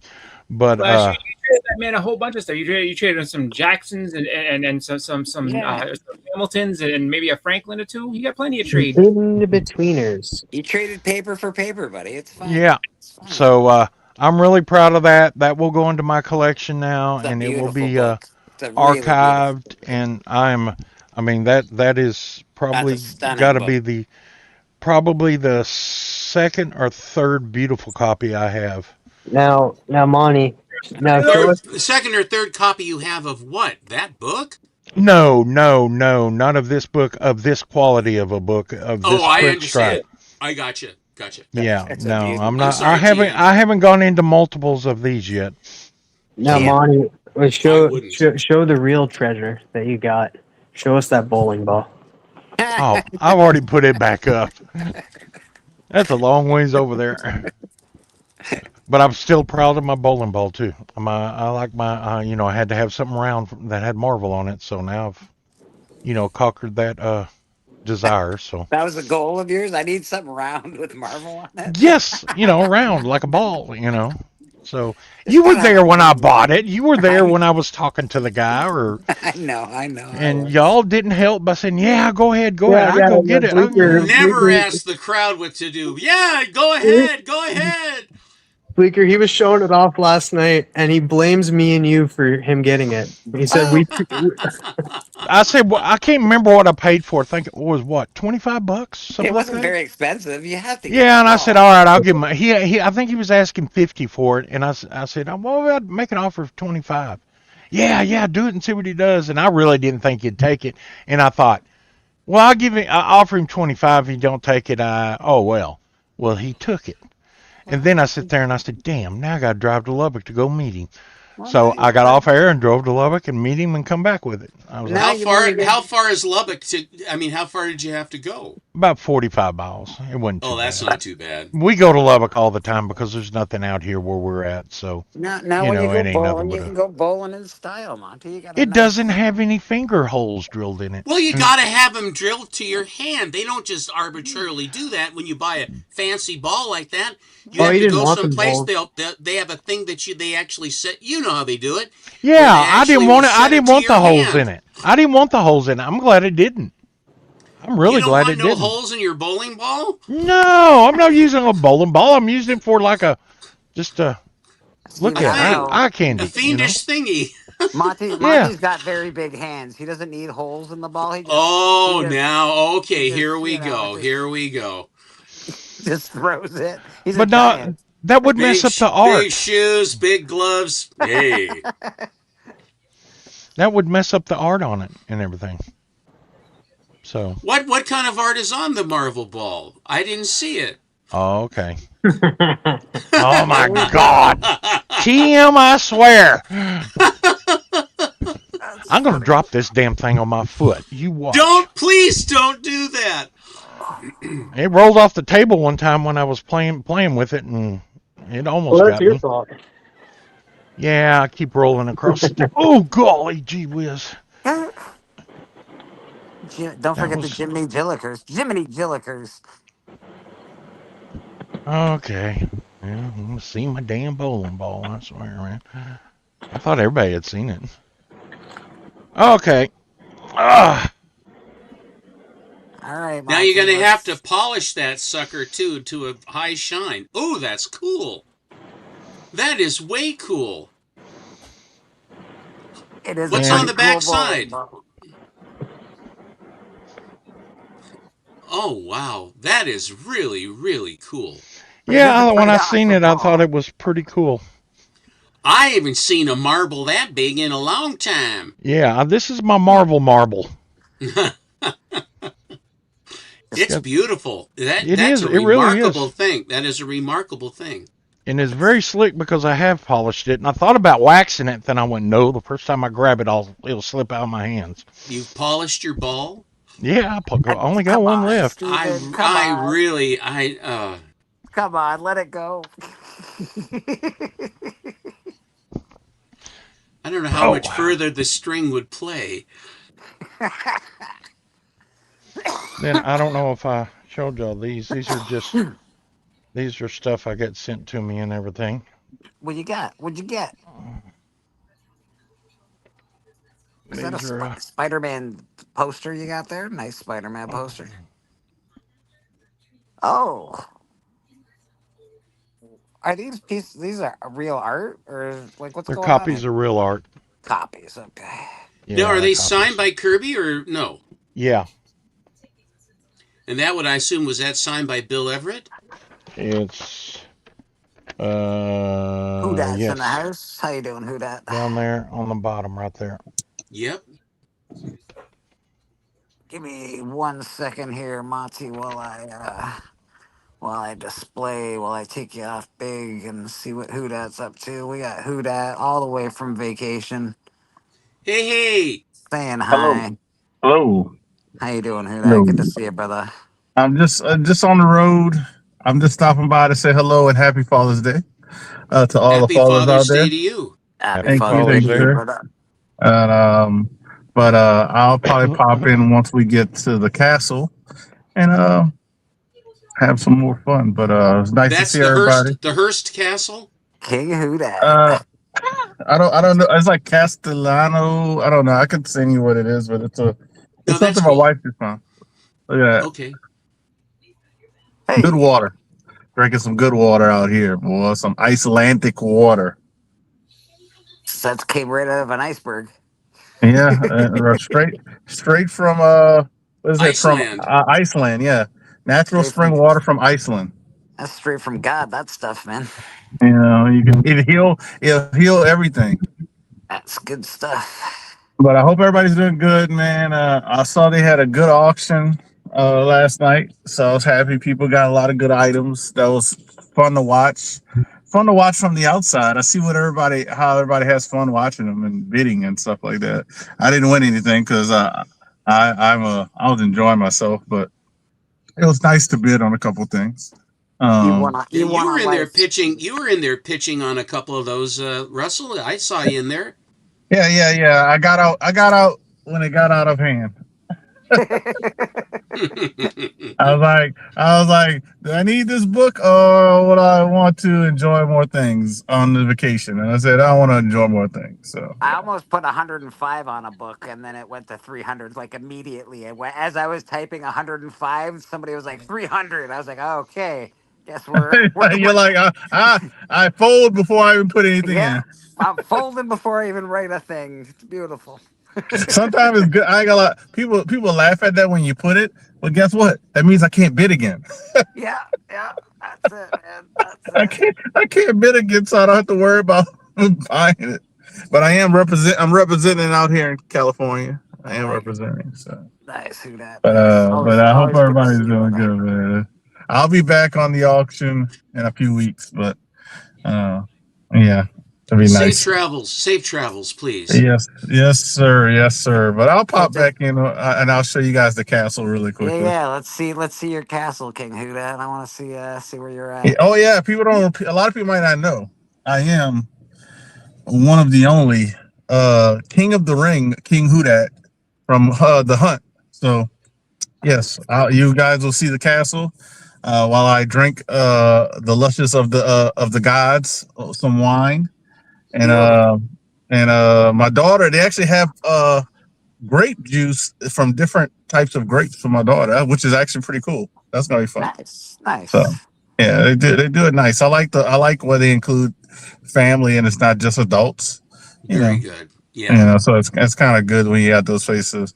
But if anybody does ever come to Sonoma or Napa, I would say definitely go to Sterling's winery. They have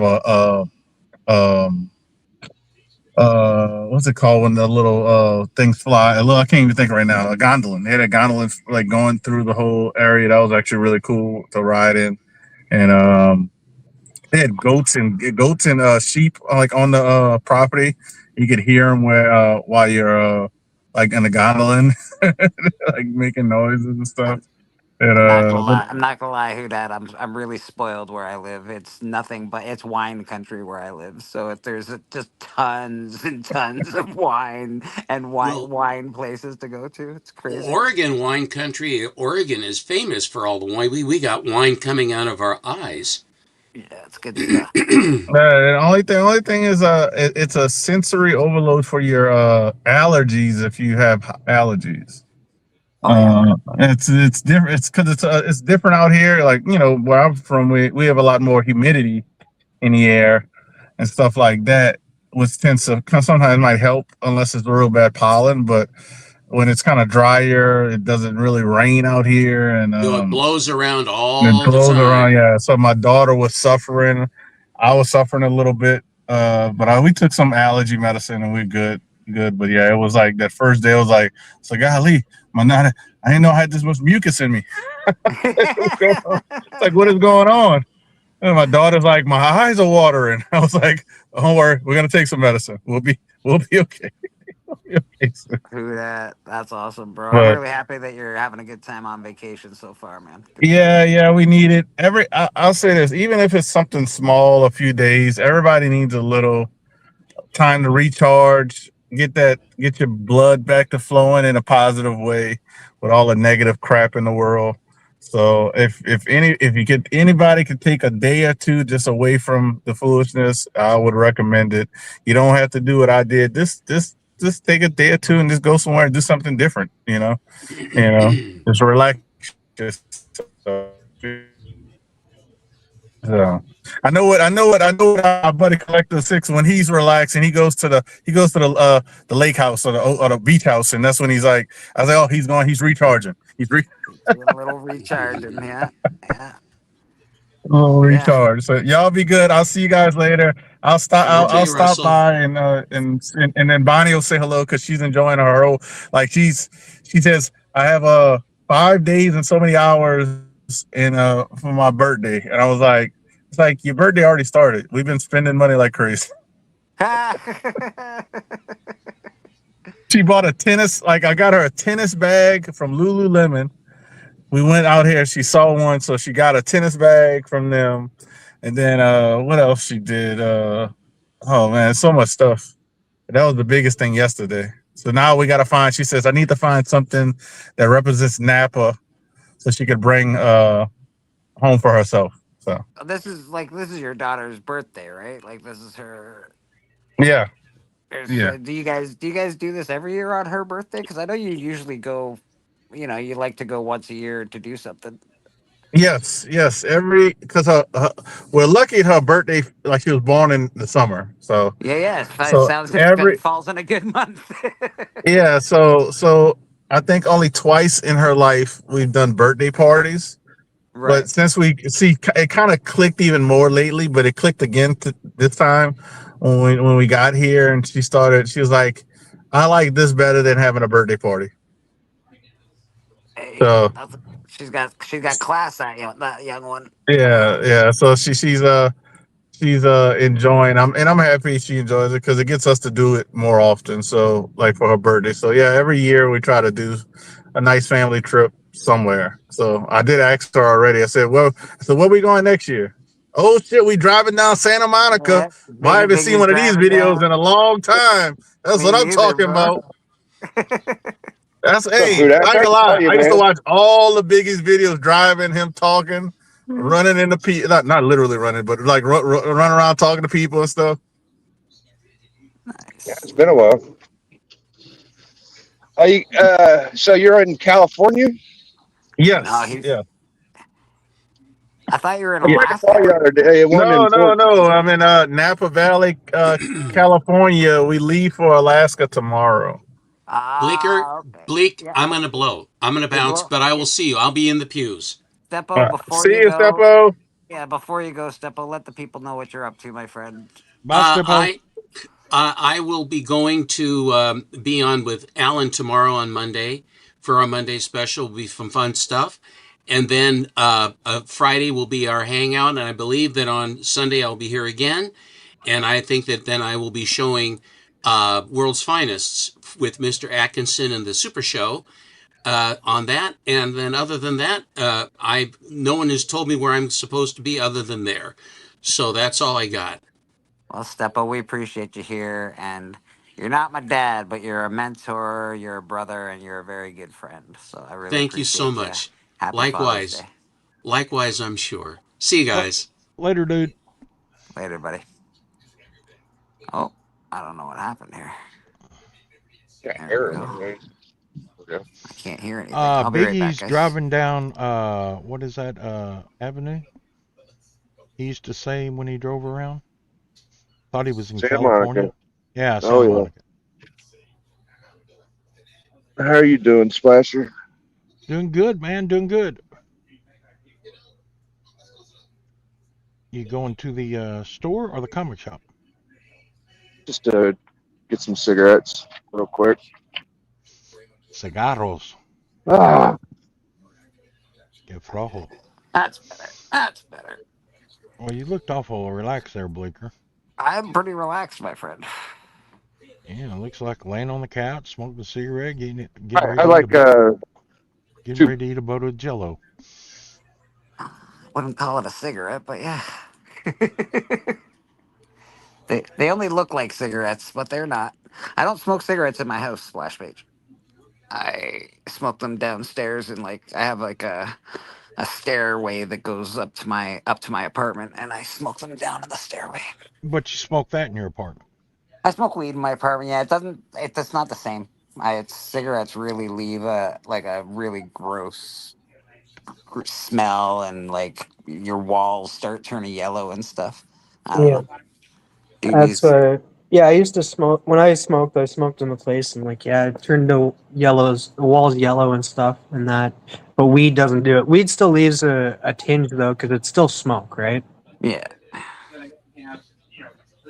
Hello, Apex Comics. But it doesn't leave the yellow because it's the something that's in the cigarettes that does the yellow. It's gross.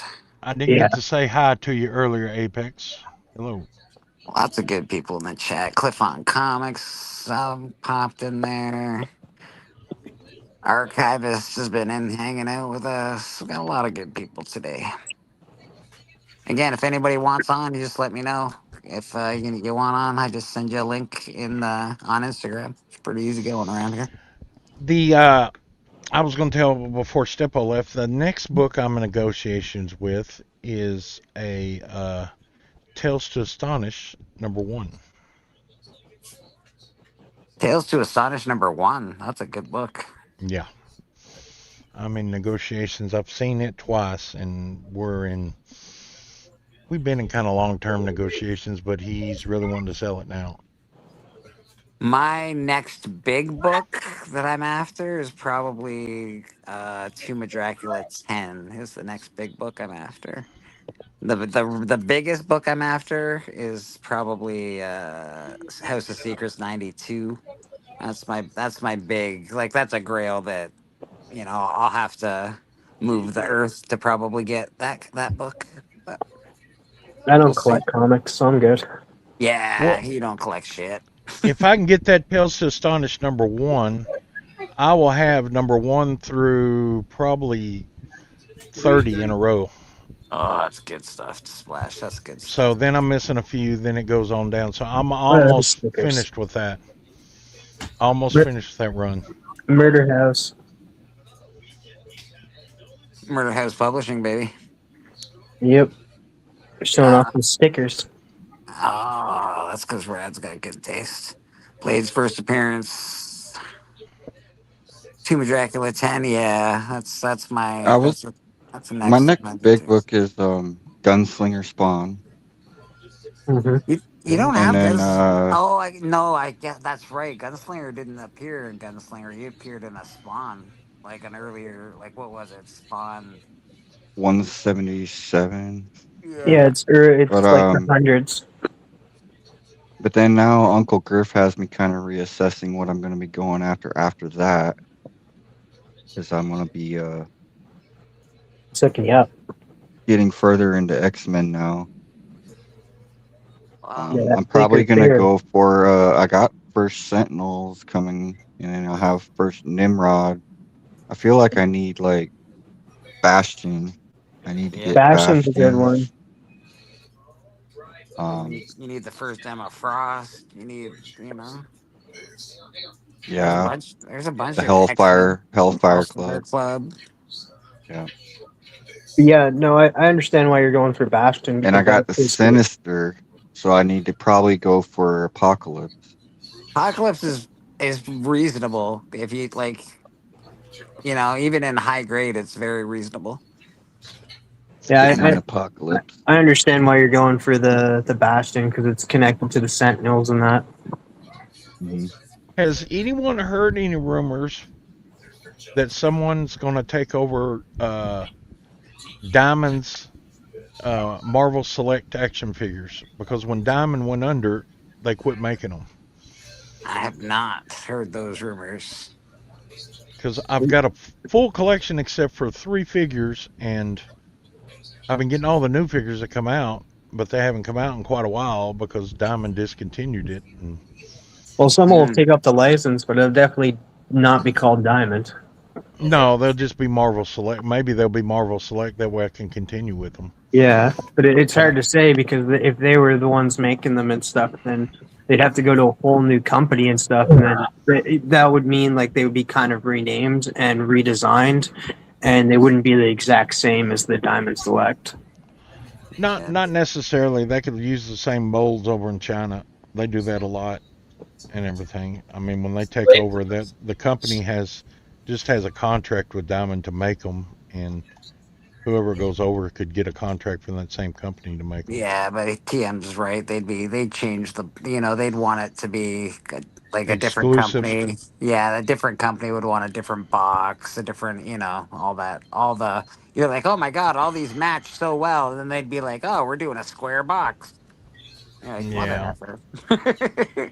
I found it kind of sad when I was asking details about it because I figured Diamond, I didn't know they went. I didn't figure they went completely under, or I don't know if they're still around. The done can be. I figured maybe they'd just do the toys and sell them on the market, but Did anyone buy Diamond and rename it, or it's just done? No. Because No, Yeah, they were bankrupt and they owed they owed like a serious amount of money. Which I don't understand at all because considering that they were the only one in town for quite a while. Of course, like Penguin came around and all of that and stuff, but for the longest time they were the only ones. Like, how did they get so in debt?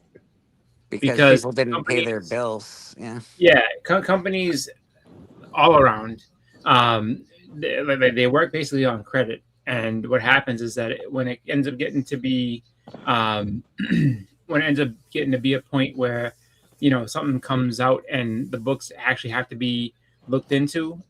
Like a lot, that's what exposes a lot of businesses because where you're operating within the credit, you're fine. And then when it's like, all right, well, now we got to come back and call that debt in, it's like, oh shit, like we can't afford this. We didn't know that it was that bad. And then they start trying to, sell different things and do what they can and go from there. But it says it was sold to 2 companies, I think. I don't know. I heard that.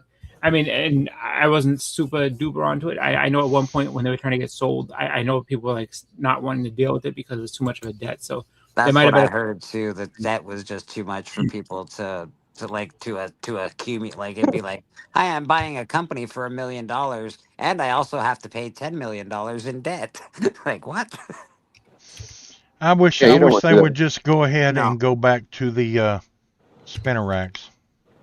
I know that would hurt the somewhat hurt the LCSs, but Yeah, but those comic book people, LCSs have become a place where it's I not remember when I a would fun get place to comics at go. the gas station and like Yeah, they would always grocery be in store. bad condition.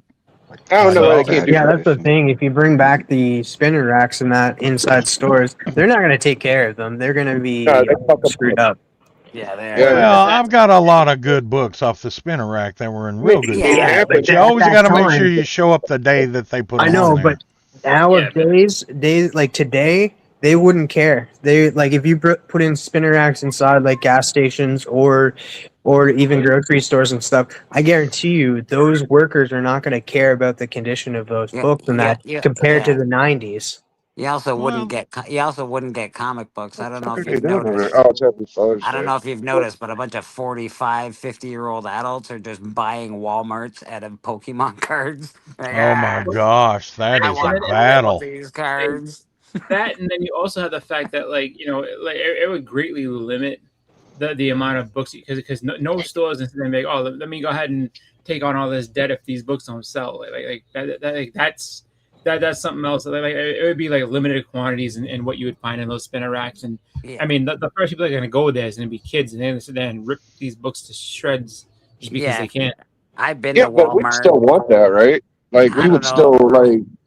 I think I do. I would want to be able to go to multiple places to get multiple comic books. Like what the hell are we talking about? When I Yeah, Yeah, but I they're think new. it'd be They're all new right because comics. They're brand new comics that'll probably be spine tick the heck. like to hell. Yeah. It's all right. And you're yeah, paying you're paying full price for that. Would you rather pay full price for a brand new comic that's like clean condition, or the same price for one that's all spine tick down to Well, hell? it You're depends. you're paying the same price. There's no discount.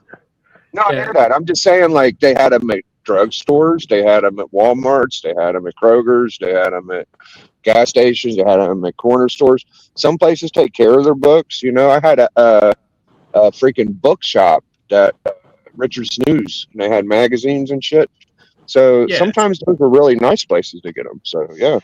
And I'm if just you saying really now- want your nice books, the comic shops could still sell them there and everything. I'm just saying now, like they wouldn't take care of them now, like they did. They never back took then care and of them stuff. back then. They never. And that because like you go to like when they do the Walmart packs, none of the like I watched people like throw them onto the shelves and stuff. They don't give a shit about the Walmart packs and that if they're and stuff. Nothing- So like I just by experience, there wouldn't be good comics and stuff like new comic book day books. Like, would you rather pay for like when you pay for something new, you want it in good condition and stuff. You don't want it all ratted up.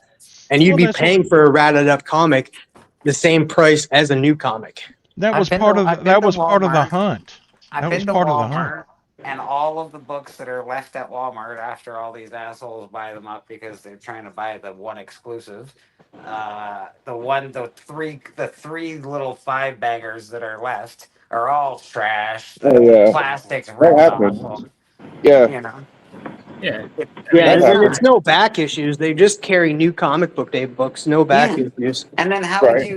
would you like have like if you're a run collector, it'd be very difficult to get a run.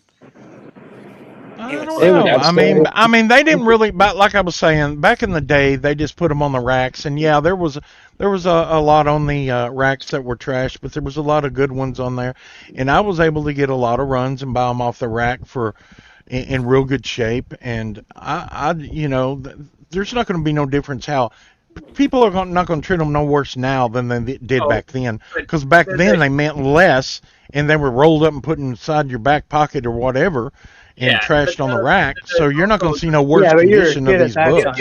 You wouldn't be doing that as an adult.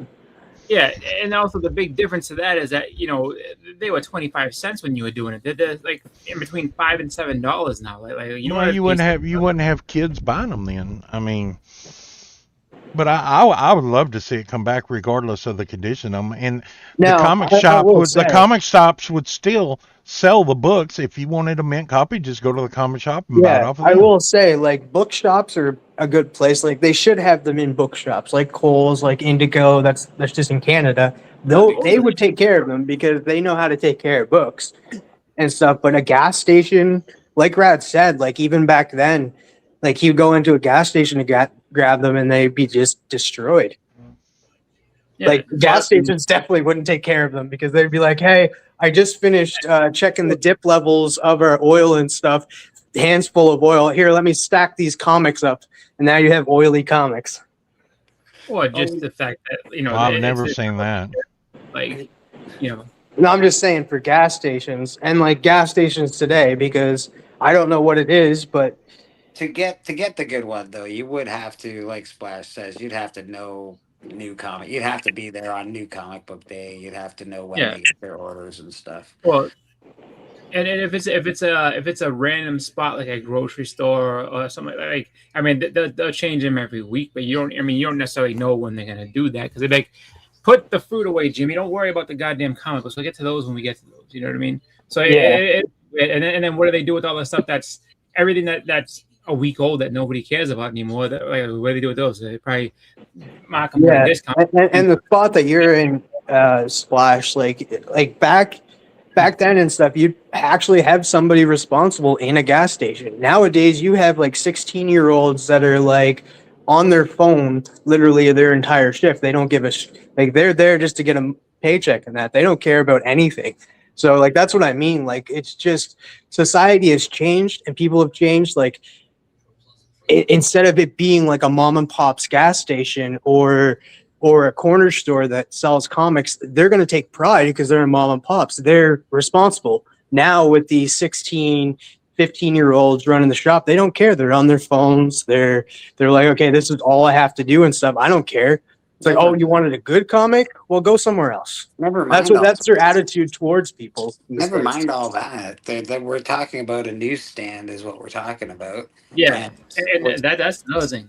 Like Marvel did a brilliant thing by saying no more newsstands. You can't send back what you didn't sell. We're not going to give you money back for them. You own them. You have to buy. I think if comic books were more available in other places, that would hurt comic shops, and we would see a lot. It would do that. Absolutely. That's so I would not want that because I like comic shops. Yeah, they care about the books more than. That's why we get these inflated numbers is because of comic shops. Comic shops can't send back their product like they used to. I gotta make a call. I'll be back. Yeah, comic shops have to buy the product and have to keep it. Newsstands, you used to be able to go, okay, I bought this many, I only sold 10 of them. Here's 50 of them back, and get your money back. They've stopped that. That's what we're asking to come back. We're asking newsstands to come back, which then we're asking for way lower sales data. I'll guarantee you. Beckerman, you know what I meant, and stuff. Like I get that. Like we're there for a paycheck too, but what I mean is like there's some people that are they go there just to get the paycheck. They don't actually put the work in for the paycheck. Yeah. There's people that are they just show up to work, to hang out. It's the facts. No, but I think that as far as that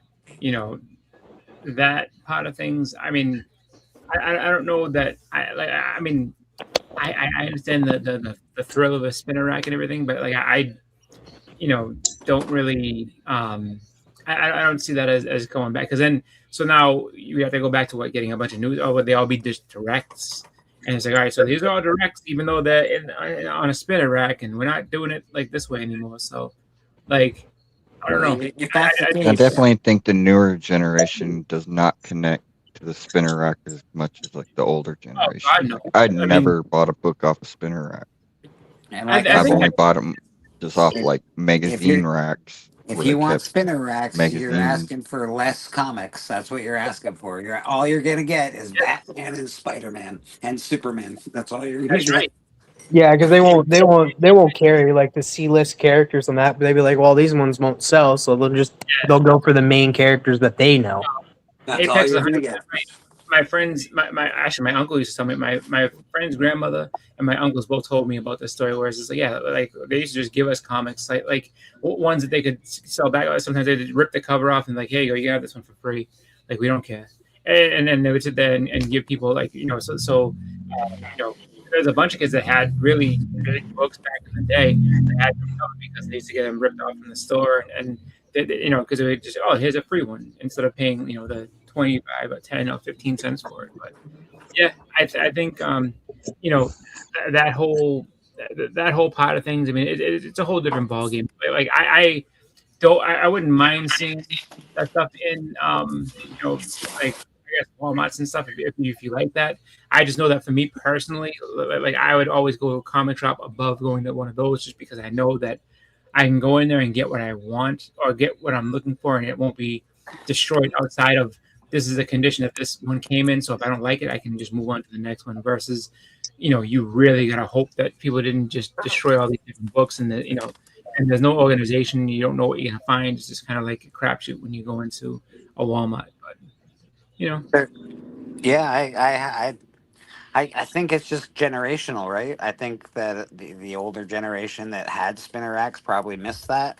I never got that. So, like, there were spinner racks when I was a kid. I just wasn't allowed to collect comic books back then. So, I only know of getting the pull list and being at a comic shop. So, I don't know. yeah, no, I mean, I've seen them. I've seen them in like different places and stuff like that, like corner stores and things like that. I've seen spinner racks before. I mean, obviously, I've seen them in comic shops now. They're like, oh, like we put stuff on the spin rack just because we want But I've seen them way back in the day. Actually, it's funny. I remember there was a spinner rack that was for comics, but they put like candy bars and shit in there and like bags of chips. I'll never forget that. Bags of chips in the slots, and like Archie and Batman and stuff like that. And there's like, here's a bag of Doritos, and here's some Frito-Lays, and I was like, aren't you supposed to have comic books in there? Like, yeah, we don't do comic books anymore. But you want a bag of chips? Spinner racks technically ruin your they do give spine ticks on a certain spot. Like they have to be put in there right and stuff. But Yeah, I have a spinner rack right here, and it doesn't give any spine ticks. They're beautiful. But it's a really good. It's a really good spinner rack, though. oh, those kind, yeah. I'm talking about the ones with like the bar that goes across the middle. Yeah. You know what I'm talking about? Like it goes across the cover. Yeah, if you leave it there too long, you have to like change them out on a regular basis. Yeah. But, And then of course, like again, you know how to put them in there and stuff. Like if you get a worker that doesn't know how to put them in there, puts them in wrong, and then you have people taking them in and out and stuff, like kids or even adults, and that's when the issue arises.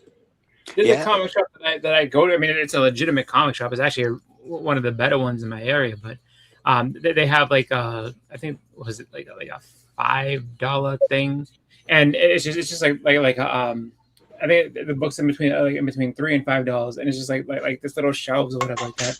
And people, I mean, they don't just pull the books out and be like, oh, let me flip through these and see what they. Nope, they bend them down. So like everything that's like in the front of it is all fucked up, and I'm like, you can't sell these for $5 anymore. Like people are destroying these stupid things, looking at them. I got that thing over there. It's not a spinner rack, but it's like a I don't know. Yeah, I mean, that's pretty cool for comic stuff. They stay nice and flat. It's pretty cool, man. Well, guys, I've got to go over to my dad's. Oh, yes, Father's Day. What are you Yeah, doing? I got What are through you with my doing? mowing, so I was taking a break, and What are you doing for your dad on Father's Day, Monty? I'm gonna go over there and visit him, and I haven't figured out he had said something about spaghetti. Kitty. So I may take some stuff over there and cook him some spaghetti and meatballs.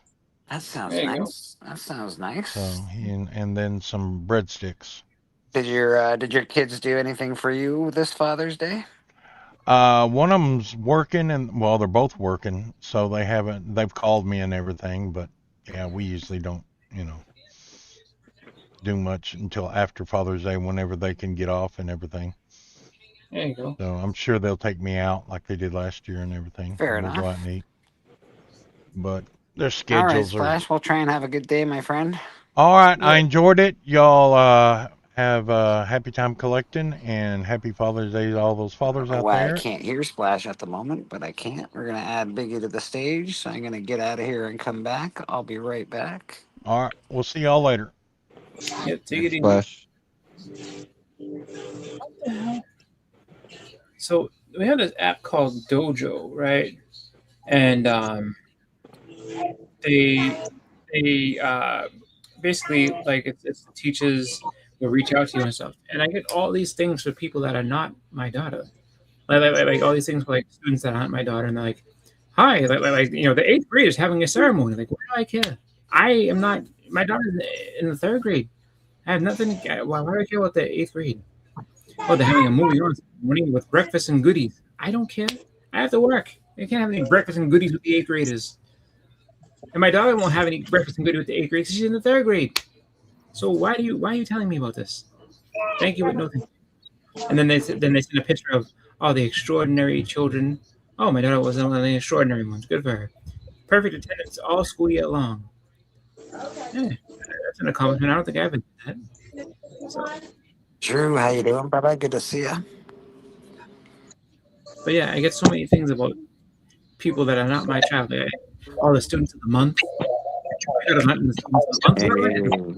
Congratulations to the students of the month. Allie's not one of them, but and then just all these different things, and they keep showing me all these, they're doing great. Yeah, good for them. We got MT dropping some love for Comic Book Church. I don't know what that noise is, but that's weird. Is somebody listening to something while we're... Well, I've muted my mic, so I don't think it's me. Yeah, I don't think it's you either, Biggie. I have no idea what's happening, but we're going to give MT some love. Thanks, brother. I appreciate you. Those are hot dogs, right? Yeah. Want one? Yeah, I'd love one. That'll be $2. Check. Yeah, but it's a good check. Get out of here. I work on a cash-only basis. But it's a perfectly good check. No! I'll make it very clear. You slip me the cash, and I'll slip you the wiener. But I don't have any cash. Then I don't have a wiener! Thanks, MT. I appreciate you, brother. And threw that shit right in the trash. You look so sad too. It's just like, how dare you? Made me waste this wonderful hot dog. Now it's gonna go in the trash and no one's gonna eat it. It's your fault, your stupid check. It's getting late, but we will be, or I will be. Hudat won't be there tonight, but that's because he's partying it up in California today. He's going to Alaska, I think, tomorrow, so that's fun for him. But I'll be on Astonishing Auctions tonight. As you can see normally behind me, except for right now, because I'm not there. Right behind me, you see all the books that are for sale. I've got them priced now just for MT, to make MT happy. I put price tags on all my books. So you can see what's going on back there. Should be a fun time. I know there's some other auctions going on with our friends tonight, but you know what? Come support us on Astonishing Auctions. Appreciate that. What do you guys got going on with yourselves? What are you watching over there?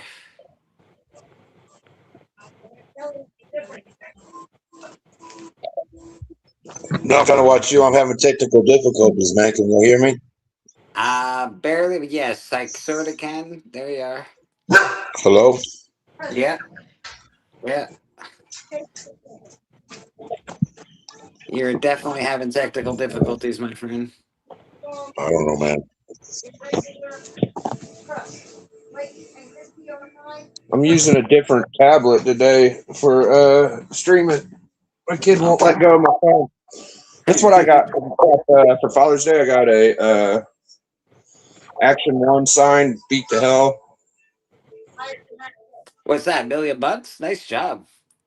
Oh yeah, it's a one of one, and they got a couple back issues. They got an X Factor book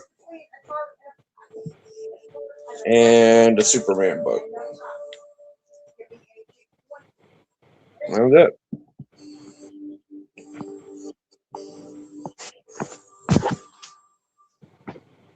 Y'all still there?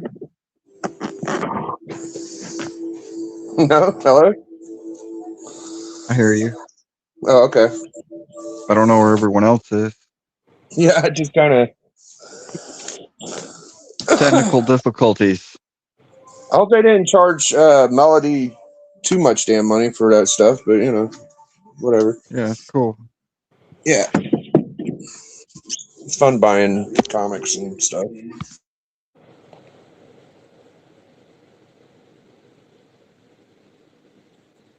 Yeah, did you hear I'm getting the first Sentinels?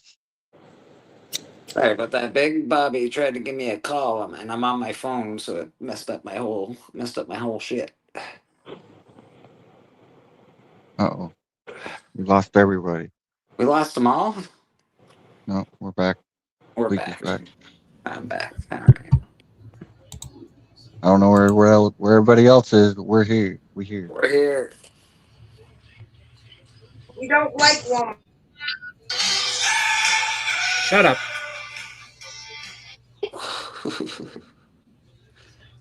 Like, so then look at one thing on Facebook, all of a sudden, like, you know how if you're trying to like just look on Facebook and somebody has something, you know, a post or whatever like that, and you think, oh, and you scroll up, and all of a sudden it's just a blast of whatever. It's like, can you not blast music right now?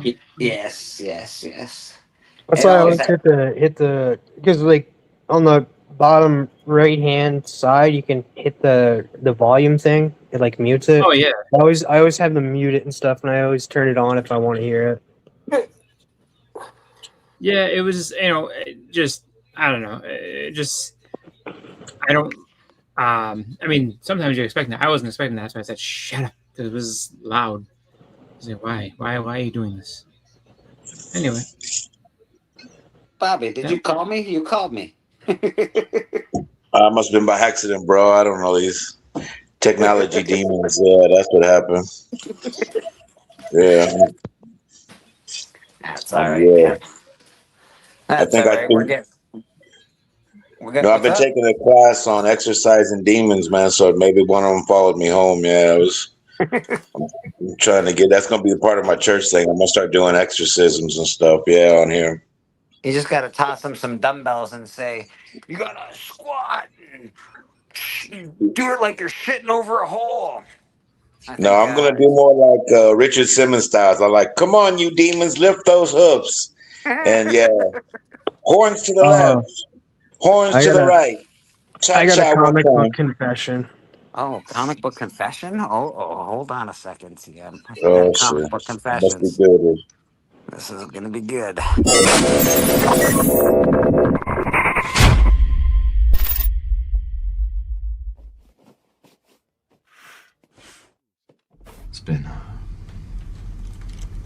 It's been too long since my last confession. And what have been your sins, my son? Well, Padre, I don't want to keep you up all night, so I'll just fill you in on the latest batch. You can't handle the truth. So I'm getting a few trades in the next little bit. Probably not for a long time. And one of those was A High Cost of Living, which I've never read, which I'm excited to read, and that it's the death story and stuff. It's really good. But unpopular belief, I have never read a Green Lantern book. Ever?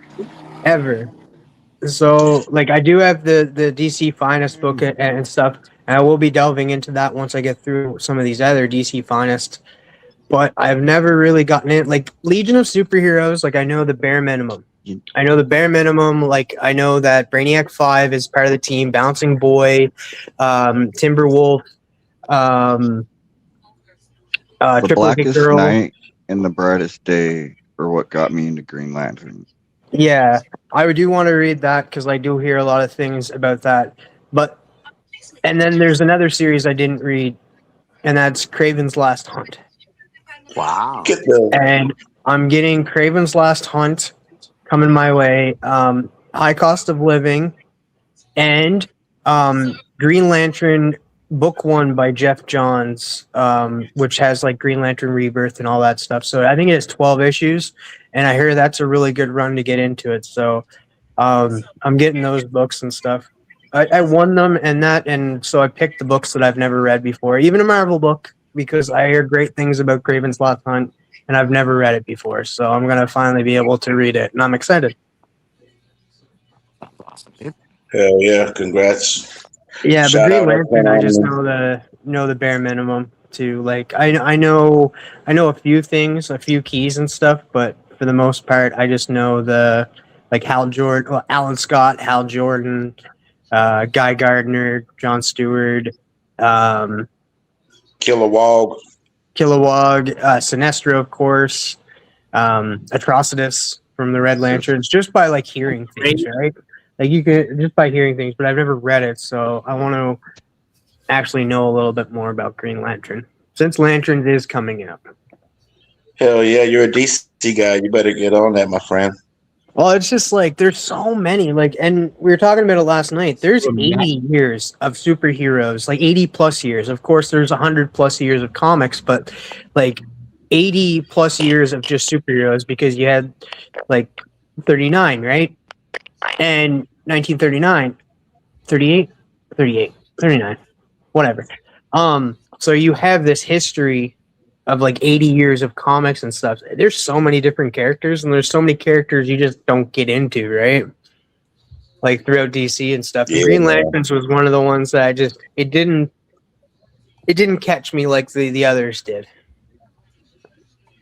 That Legion of the Superheroes, they used to freak me out as a kid. Yeah, when I was a kid and I first learned about the Legion, because the artwork, was like Kirk Swan, and it was like they were like from the 50s, but then they were supposed to be from the future, and then they all had weird names like Sun Boy and Lightning Lad and Chameleon Boy. Like with Lightning Lad and stuff. Saturn Girl. Like Timberwolf too. Timberwolf, and then Karate Kid, Bouncing Boy, Triplicate Girl, Brainiac 5. Like I know the names and stuff, like and that, but that's where my knowledge. The Dynasty. I don't know that one. But Dawn Star, that was like the first American Indian Legionnaire, yeah. But Dawn Star. Spoiler alert, he dated a triplicate girl, and then and one of her triplicates died. Now she's dual damsel. So that's So they get freaky deaky over there, Oh, get out of here, Drew. Get out of here. Everybody loves Hereditary. But this is cool, man. I like the Keith Giffen when he was on Legion of Superheroes around that time. Those are some good stories. The Dark Side Saga, man. If you get a chance, check that out, TM. So I do like Keith Giffen. Like of course Justice League International, right? Yeah. And a lot of Lobo. But there's always new things to learn. There's always characters you just like, and it's just funny too, because like he is a popular character, Green Lantern and stuff. I just never got into reading it and stuff. I do want to read Blackest Night as well, though, which Rad brought up and stuff. That seems like a good event story. So, Blackest Night was better than Brightest Day, but they kind of go together real well. So does he have to do some kind of penance now that he's done the confession, or is that just... No, confession's good enough. He's done it in public. That's sort of a penance on its own. To have to confess to the community what you've done, like I think what was my confession? I'm not a huge fan of Clockwork Orange. I think it's a terrible movie. Shame. Man, Drew didn't like Green Lantern. Doesn't like Green Lantern books. Well, I mean, Green Lantern was never one of DC's most popular characters. I'd for sure say he was bottom tier. But that's what I liked about him. Like, I always liked the underdog. I always, when people Me go too. right, I go left. So I like the C-list character. Like I love the Question, man. Not a lot of people like the Question. I love the Question. Depends on what question they're asking. It's a mean question. Depends on the question. I found these in the Books, Night Stalkers. Yeah, Night Stalker newsstand number 4, man. I found that in the cheap bins. I stopped at half price, man, but I found that this is a foreign image book, and man, that's cool. Yeah, I like finding foreign language. Yeah. Those are sweet. And here's your Kevin Smith on Green Arrow. Yeah, There you go. Yeah, great story. Quiver. Yeah. Phil Hefner and Andre Parks, man. I run into them sometimes, so maybe I can get that signed. Then they had these ones in the $2 bin. Yeah, that's the new Wonder Woman run by Tom King. That's surprising that it's in the dollar bin. Did I freeze or did he? I think he froze. Yeah, it's surprising Is those that a are in the prison? dollar bin. looks like a prison. Might not be though. I like the foreign Spider-Mans because it's always like die speared there or whatever. However they say spider, it's I don't know. Like yes, die spider. Die Speeny. Yes, die Speeny. That's what it is. Yeah, it's awesome. In German for some reason, Russian. There's some really cool like Russian covers that are like like the 300 is different and things like that. They're a little different. Who did that cover, Bobby? Which one, bro? This one? That Wonder Woman? Yeah. Yeah. That's not prison. I don't know who did that. No, I'm not sure. It's real small right there. I have to look it up, but yeah, it's a tiny little. I don't know. Yeah. Don't worry about it, brother. What Yeah, issue you're is good, it? man. It's not that old. This is like a recent book, but man, Yeah, this one it's- right it's here from was. the Tom I got King this for run. $2, man. I like that. Yeah.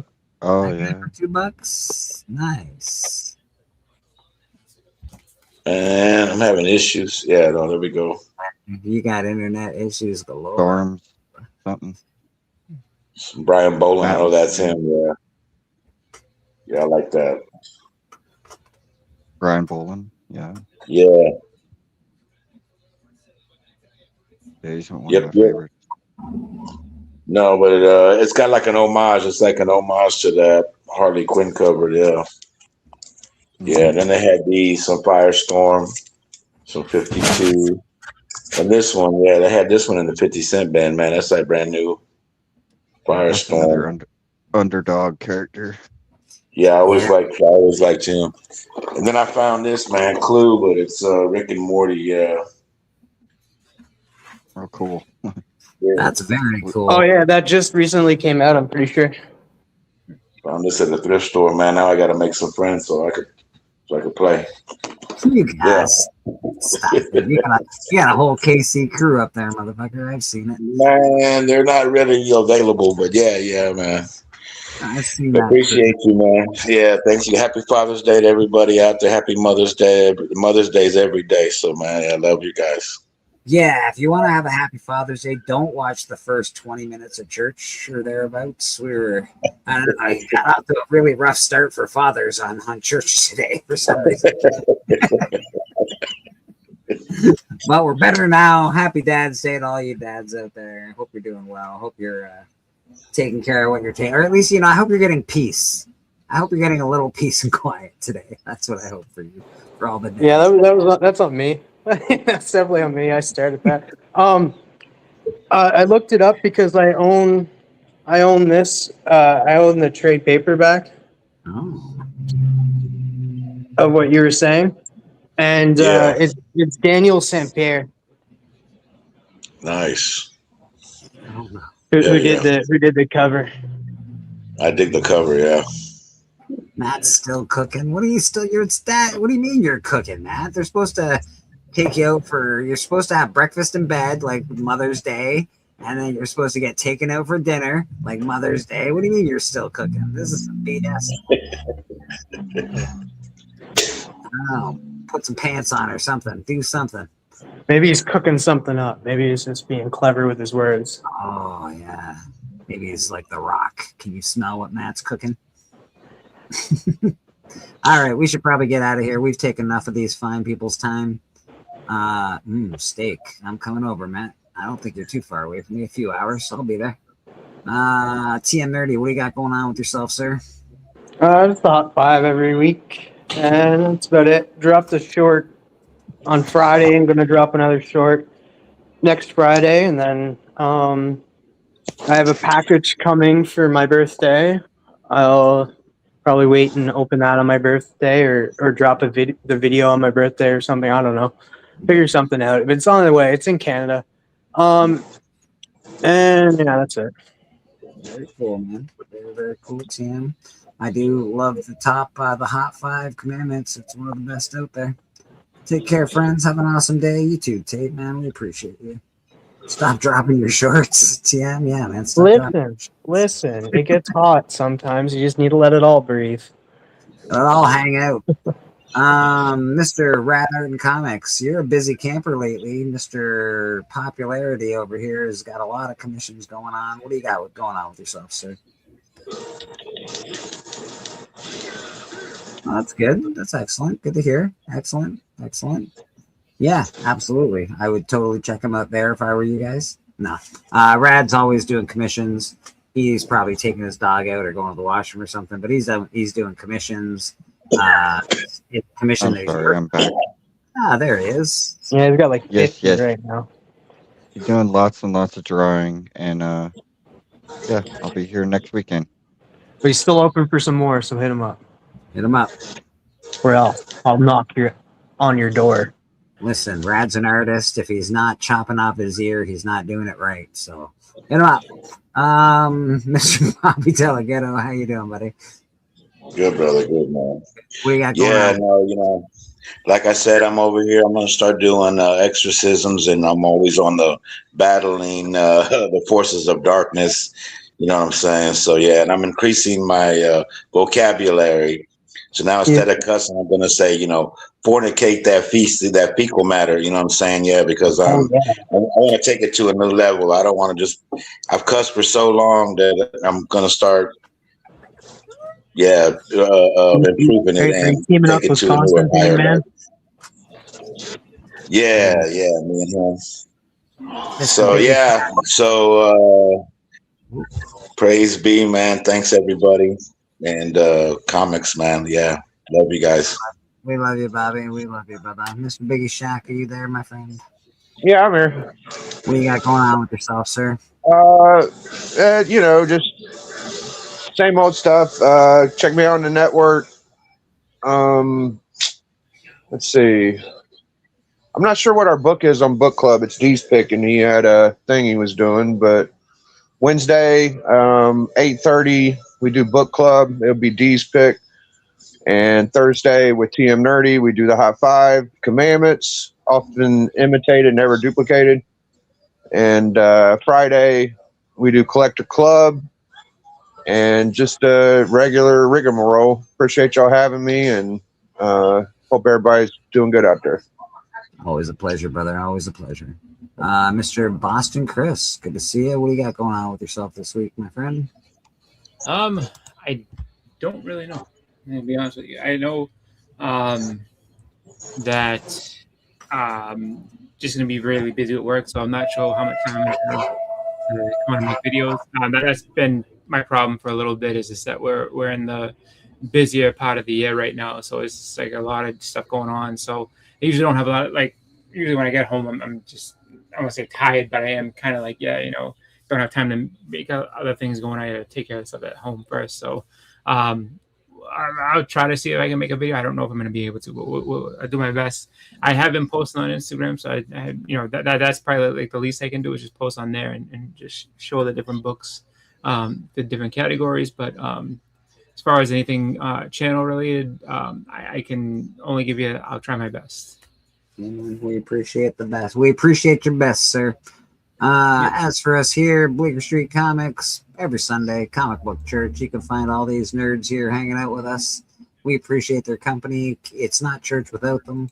So, Chris, Biggie, Rad, TM, Bobby, it really isn't church without you guys. So, I appreciate you guys coming on, man. I try to drop videos, but much like Chris, I work a lot and I'm tired, and then I just don't. But we do the live every Sunday. If you do want on, just let us know. Let me know. Let someone on the panel know. We'll throw you a link. I don't put them in the chat anymore, but I don't mind giving them to you on Instagram if you need one, or if you want it on an email or something, I can do that as well. So just let us know. Yeah, man, church, we're growing a little bit at a time. A few more subscribers every time we do a show. So we're on the road to 1 million. Keep pushing Comic Book Church, and we appreciate all your help. Thank you everybody that donated today. That's really generous. Tan, you're always really, really kind. And you won the prize today. So bam, you win. Appreciate you, brother. Have a great day, everybody. I'm excited for a Bleak 6K follower giveaway. Brenda, sorry. Yeah, man. You don't even know what I got planned for the 6K giveaway. It's going to be amazing. It's going to be amazing. We're going to get there eventually, but the 6K giveaway, it's going to be amazing. We might get kicked off of YouTube forever. Who knows? 400K, yeah, man. 400K, yeah. Okay. You know, it's going to be all sorts of terrible, terrible things. All right. Have a great day, everybody.